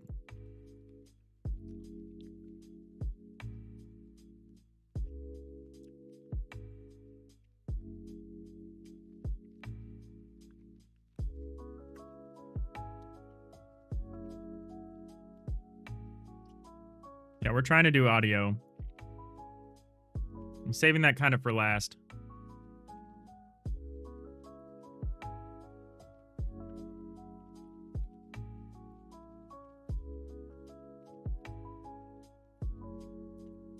Or if not last, second to last. That'll be something I do offline. Use my headphones, because it's kind of hard to evaluate audio on stream. It's kind of annoying when I'm playing it back over and over and over again. I'm going to try to finish what we're doing on stream for sure. Is I'm going to try to finish the zombie character.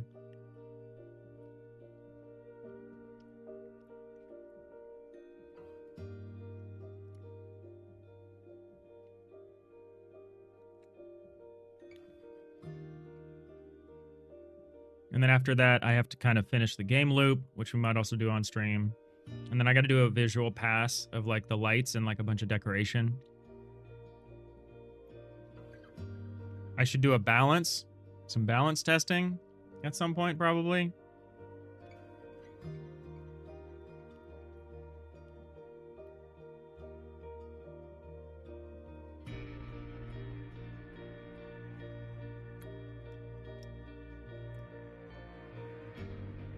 I think we'll have two modes, a casual mode where the game just keeps going no matter what happens.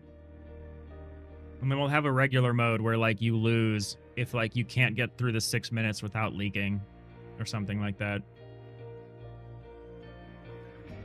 I don't know. I don't know if it's too demanding to be like, you can never leak once. I just don't want to make a UI where we're tracking like I mean, I guess I could just do something in the corner where we have like skeleton heads or something that like, or maybe we just take images of each of the monster and it like accrues in the corner. I don't know. It's hard to do when you have this single screen game like this. There isn't a lot of camera space. 2 modes would be sick. Yeah, I think I want to have a casual endless mode. Maybe not endless, but casual, where you just play through the 6 minutes and it's like, who cares? And then you have a challenge mode or something like that. Maybe it's cozy mode and hard mode.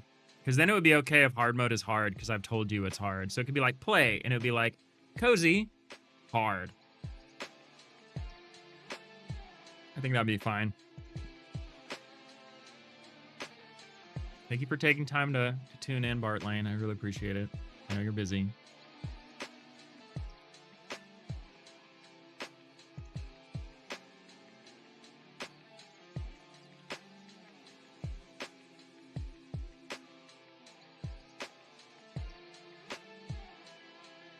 Are you enjoying this break from Auto, Tyler?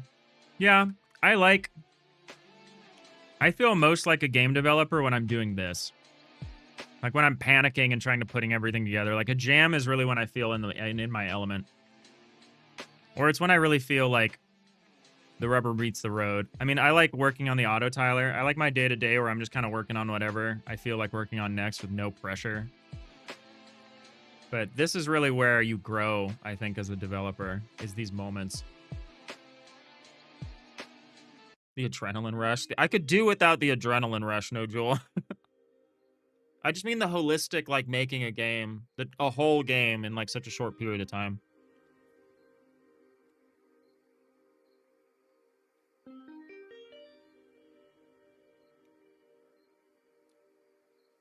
Barlane, you think it's because I see results and push myself in specific challenges? Yeah, that's true. This challenge was supposed to be chill, gameplay focused. I think we did the gameplay focused well, but the chill we did not achieve. All right, what am I doing? I'm making a pickup. A candy bowl pickup. No, it's not a pickup. It's a tendable.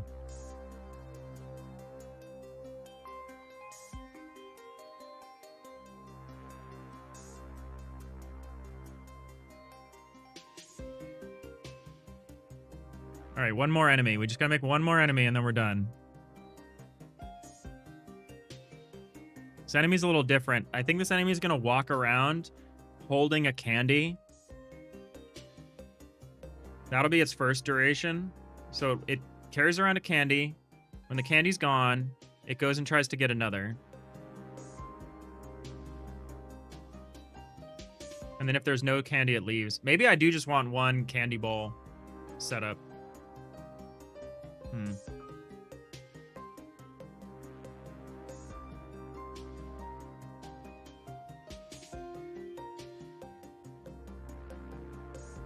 I think that's it. I think that's it.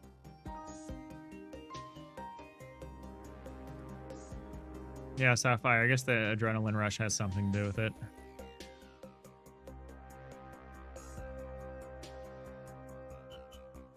As far as being able to get stuff done. So I think we're just going to set one big... So we already have a candy pile. Do I really need to make another one? I guess I do.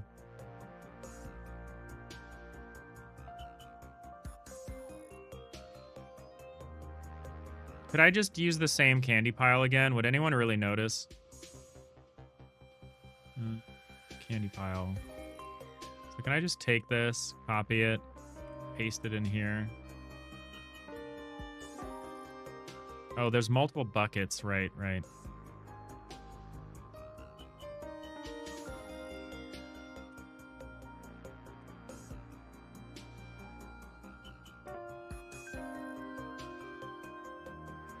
We could add, we'll add a node. We're going to say node 3D. This will be like bowl A. Maybe bucket A. Bucket A. Maybe we do just call this candies.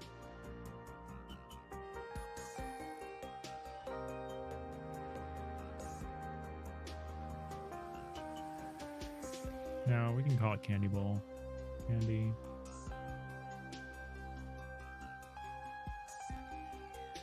We got bucket A, and then bucket B. I guess I can remix this a little bit. Yeah, we could show it like this. I could put the loose candies on the other side.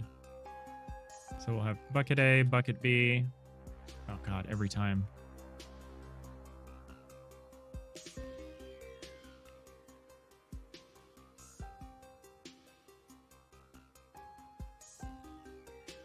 And then we can have loose. We can do like a pile of loose candies.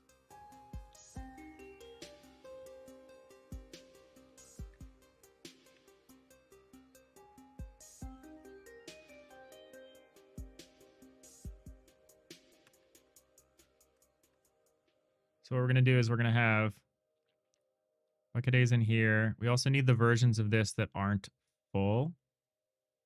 Bucket A, candy bucket A. So these need to match up though.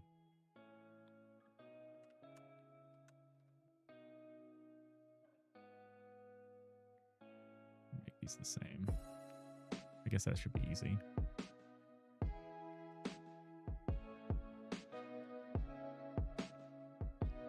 What?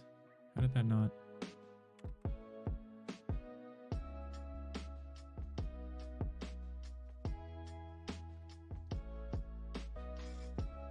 Alright, I don't think they're going to be exact, but who cares?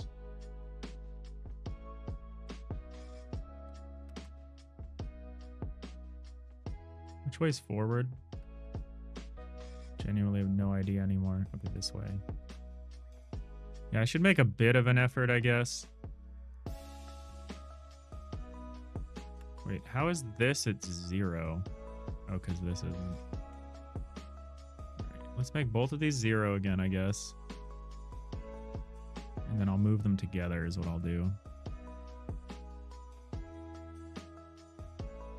What does the regular one look like? I want to make sure this doesn't look too similar to this one. Maybe I'll separate them a little more.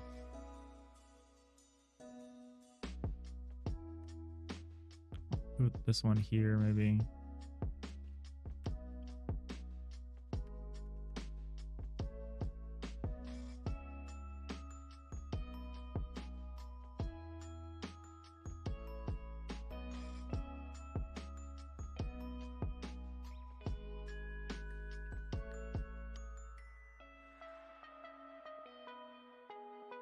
Candy bucket B. We also need the other candy bucket B.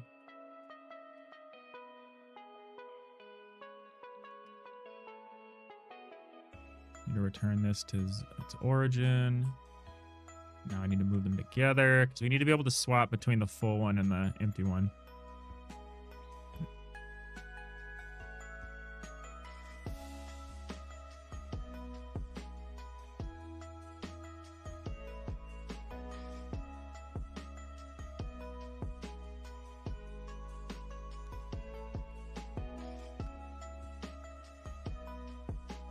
Maybe I do want 2 separate buckets, because I want to have 2 zombies and I want them to feed from different buckets.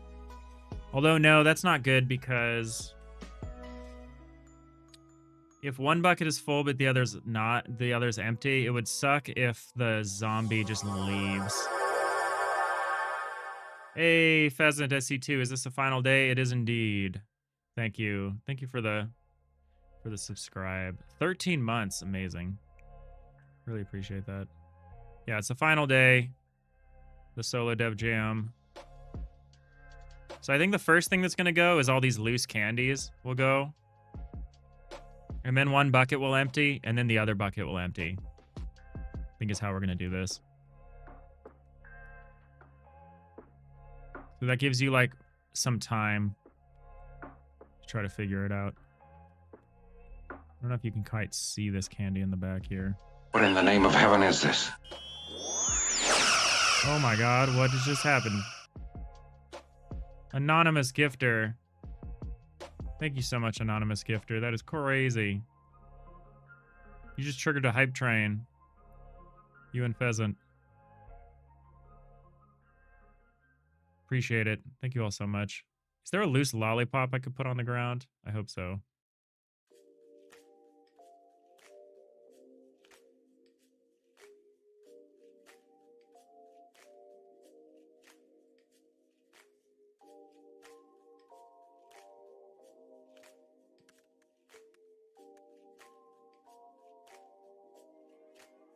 What lollipops do I have out already? Blue, pink.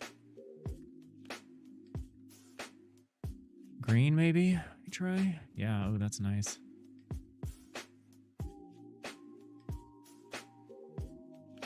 Let's try to rotate this in the correct order here.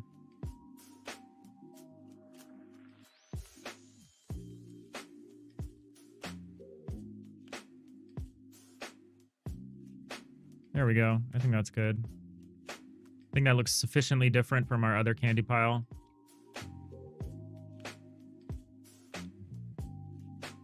So, how does this work, though?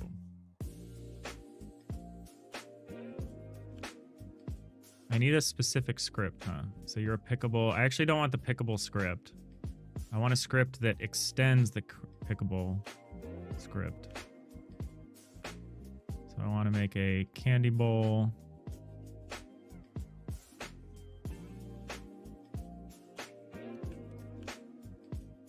Candybowl.gd that inherits pickable. I think that's how that works.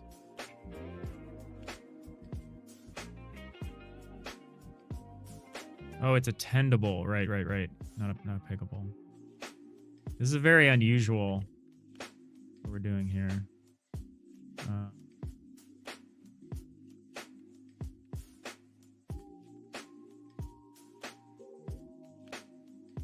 Thank you for the follow, Conrad. Really appreciate that. And thanks to Shenanigans.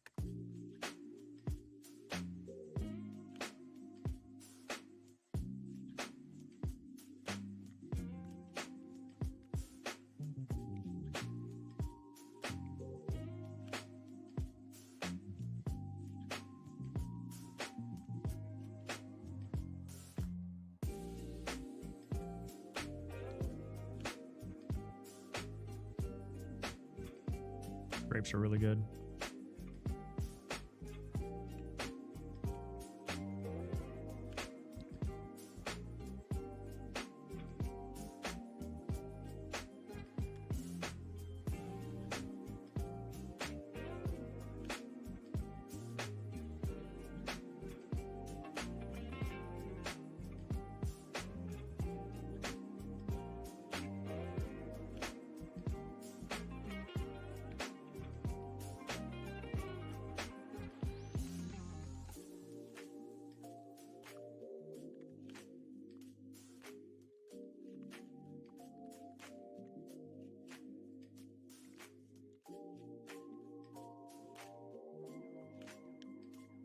So I need one little candy that can be picked up.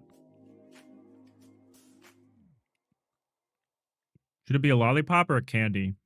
Should it be either? Should it randomize? Maybe.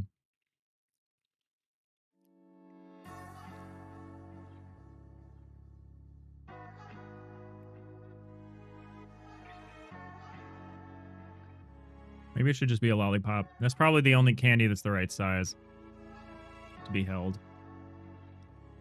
Ooh, look. Yeah, it should probably be the lollipop.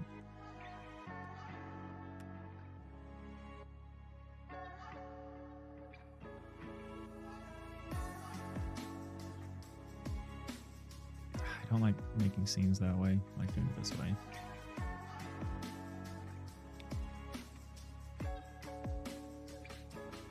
Lollipop.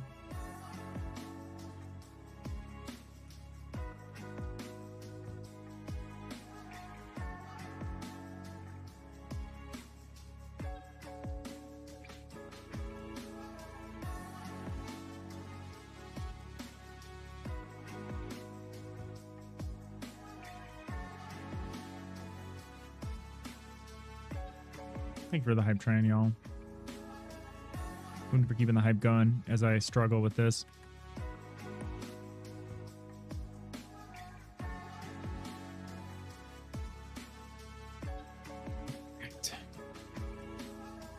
Got our lollipop.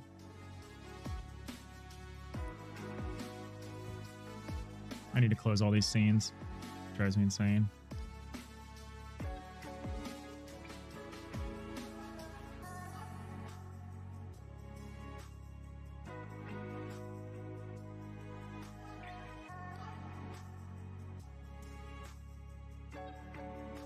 So this is kind of an unusual tendable.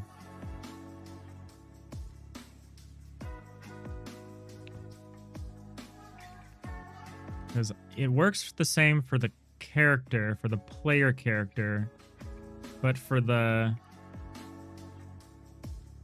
monster, it behaves pretty differently.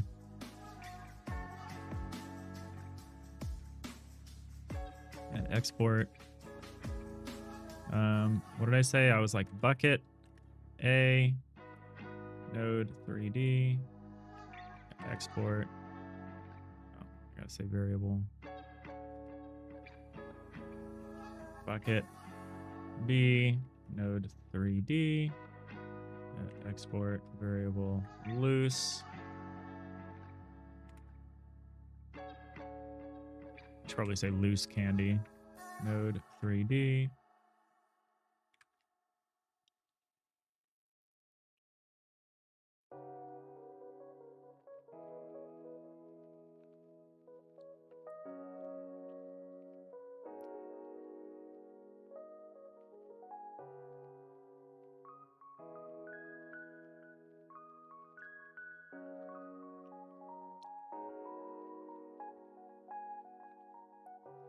Probably should have modeled this more after the crypt.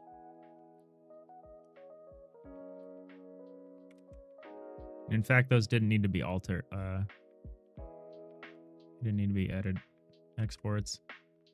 They can be ready nodes or whatever.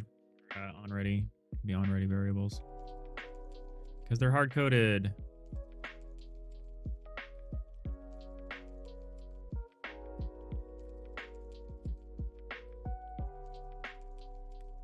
Actually, we don't actually want. We want the empty and the full versions.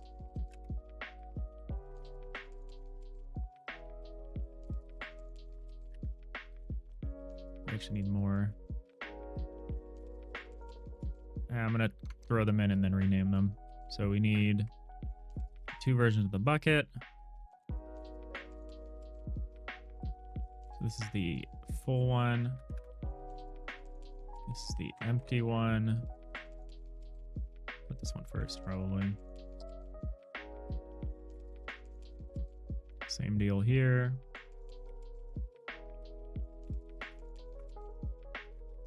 Empty. Full. Gotta head out. Thank you. Thank you, Bart Lane. Yeah, we're working hard. Got 18 hours left. We'll get there. We might not, we might not arrive. We might not end up where I want to be in terms of how I envision this game, but that's okay.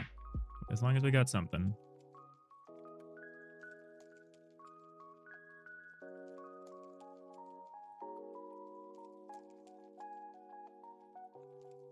Okay, so this is unique. This is the only one that doesn't go down, that doesn't count down. All the other tendables are on a timer. So like the shrine runs out of candles, the graves overgrow, the garlic falls off of the crypt or whatever you want to say. This is the only one that's active. So this one,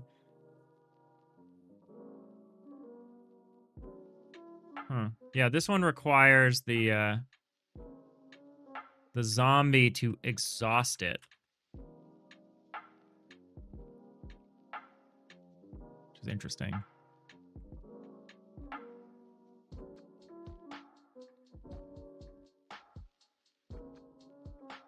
I think I have a plan though. So this says if monster, if dew points, if monster dot turned back. Here we go. Else. Or we can say elif. We can say elif monster dot has type pickables.type.candy. Say this.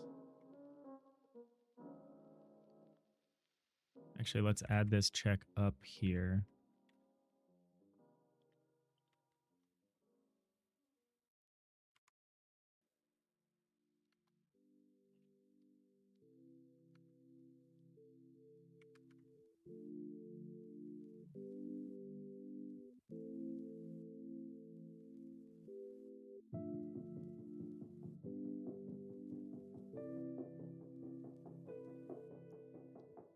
So if monster has type equals pickables.type.candy.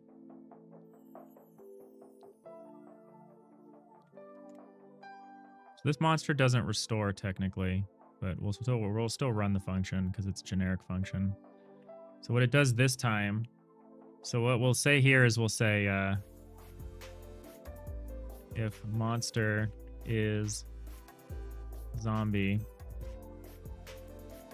variable zombie equals monster as zombie.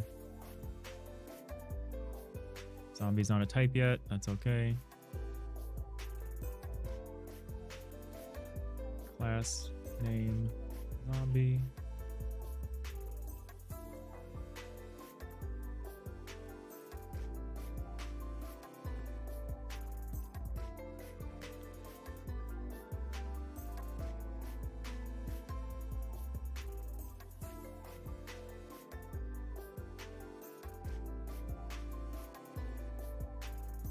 So if monster.hasType is equal to pickables.type, pickable.type, zombie equals monster as zombie, zombie.consume.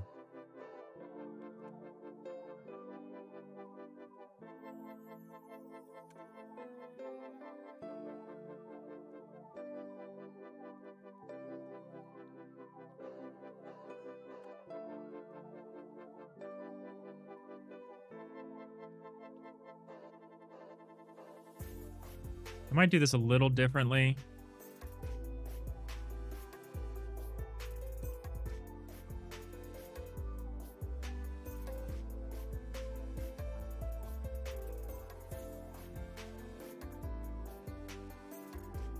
I might give them different spawn points. That's okay. I think I know what I want to do here.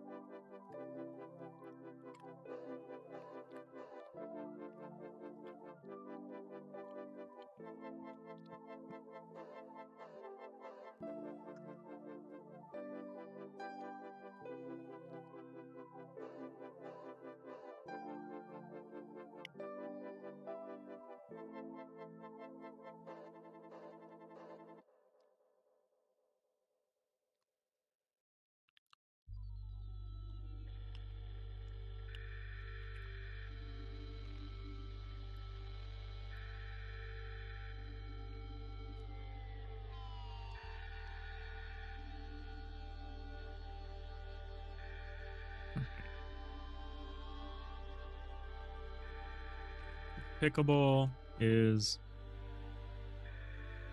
candy bowl. So this guy's gonna need his own function, not pickup. Well, actually, he will need the pickup function. Who uses pickup? Skeleton uses pickup. Pickup. Zombie. Actually, the zombie is the one that needs to know about the lollipop. Yeah, why not?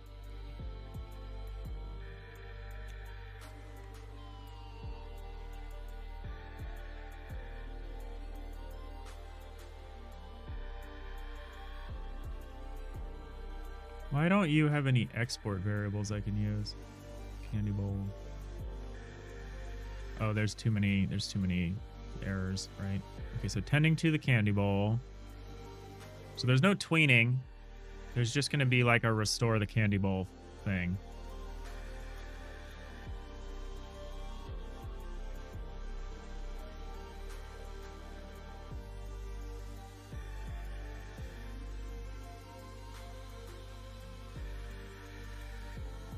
So it's just candy bucket A empty dot visible equals false.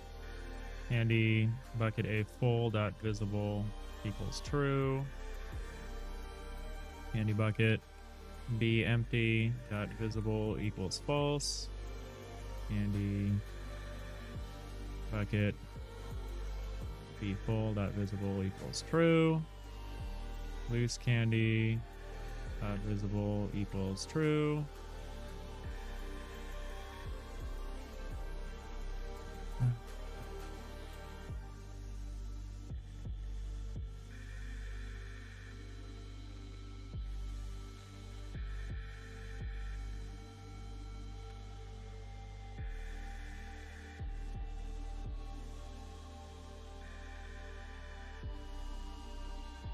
Probably have a func here.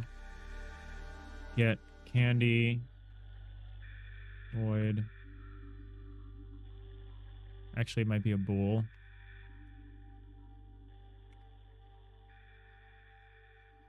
Should be take candy. Take candy. Say if candy bucket visible is true.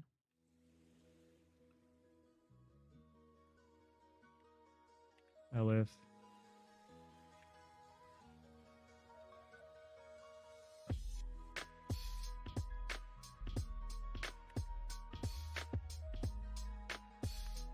so the zombies can get 3 candies before the candy bucket becomes empty.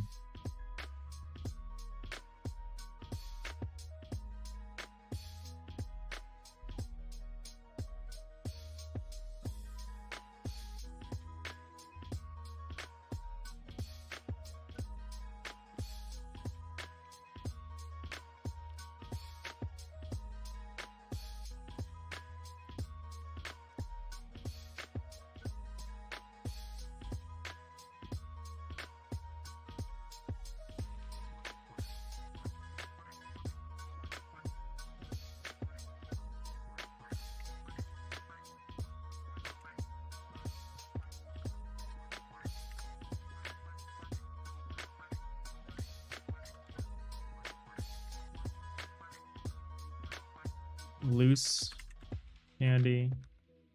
Actually, the loose candy should be first. They should take the loose candy first.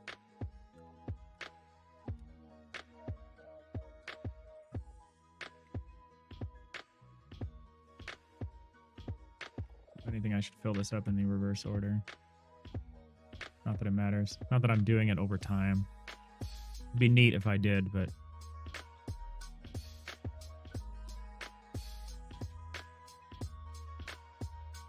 I guess I could. That'd be kind of cool.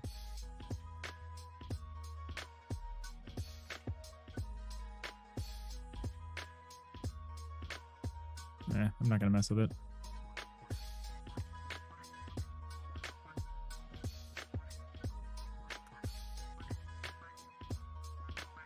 Loose candy dot visible equals false. Return true. Turn true. Turn true. Turn false. All right, so we're just going to send a signal back to the zombie when it tries to eat. You know, maybe there should be 2 sets of loose candy.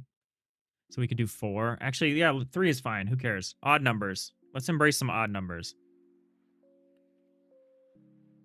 3 is fine.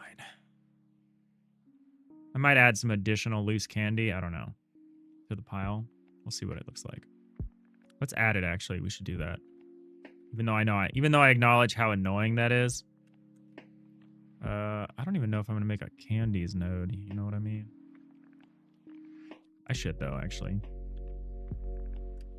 Candy bowl.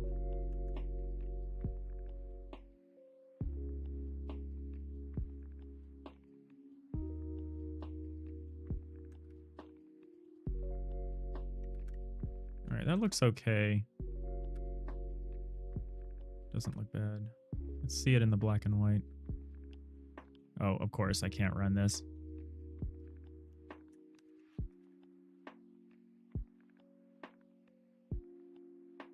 What am I thinking?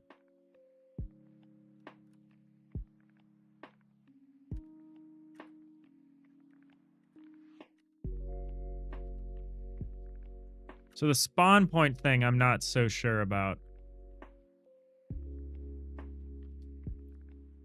Oh, because we're not spawning the zombies. So there actually isn't an unleashed zombie. Oh, my lord. Oh, hypnotic. All right, let's fix the code real quick. I don't know what I'm going to do with this yet. I don't think the candy bowl is what unleashes the zombie directly. Hey, everyone, Sammykins. Good day, good day. Dex does our... Oh, look at all these people. Hey, everyone. We are on the final day, technically the final 18 hours and change of the Solo Development Halloween Jam. 18 hours, 2 minutes, and 58 seconds. I'm making a little reverse farming game that I may or may not be able to run at this exact second. But yeah, it's a little game about a little graveyard keeper who needs to maintain his cemetery or the monsters start to escape. So, like, the candles run out on these altars. It'll spawn a ghost if I don't refill that. The graves will start to overgrow. We haven't done a visual pass. We're still just finishing the last monster type, which is a zombie. So we're working on that.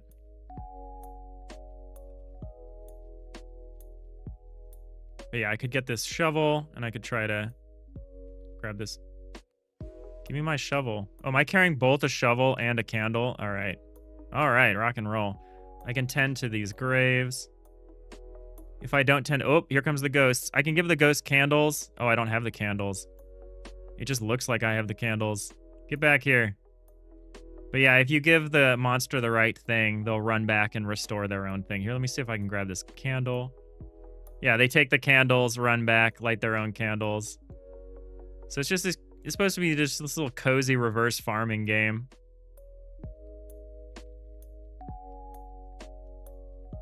Hey, Robotux Terminator. But yeah, I'm way at the end of my rope as far as the amount of time we have. Oh, the vampires are coming out. Gotta grab some garlic.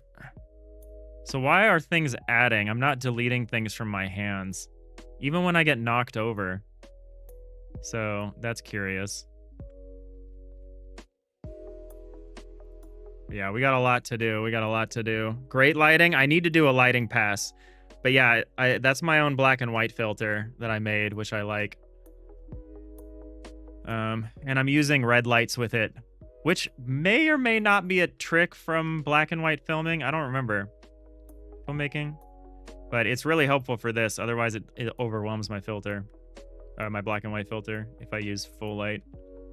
But yeah, I haven't lit the rest of the graveyard yet, so I can't wait to see it when we've got full lighting in here. I'm going to add some lanterns and stuff in a visual pass. I just need to finish the mechanics first before we think about a visual pass. Right now we're setting up a candy bowl, which zombies milling around the graveyard here are going to consume. I need to get the zombies in here, and I need to get them to start milling. I need to figure out why the keeper is not dropping things, though. Drop pick. I'm not calling drop pick when I should.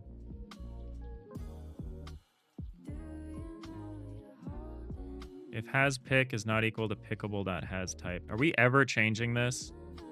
Has pick equals. Drop pick.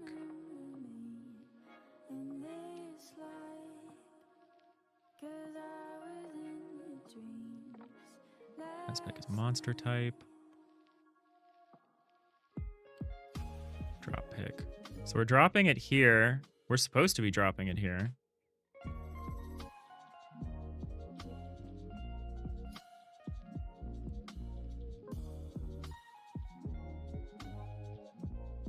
Oh, they used to wear green lipstick. To be more accurate. Yeah, that's interesting. Yeah, people would do all sorts of stuff because it's all about contrast. It's not really about the color, right? But yeah, we're crunching. We're really crunching on this. How was your stream? I'm sorry I didn't ask Hypnotic. If you already ran, that's fine. I'm like deeply focusing on all this stuff. And we're going into ads.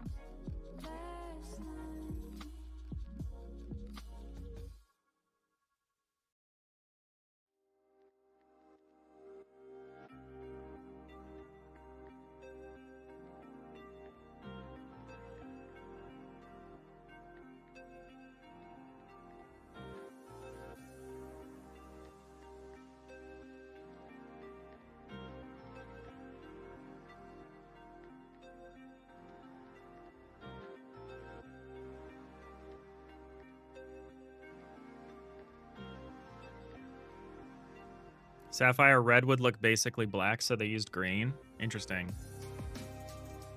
Yeah, I did. All those tricks are very cool.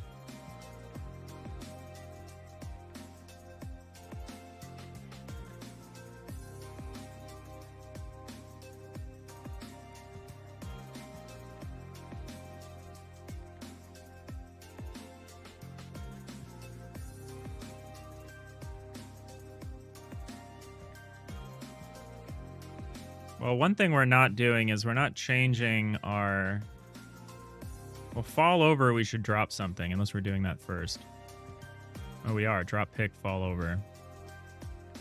So on personal space entered is area to compare as monster. Monster, not monster turn back. It has pick. Monster pick up, monster turn back. Drop either way. So yeah, we're not dropping stuff. Let me try to understand. Let me just grab something random. Grab a shovel. I shouldn't be able to do this either. Okay, so that worked there. Okay, so it works for pickups. So I can't pick up more than one thing anymore, which is good. One of the things I fixed. One of the things I did that I genuinely don't remember. I really like the way the candle fades.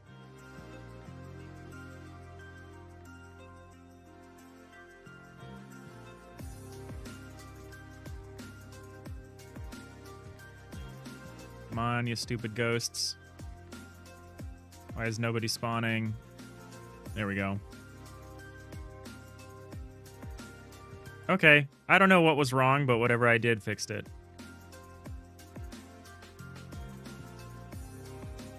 Classic game dev moment. I swear I didn't change anything. I added a comment. Or I added a logger.log kind of thing. Add a print statement that fixed all your bugs. All right, so that's working. So back to the zombie. So the zombie is weird. The zombie is gonna already be spawned. So I think the zombie's spawn point is gonna be like just a point.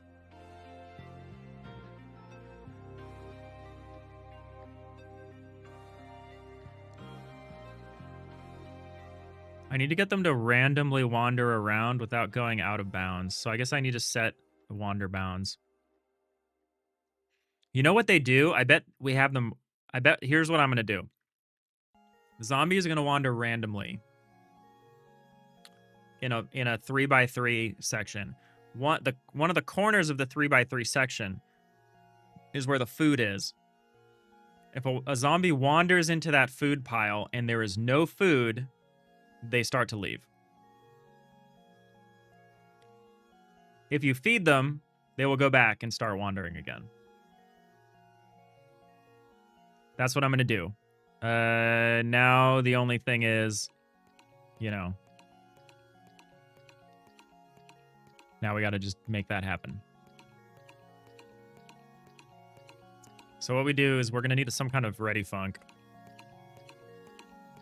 that gets them going. We need some kind of, I'm going to have a wander function.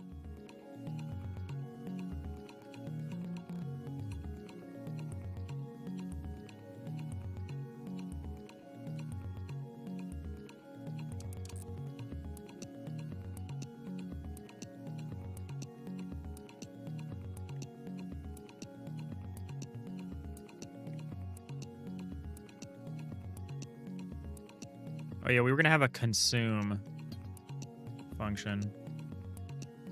I'm not using try pick, and I think that might be a mistake, but character.onArrive self. OnArrived@self. Character doesn't have an onArrived@. Oh yeah, it does. Else has path. Pickable's dict has path. Will try pick. Okay, I do need to use this, I think. I think I need to use the try pick. Okay. Which is good. It's a general functionality that I already added to all the characters. I'm not really using it for any of the monsters, but hey, if it works for the zombie, great. I get I get 2 uses out of it instead of 1. Hey, Ryan Hawkins, how's it going? Right, yeah, we're going to use try pick since we have this. We'll say if pickable dot as type is equal to our type. Actually, we could hard code this. Well, no, we could just say this.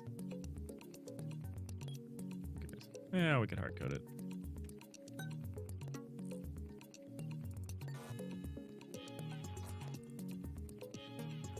So if it has type candy, so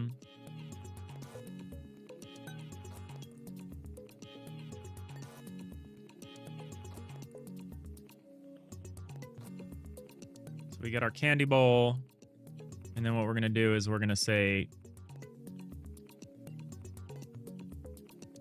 candy bowl. Let's call this try take.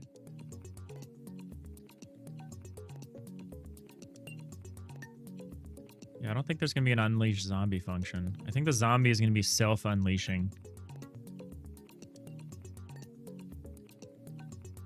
That's fun. That makes the zombie more random than the other enemies. Kind of fun. It's weird that I feel the need to add these type safety things. I like turning the little letters green. Thanks for the alert, Practical. You're hopping off. Thank you, Practical. Appreciate it. Thanks for hosting the jam. It's one of my favorite jams.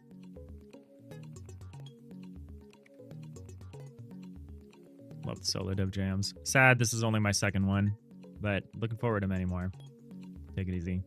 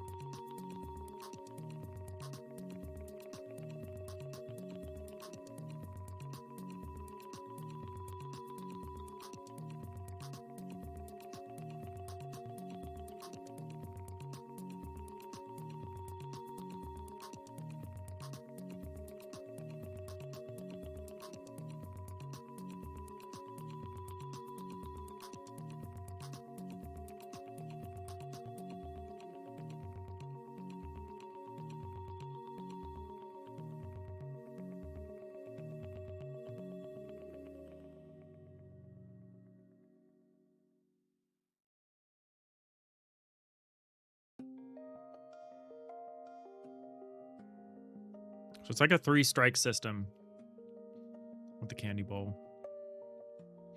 And because it's random, it's going to be harder for the character to figure out whether they should go back or not.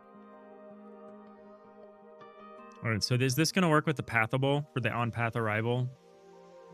If due points match, Okay, so this part doesn't work. I need to move this back down. I thought it was fine to do this here. But this doesn't actually work.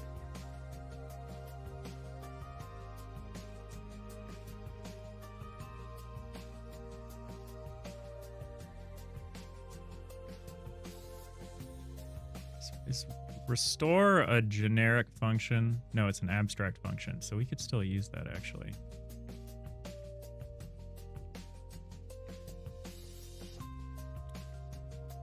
So if pickables dict has self, pickable equals blah blah blah. Actually, we can do it. We can totally do it this way. You can say elif monster. So it's not going to be this consume thing. It will be zombie. We actually don't need to know this if monster dot zombie thing. We can just say monster dot restore. So this way the monster can return pickable. What's the problem, friend? Oh, it's not declared in the current scope. We can just say null. So if there is a pickable here, and it's a monster that's been turned. Actually, I guess we want to know if they've been turned. I guess we don't care about any of this if they haven't been turned. Monster is turned. Then we can check these things. The monster's been turned, and we're on our spawn point. If there's a pickable, if our spawn point is a pickable, we can restore the monster. We can just save this.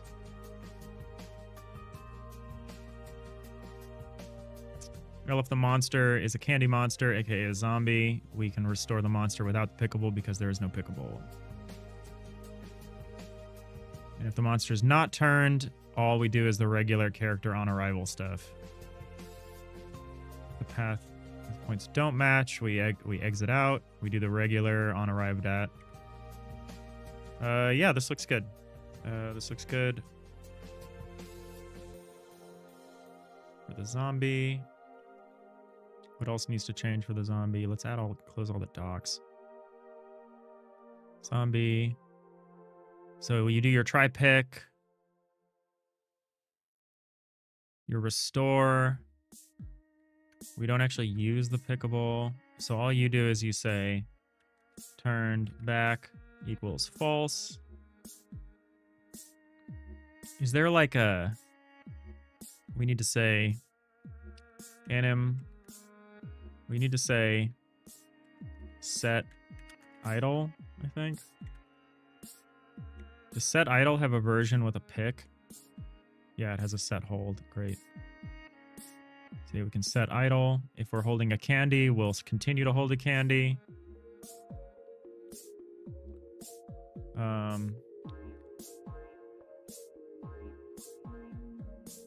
We should start a timer.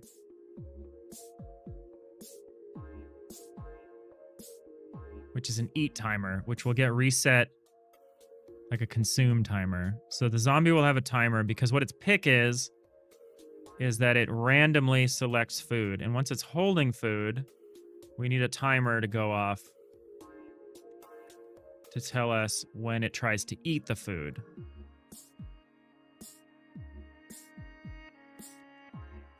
Oh, it's an eat timer.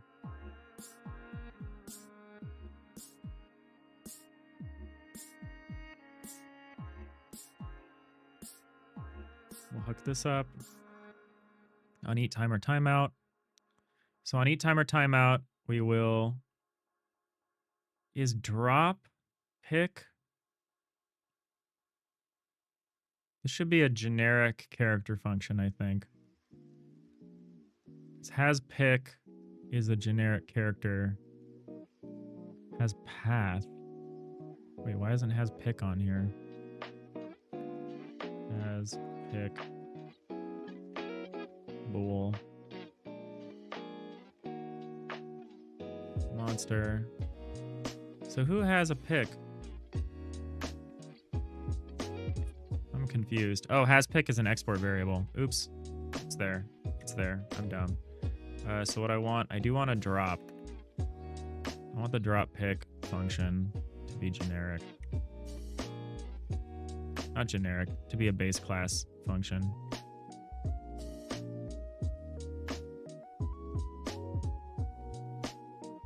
That should be fine. There shouldn't be a problem with that. So the zombie.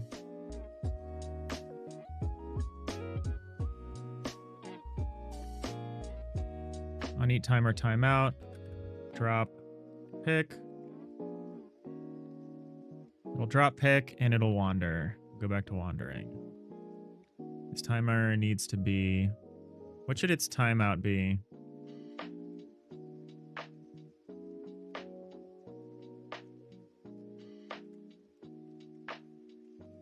Maybe like 15 seconds.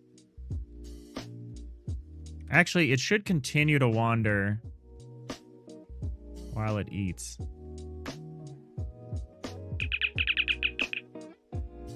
But wander should have a... Or is it set walk? Maybe I just need to do set walk.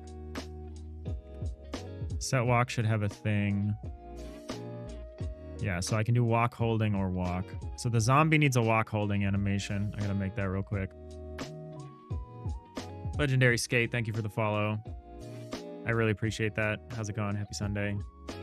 We're really crunching. We're in the final 18 hours of the solo development game jam, and I think we're just gonna work straight through it. My own physical well-being be damned.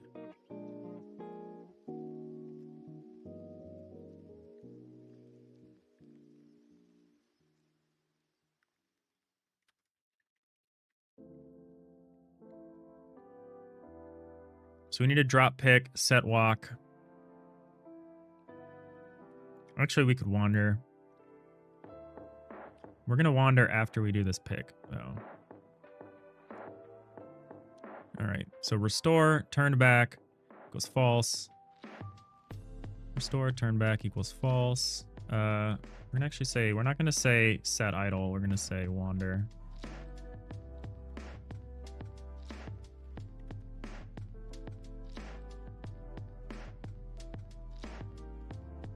So wander, so we need boundaries.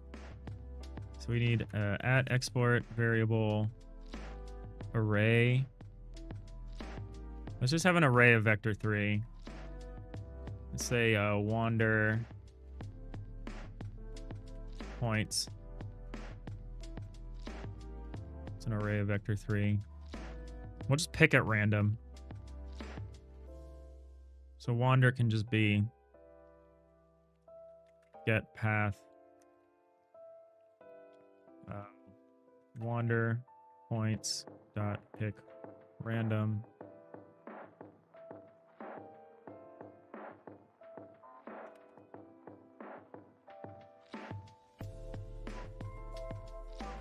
So what happens when we reach our objective and we don't?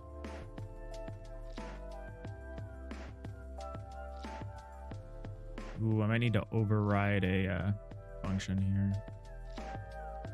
Which is fine. On path arrival, if character is monster, if monster is turned back. We can also say else. We can say elif. Monster is zombie.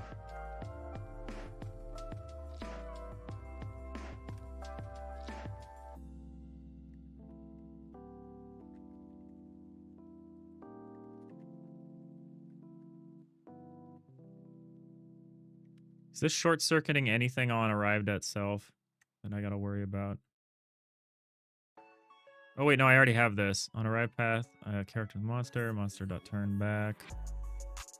On path arrival area entered. Unarrived at. I have this. We need to do a check. We need to do a check. We need to say if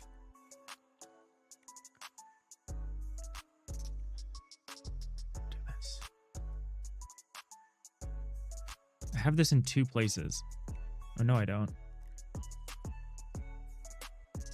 Who hasn't arrived at self? Is it... Oh, I'm stupid. So character, arrived at self. If next index, otherwise has path. Okay, so I have to get to this. We can say if pickable's dictionary has pathable, try pick. Setwalk is false.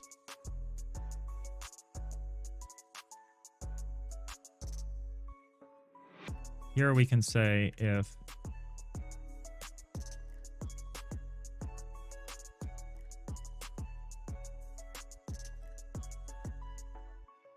we could say something like if self is zombie self dot wander.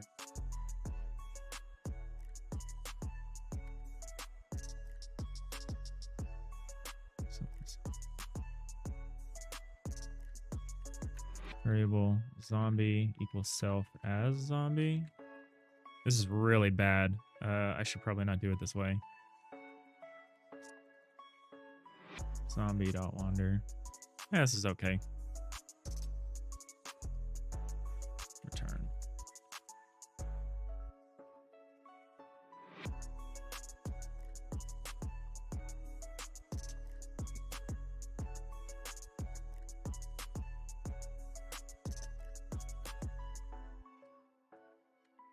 So when it reaches its destination, if it's a zombie, it's just going to wander somewhere else. Ideally, that's how this works. So I don't need this part.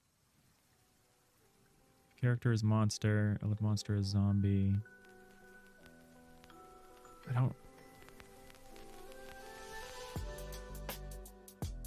Yeah, I'm going to try to do it this way.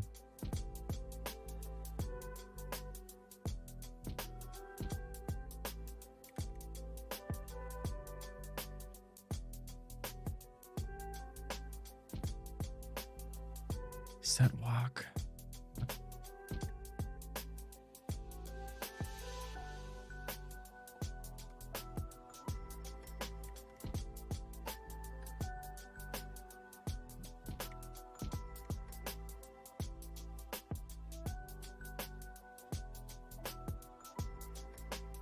I don't really want to do that. What I want to do.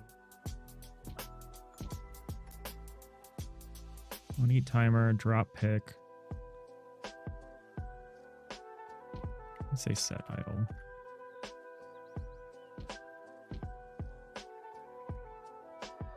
So wander, we get path.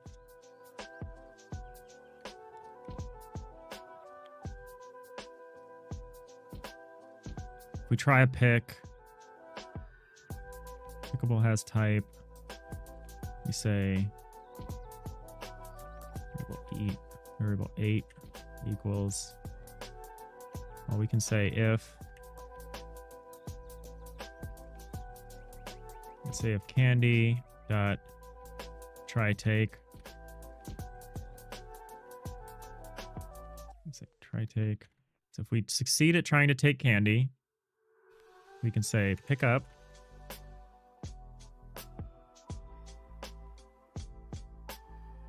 And then we can wander. And we could eat timer.start.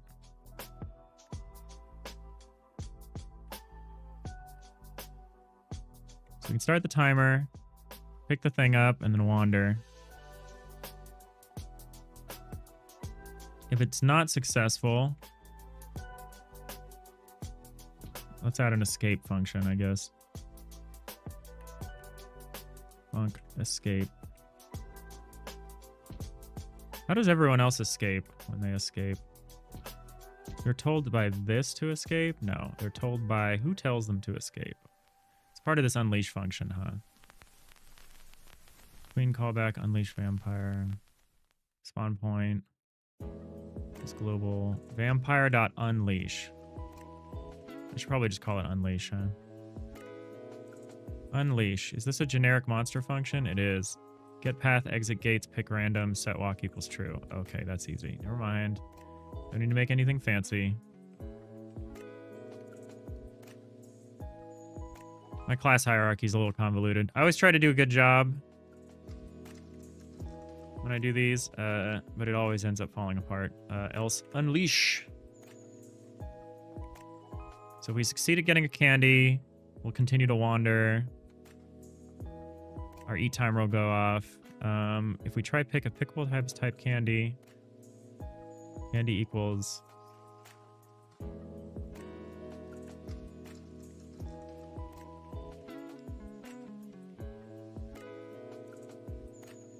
You can say has pick.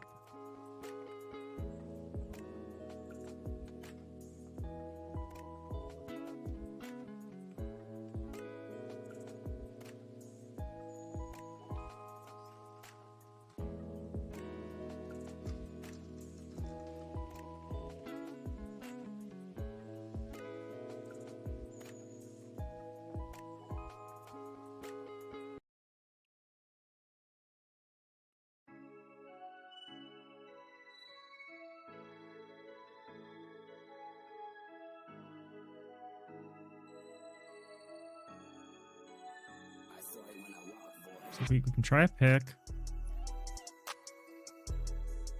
We try this pick. I'm thinking about the case where the zombie currently has food. I'm not sure if that's if I care. Like I think I'm kind of okay with the zombie like eating multiple times. I'm gonna start that way and not care. My concern is that I collect multiple things though. Did I make pickup a generic function? Isn't pickup like a character function now? Drop pick. Try pick. Ready, fall over, get up, try pick. Okay, so you just pick stuff up. You don't have like a... Pick is not equal to has type. I see. Never mind, we'll keep doing it this way. What we should do is we should say if has pick is not equal to pickable.type.null, then we should delete. We should queue free.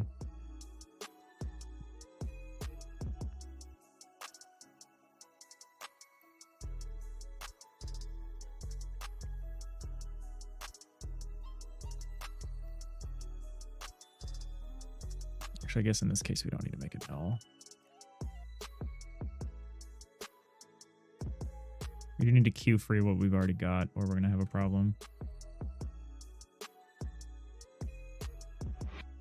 Man, yeah, I wrote a lot of this, and I don't know how this is going to behave. I guess the only thing I have to do is place some zombies in the scene. We should set their wander points. Their wander points are going to be...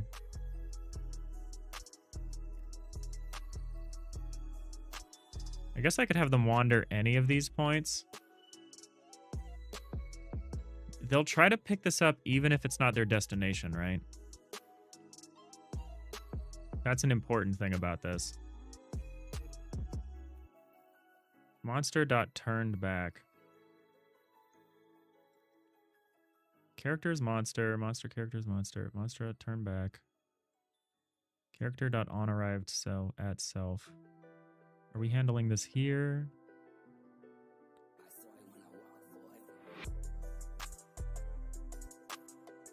If self is zombie.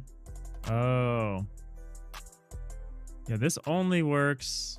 Oh no, this is to continue the wander. How do we get the try pick going? Oh. Pickables.dictionary.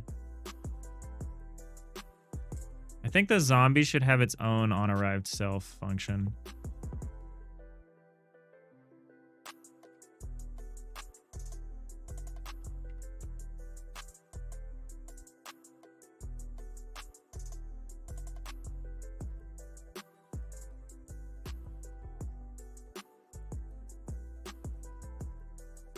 Yeah, we just need to override this function.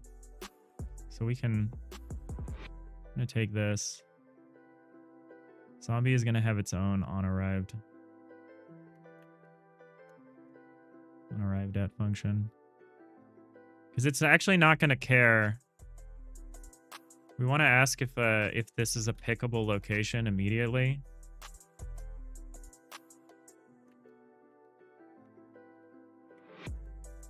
We want to ask if it's a pickable location. We want to ask if pickable dot has type is equal to our type, I guess.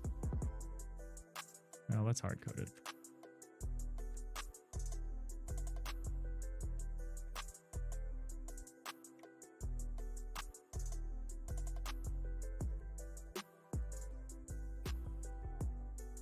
Oh, this is a pathable.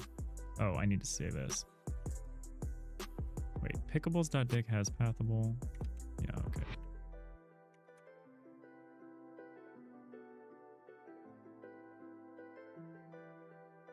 Variable pickable equals pickable.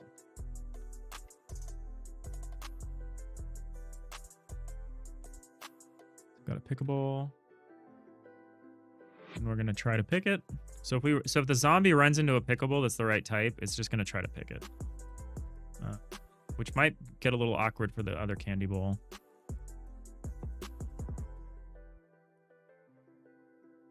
Otherwise, we'll try to pick it, and then what will happen as a result of that? We will either wander or we will be unleashed, so we can actually kind of stop what we're doing. So otherwise, we can return. We don't need to do the rest of this. Otherwise, we'll do the usual. Otherwise, if we're at the end, we've reached the end of our path. We don't care about this at all. We already know that we're a zombie, so we can just say wander.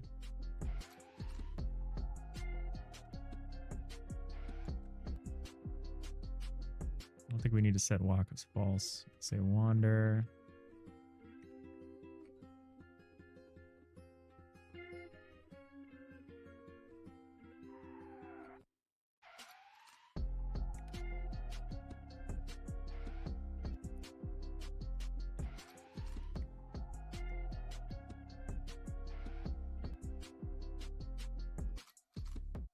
Yeah, the zombie is weird. This is a lot different than the other characters, but I'm hoping this will be okay. I definitely am spending more time on it than I'd hoped I would, but c'est la vie.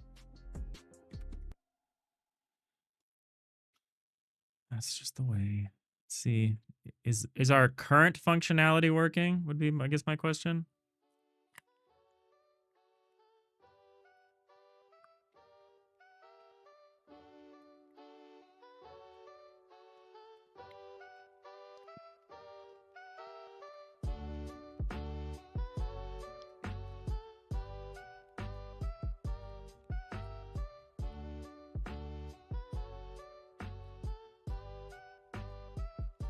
How are things looking? I think it's okay. I just wrote most of the zombie code. I just need to test it. I'm just making sure. I changed a lot of other stuff, so I'm just trying to... Oh, so that didn't... Okay, so we're stacking items again.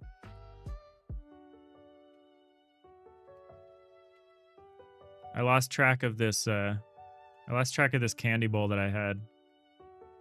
How'd that happen?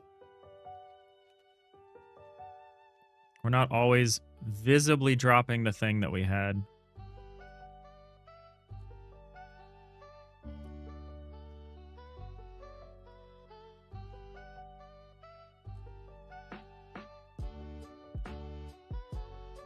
So do you have a pickup here? So if has pick is not equal to pickable that has type. Pickable dot infinite. How are you doing though? Drop pick. Picked up equals instantiate.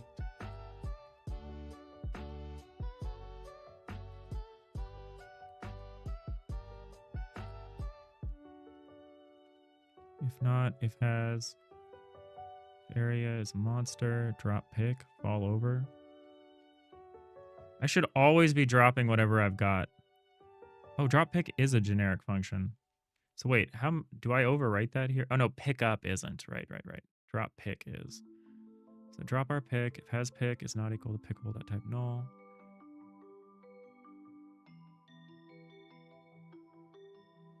I could say if this or picked up is not equal to null. Try that.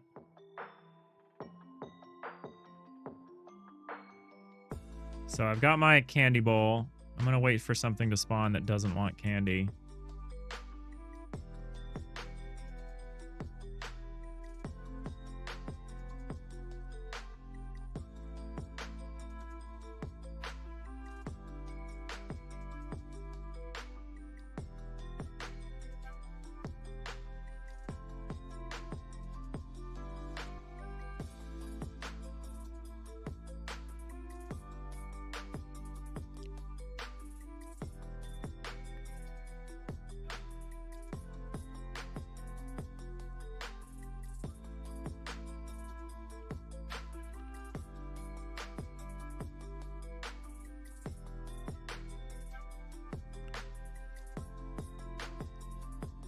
Okay, that seemed to fix it.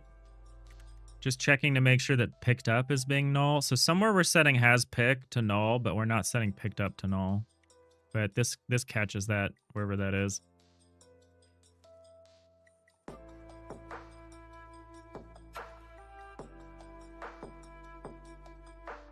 Another reason why writer is just better. I could look at everyone who's calling into this function. Or whatever. I could look at everyone who's setting a property somewhere. I could do a bunch of nice debugging things. Have an easier time with that. All right, so what we're going to do is we're going to set up a couple of zombies. Let me make sure that this pickup point is set up, I guess. I can't pick these. Candy bowl. You don't know your location. You also don't know your type for some reason. Type is candy. Duration is meaningless. Your location.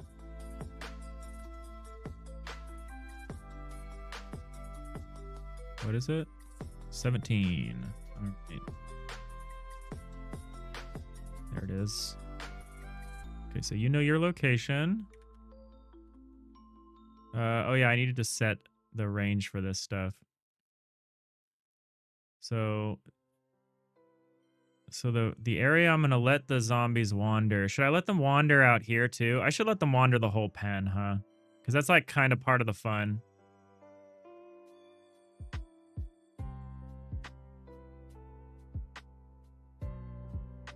It would make it more likely that they would try to eat the candy. So it's generally -5.44 through -1.36. Oh, okay. 5.44, 136, 544, 136. With the exception of this. Okay. -544, 136. How many points is that? 15. No, Jewel, the zombies can spawn from a giant pile of corpses. A cozy pile of corpses. Yeah, sure, let me get on that. Alright, grab that. Whoa, what just happened? That was not what I wanted to do. I was just trying to get your position, yo. Oh, can I not do that? No, I cannot. Okay. Actually, this is tedious. -5.44, +1.36.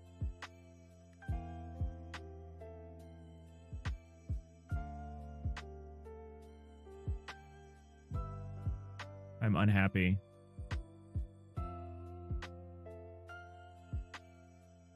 I guess I could make the point pathables. 2.72.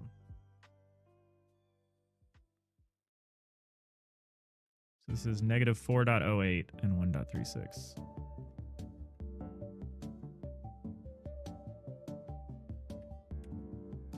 Alright, that's fine. I only have to do this once. Only have to do it once. Negative 272.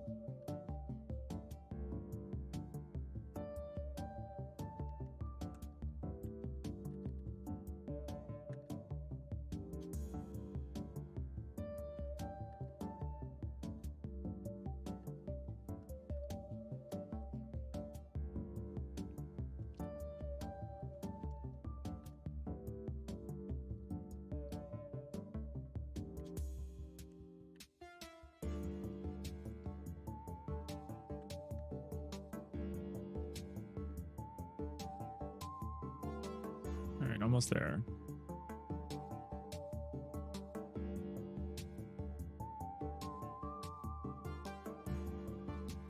There's 4 more. Is that 16? No, 12.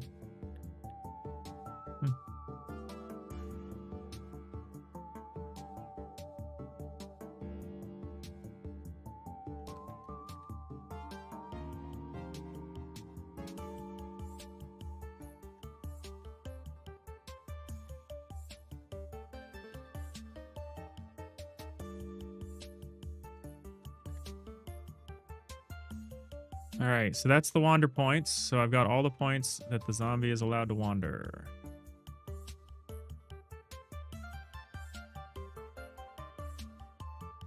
Whoop, don't change anything. Lord, don't reset that. All right.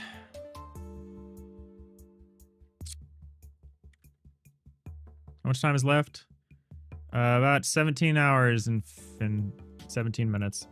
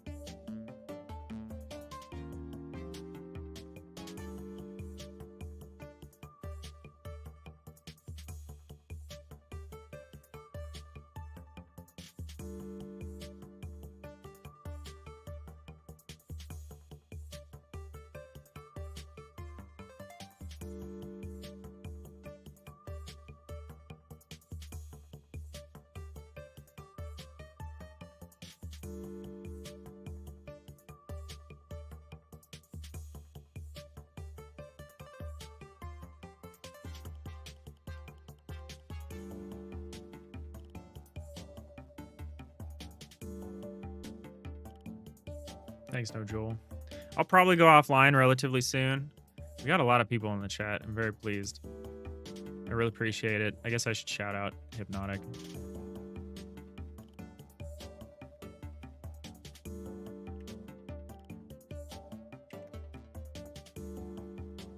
I'm looking for someone to potentially raid, but none of my teammates are on, and nobody I'm following is on. I want to finish this up, but I'm thinking about a raid in the future, in the reasonably soon future here. I want to get the zombies in here. I think I'll put one zombie spawn here and maybe one here or something. It doesn't really matter where they are, I guess.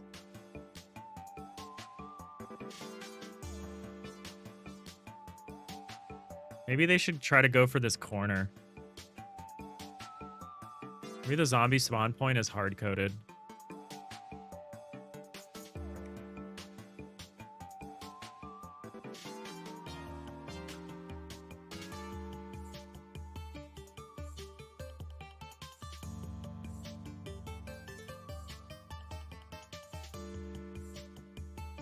So if anyone has recommendations, you know, let me know.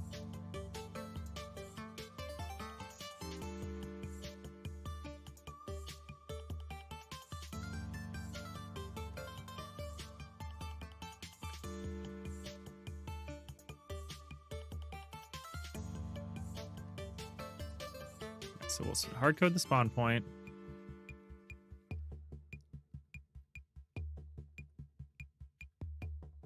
I think I'll just put them over in the corner here. So monsters, zombie. Actually, I guess they don't need to start in their spawn point, huh? That's not actually required. Got all those. Your exit gates. Oh, you don't know your exit gates. What are your exit gates?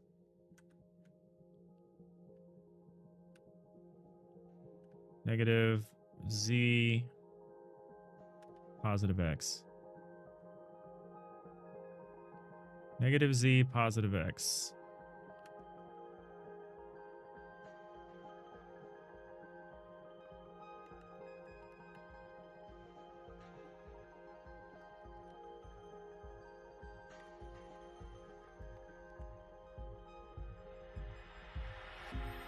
Curious to see how these green zombies look with my black and white filter after I think Sapphire was schooling us on some of those effects.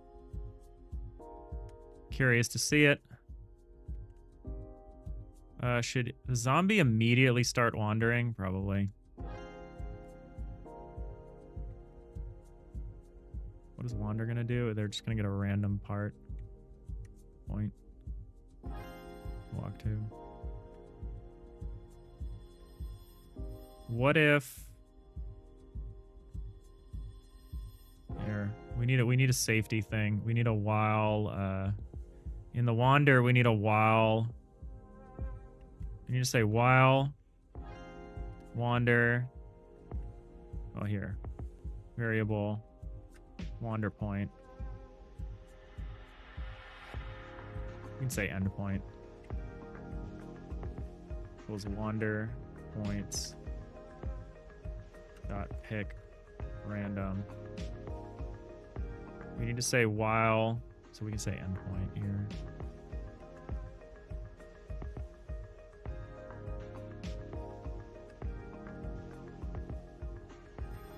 Say while endpoint is equal to, well, while pathfinder. Oh, you won't be able to use, I need to set all this stuff in ready. Pathfinder equals Pathfinder. I know I can do it this way, but I don't do it this way for anyone else, so I'm not going to do it. Equals just because I think there's generic monster functionality that depends on these variables. So we're going to say while Pathfinder dot do points match endpoint and position. So as long as we're not trying to get to where we already are,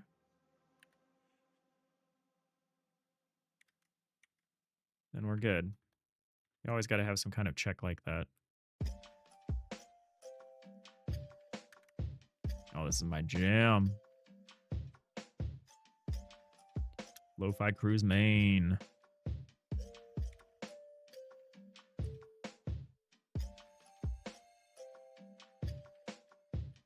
How's the night crew doing? I think pretty much, unless it's really early for you, I feel like you must be part of the night crew being on this time with us here.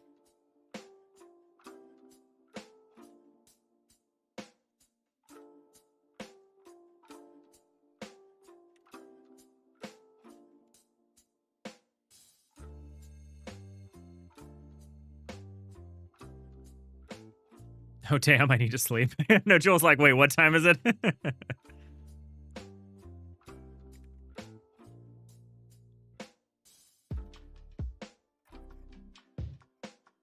think I might sleep when I'm dead. Let's double check when we do one of these monster spawns that we're initializing everything we need to initialize. Okay, so we set spawn point at this time. We set these two. All right, I think we're good. I think we're good. I think we're setting up our zombies correctly.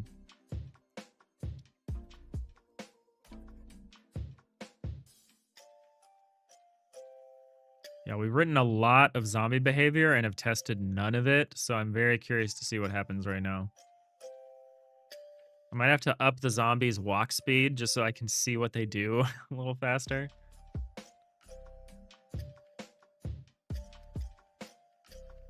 Zombie and Zombie 2. How many zombies do you think we should have? I'm going to start with just 2. But eventually we might have 3.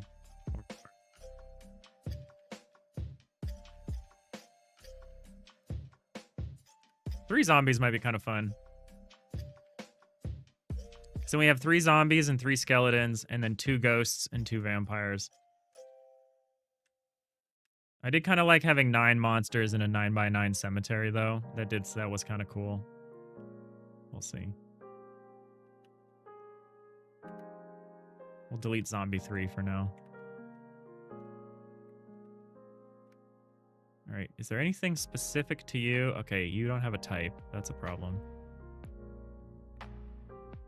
Has type. Candy.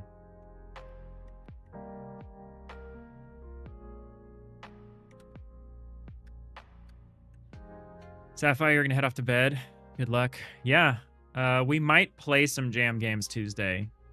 I'm wondering if it's worth taking a break from our regular schedule to play some games on Tuesday. I'm gonna think about it. If not, maybe we'll play some games this weekend. Like stream some of the jam games. I'm very excited to see what everyone makes. I might also just play them offline, but I like streaming them. Unlike Down to Jam, this is not a huge streamer. Okay, so this is going. Oh, good. They immediately passed to the food. Perfect.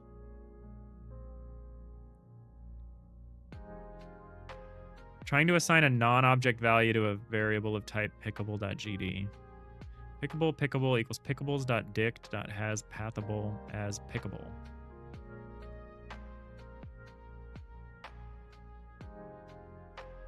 Huh.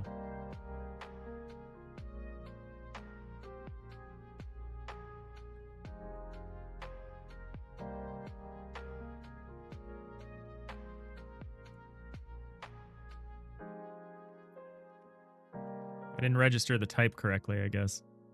I thought I did. Give me my candy bowl here. Yeah, what? 17. Are you not 17? Or are you like 170? No, you're 17. Oh god, what is this? What error? What kind of bug is this? Has type candy.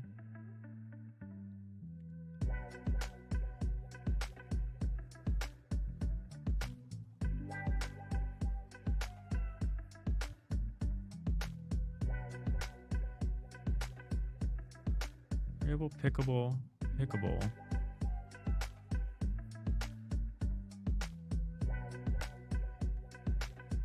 Trying to assign a non-object value to a variable of type pickable.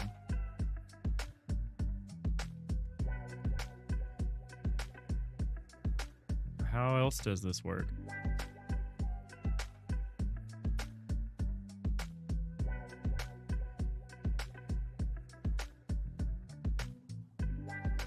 So the Pickables dictionary has this. Is there a problem with this type? This script type? Class name, Candy Bowl extends Tendable. Tendable is a pickable. What? All right, we're gonna run that again. We also need to loop the zombie walk function, I guess.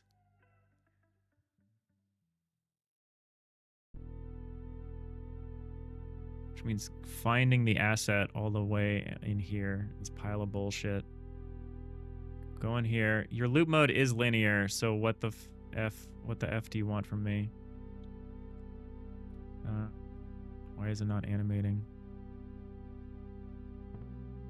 Wander, wander, wander, wander. Get path, get path. Has path. Do we have to separately set my walk animation? Set walk. Yep, it looks like I gotta set the walk separately. No problem, no problem. Set walk. True. That should really be part of get path, but that's okay. That's okay. Hey, Sammy Kins, how long is the jam? I see you're on day 3. It's done at noon tomorrow. It's done in 17 hours. No. 17 hours.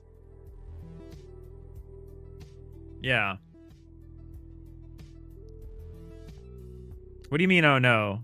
Am I not almost done?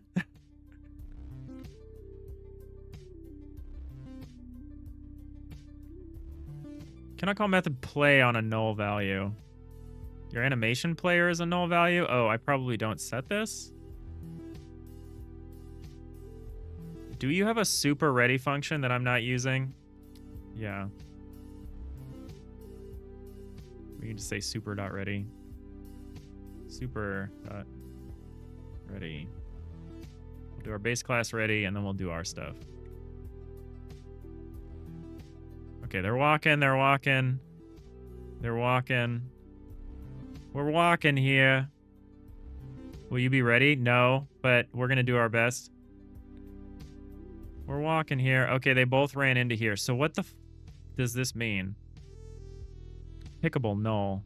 Locals, pathable, pickable, null. What are we getting pickable from? Pickable's dictionary.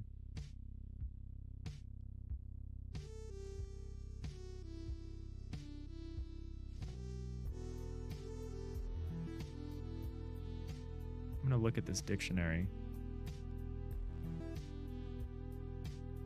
We're in the remote tree, right? Dictionary.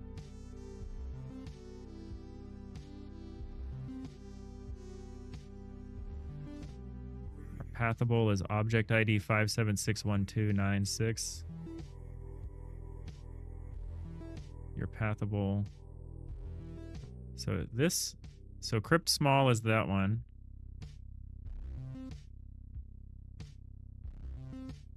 Not that. Okay, pickables. So what's this? This is the candy bowl. So what's wrong with the candy bowl? Resource none. Has type 3. Location. Trying to assign a non-object value. What's wrong with the candy bowl?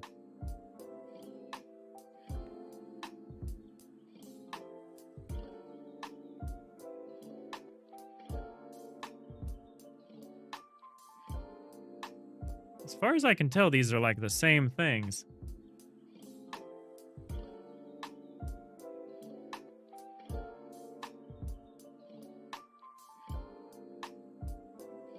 It's assigned to candy. That's the correct value. Its location is this. Its location is fine.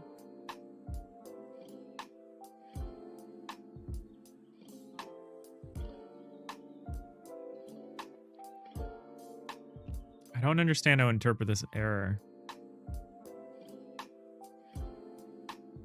On path arrival. Oh, this function shouldn't be running. Oh no, is this a signal?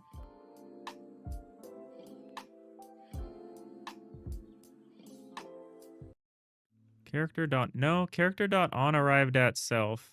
Yeah. Okay, no, we arrived at here. Pickables.dictionary.has pathable. Here, I'm just gonna change this. I'm just going to change this to whatever it says here.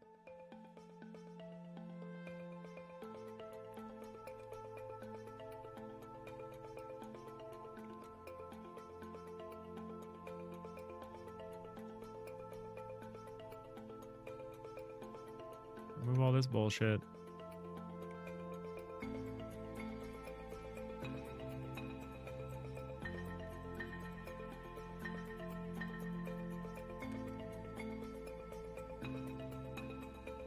Try this.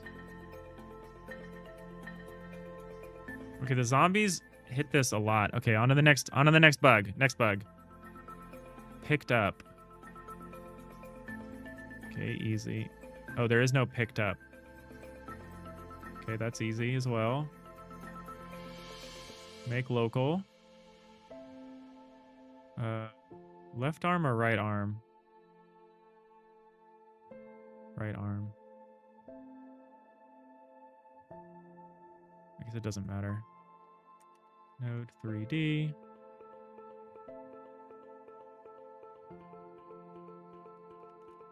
Picked up.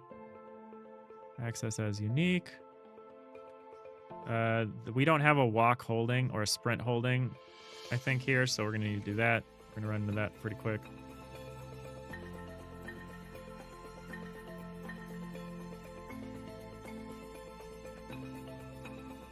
Lots of errors. Yeah, no walk holding. Okay, so they get their candy. The bowl's empty. Now they're trying to leave. Okay, well, they ended up touching this a lot more often than I thought they would. So I think I'm going to constrain their wander path a little bit more.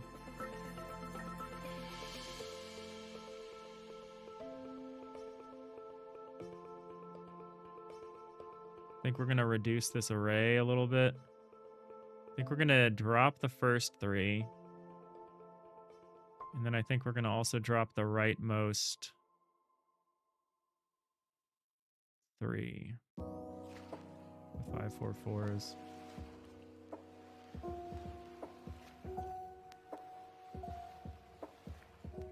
Or the negative 136s. These 3. Delete that. Delete that. Delete that. Just so we don't eat the candy so fast.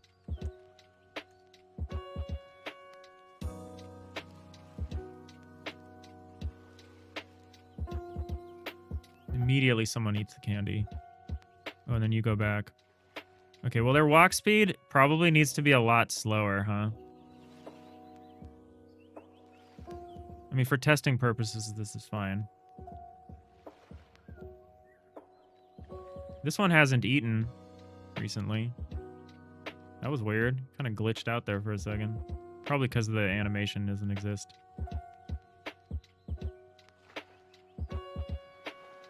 Yeah, so they don't have a sprint holding or a walk holding. And they need both? Did this guy just run back through here?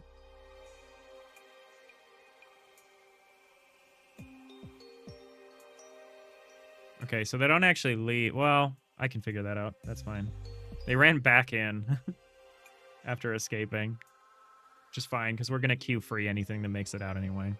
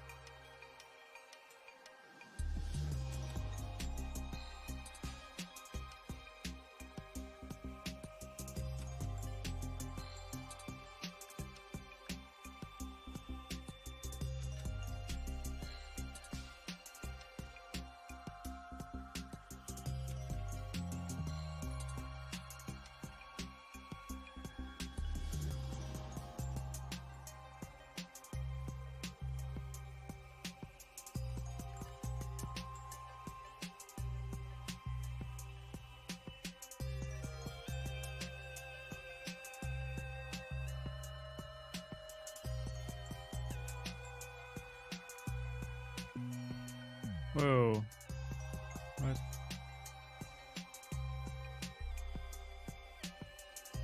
Can I delete this? There we go.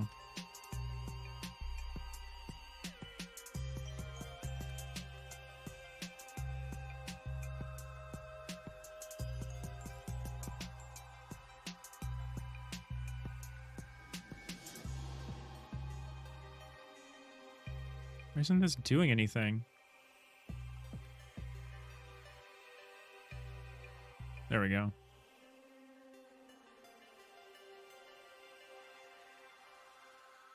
I should probably slow this animation down, huh? How do I control animation speed? That's animation length. How do I control speed?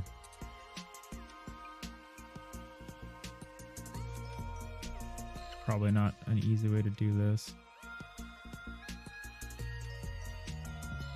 Open an inspector.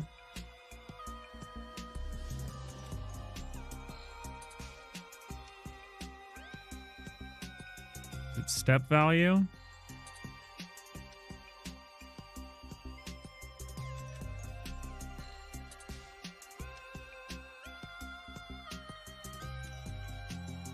If I made this 167, it doesn't seem to do shit. Or did it? No, it doesn't. When I play an animation, can I control how fast it is?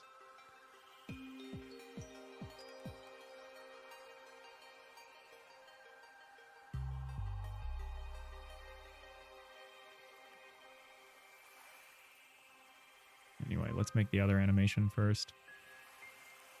Sprint, walking, sprint, duplicate, sprint, holding.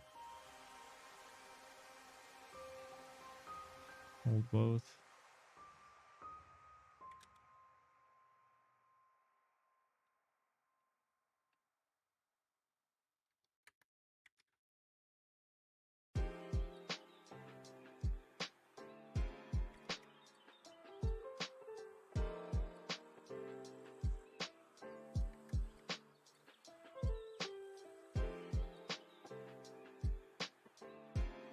This doesn't loop.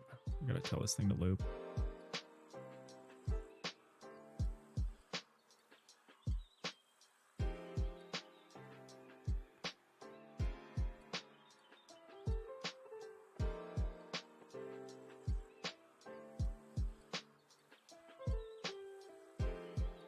I have to do that all the way out here again. I hate this so much. Oh no, I can't do it all the way out here. I have to do it right here.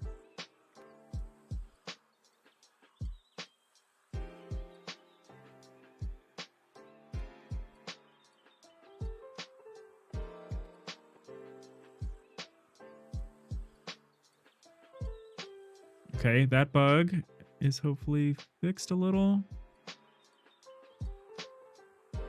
These guys look like they're wearing glasses. It's pretty cute.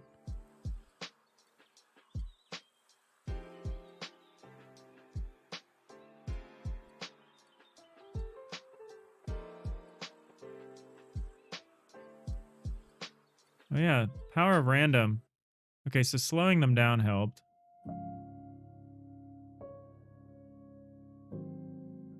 Okay, you got your candy. I need to reposition it better.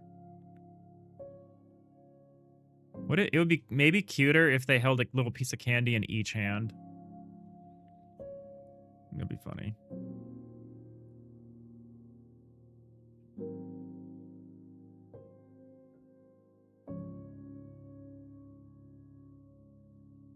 Okay, so you ate and you're back to normal.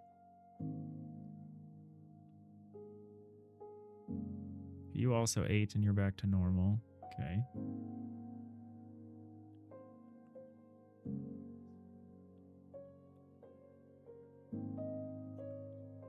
What if I bring you candy? What are you gonna do? You'll run back.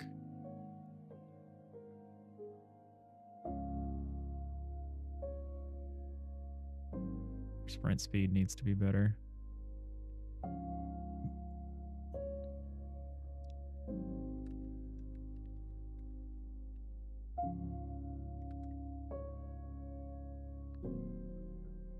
Use red light for the shader and the zombies appear black because they're green. No. What I do is I multiply each color channel against itself. And then I multiply and then I add them together, and then I multiply the total result against itself. And so it tends to take things that are monochromatic and make them very dark. Hence why, like, I made the light red so that it would have less of an effect on the system. But the zombies are green. Oh, why are you just doing that?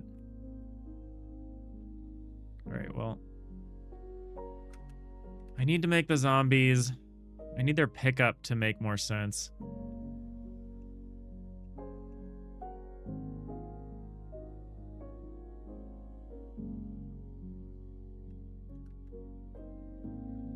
This is currently not working. What do I do? So your pickup is offset a bit. So if I set you to be that, to be like idle or whatever, like this, your pickup should be like...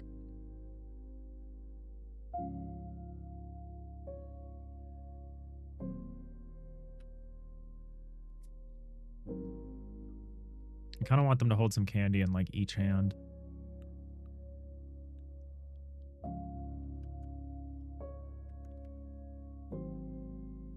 Here, let me look at someone else. Look at.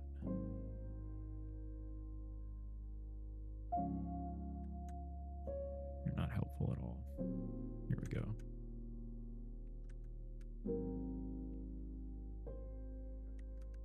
Oh my god.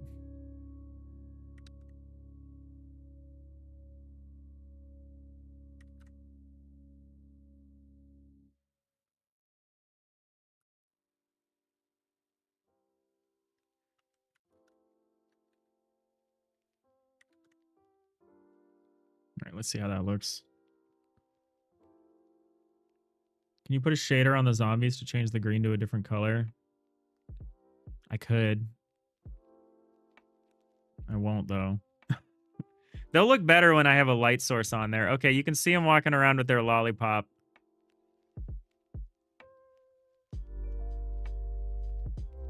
Yeah, I could do lots of things. Well put. Okay, so there's a weird thing after they eat where they stop animating correctly.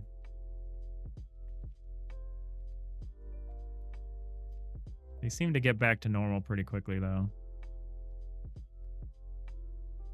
Zombies walk pretty slow. I can feed them pretty quick. Yeah, the zombies look weird, but, you know, c'est la vie.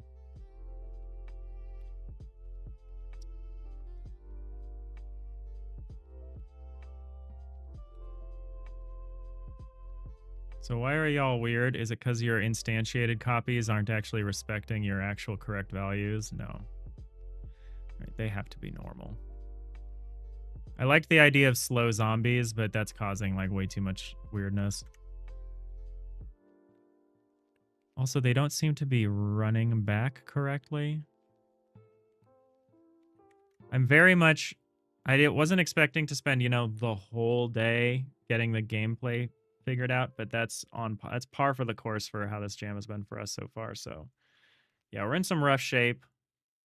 I'll probably go offline soon and then just try to focus in and do the easier stuff, but I really want to get all of these mechanics sorted out first.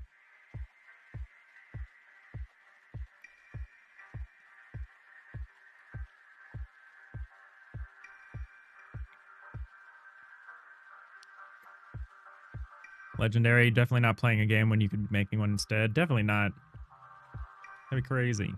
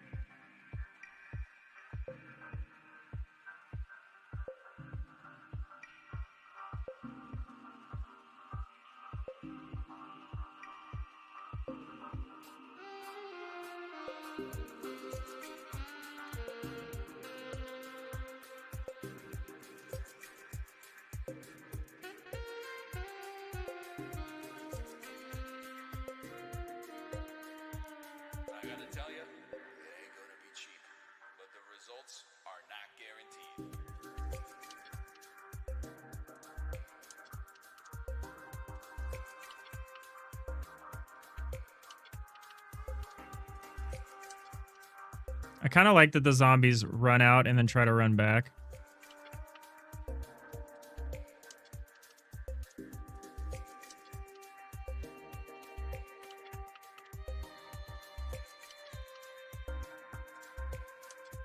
What is the deal there? Where they just start T-posing.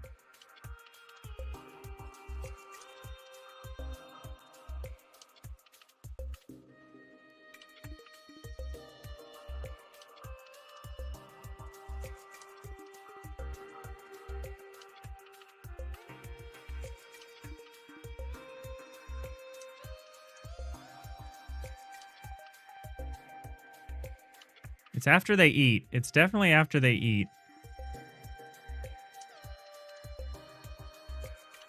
They just start being super weird.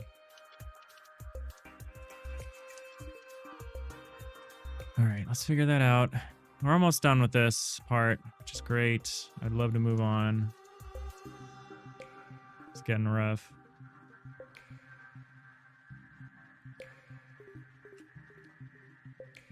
We're at the point where we got the despair. Set sprint holding, else anim player stop. The anim player stop thing is messing me up, I think.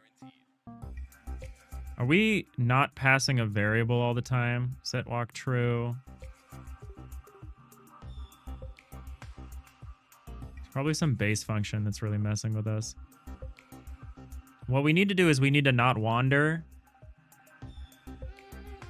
So if pickable's dignified, next index, if the next index is less than get next, else has path equals false, wander. What happens when has path equals false, even just for a frame?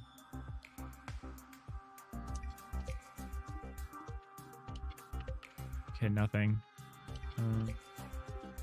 Get next, get path. On arrived at.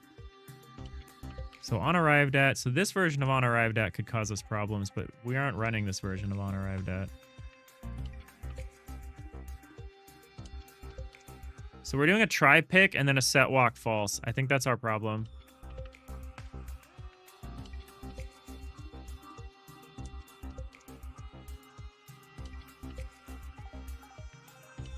We need to move this up. And then in our try pick,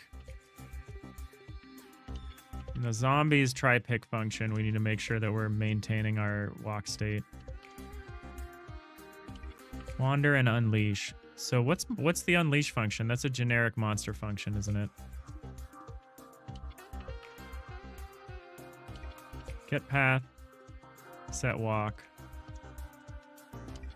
We need a state that we can track. Variable unleashed bool. So if we've unleashed, we're not going to wander. I want to figure out a way to slow down the zombies animation.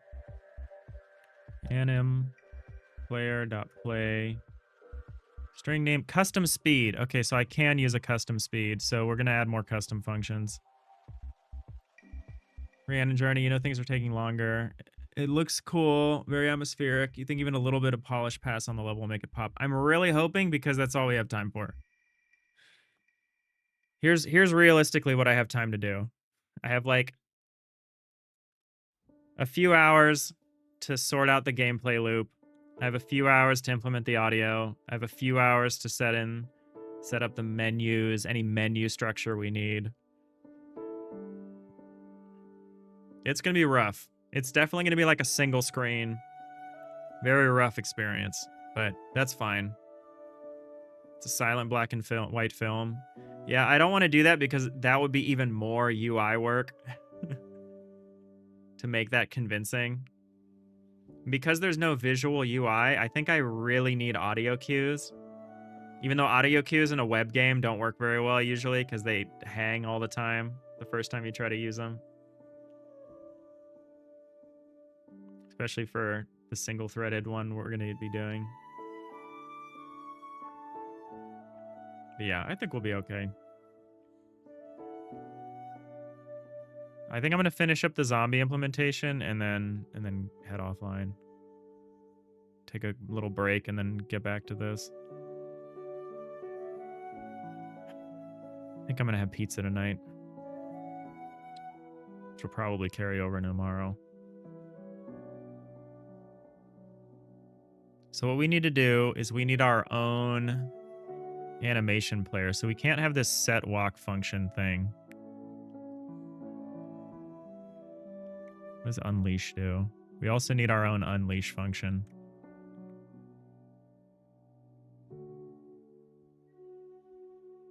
We need our own versions of both of these functions.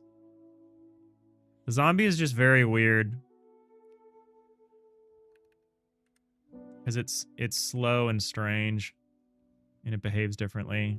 I don't know why I thought these 4 monsters were going to behave similarly and would be easy to program. Obviously, that's not true. So we need our own set walk function.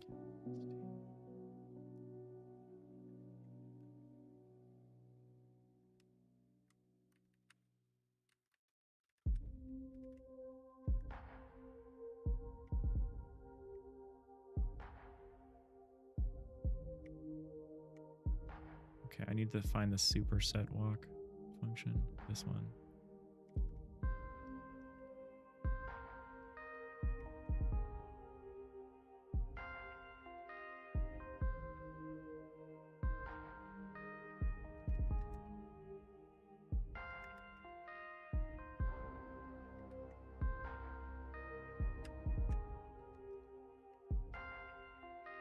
So we're going to play all the animations at half speed.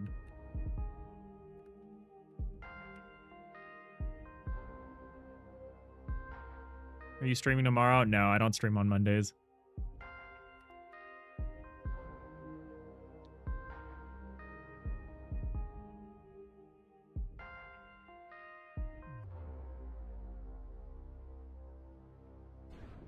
Yeah, so much for having common functionality being helpful, you know? I think this architecture would have been helpful if, you know, I'd had more time to plan it instead of just YOLOing it, which is pretty much every game jam ever. All right, so I have my own variations of these functions and these functions.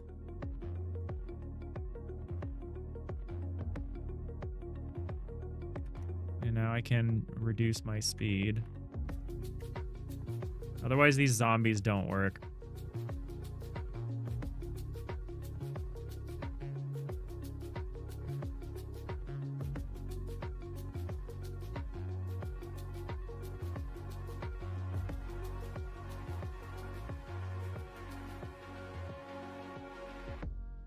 I think they could be even slower. Jeez.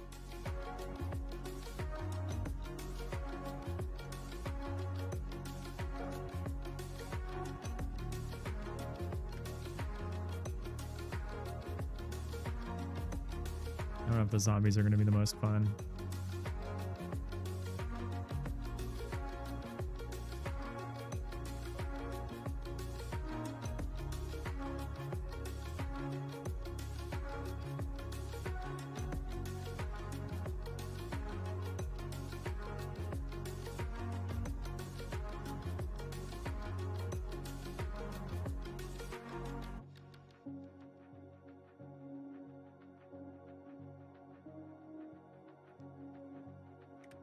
I need a thing where when they try to eat, pickable has type candy, candy pickable, if candy try take. We need to say if.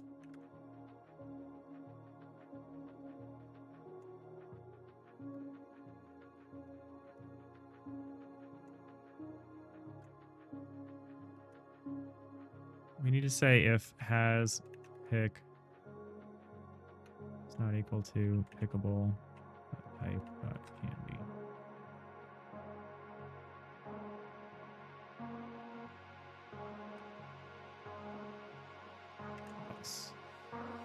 Wander.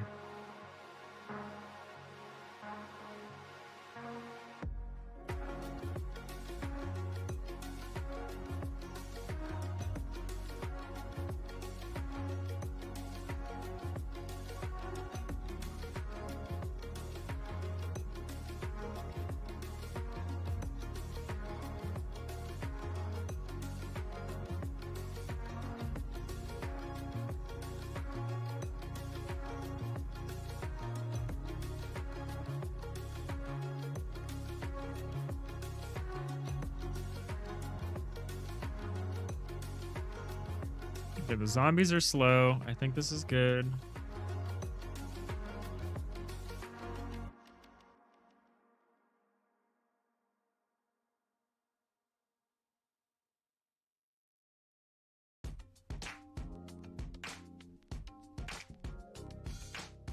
Gotta jump. Good luck. Thanks. Thank you. The pizza gods will watch over me. All right. I'm gonna make these guys walk crazy fast, so I can see how this works. I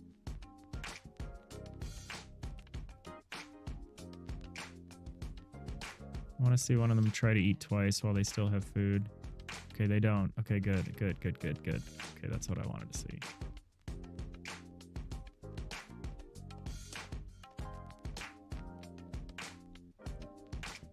Okay, after they eat, they still glitch out for a while. On eat timer timeout. Drop pick. Set idle. Super weird. Set walk. True.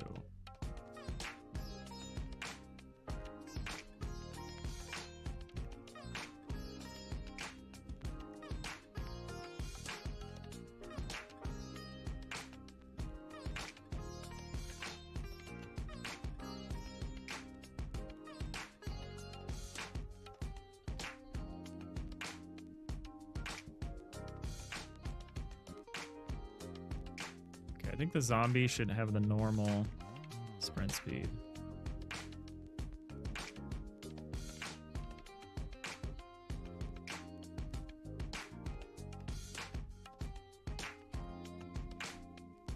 Why didn't that work? Oh, because none of this is actually affecting anybody.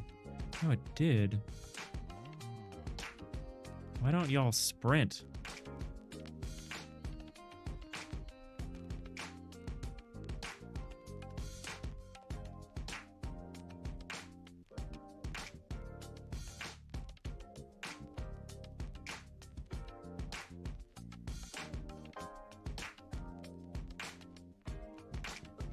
Oh, I need to say is sprinting? Do I not do that when I set sprint?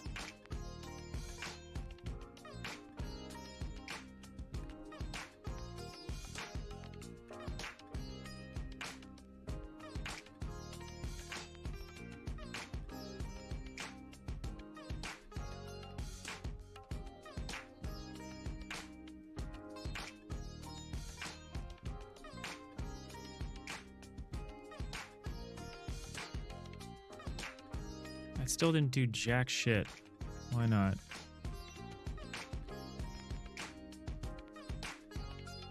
Other people sprint. Why can't you? Let me sanity check myself here and make sure that's true.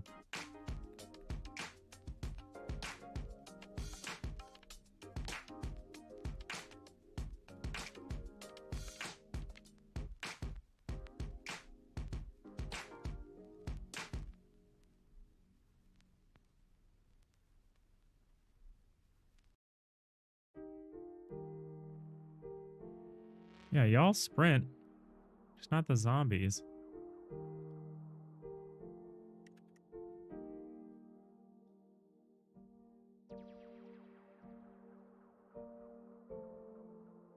I've got turn back, get path, set sprint. Oh, I didn't update their version of the function. Is probably what happened. Yep.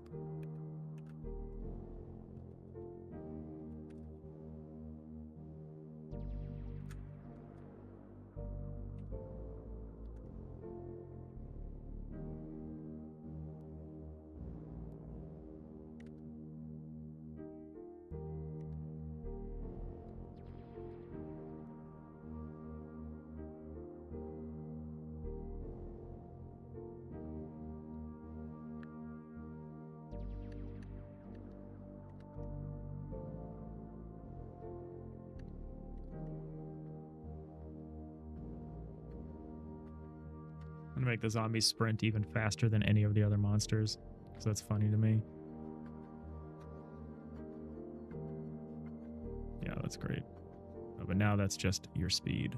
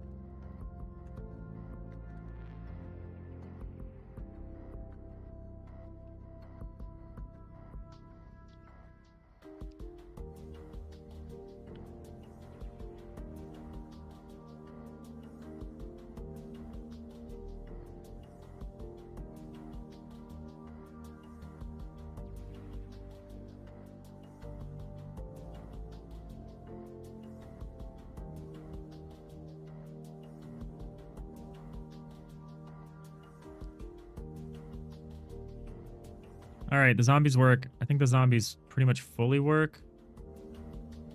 Except when they wander off, they eventually come back, which I actually think is quite funny. I might leave that in because there's actually no way to spawn additional zombies. So I think it's kind of funny if the zombies wander their way back in.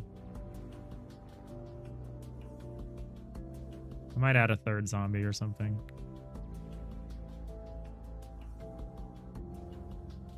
Why not?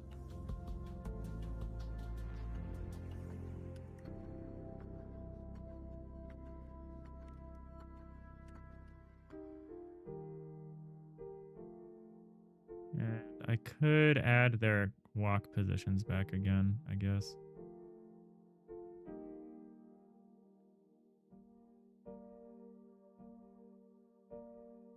Maybe there's just 2 zombies is okay. But maybe we do add their walk positions back.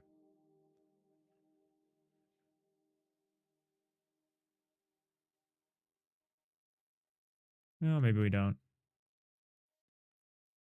Maybe we just accept. Maybe we just chill. Maybe the zombies aren't the hardest enemy. Maybe it's their unpredictability that makes them interesting. All right. Zombies work. With the fun feature that after they leave the cemetery, they just come back. Which is pretty good. So that you can lose, but if you're on cozy mode, they'll just come back in. So you can lose because a zombie escapes. I think that's fun. All right, we're looking okay. We're looking okay. I really need to do the pass now, the visual pass. You're going to move over by 1. I need to do a visual pass, add light, add a lot of props. Make this actually look like a game, like a level. Instead of just a test area. I gotta see how much lighting I can get away with in a web build. Open question. As far as I know. How much lighting I'll be able to get away with.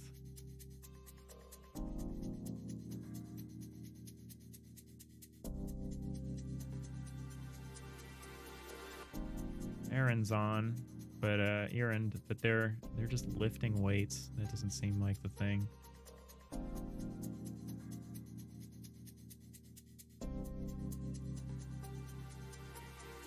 Yeah, I don't know who to raid. None of my teammates are on. Oh, it's just Aaron. What's Aaron doing? They're setting up. They're lifting weights. It'd be nice if they were doing game dev instead of just weightlifting. If anyone has any recommendations, let me know. Otherwise, I might just wrap up.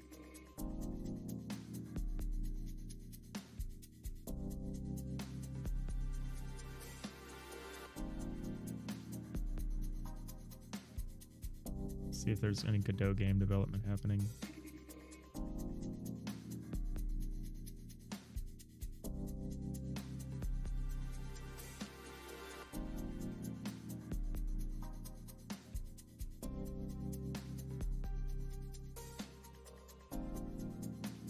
Here. Dobbs works. I'm not familiar with them. Or Freedom Studio. What's Dobbs works about?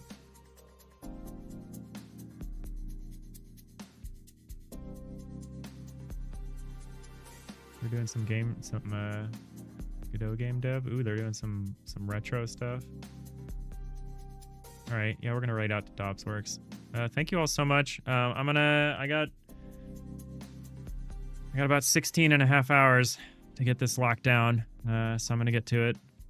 But yeah, thank you all so much for watching.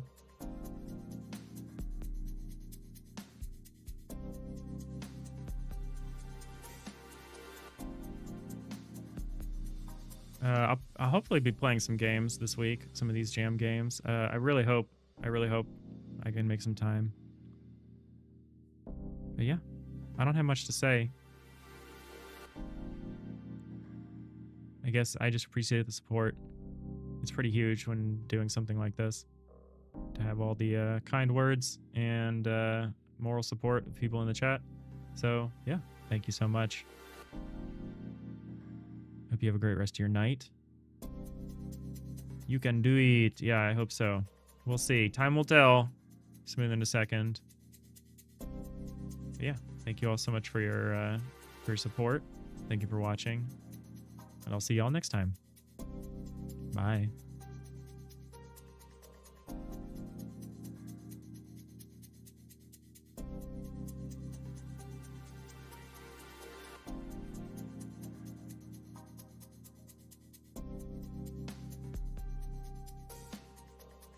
We just, apparently we just raided into someone who had just ended their stream minutes before us. So I don't know what happened to our raid. I'm now on yet another... I'm now on yet another channel. RIP. Oh well, sorry about that. Guess we're just going out.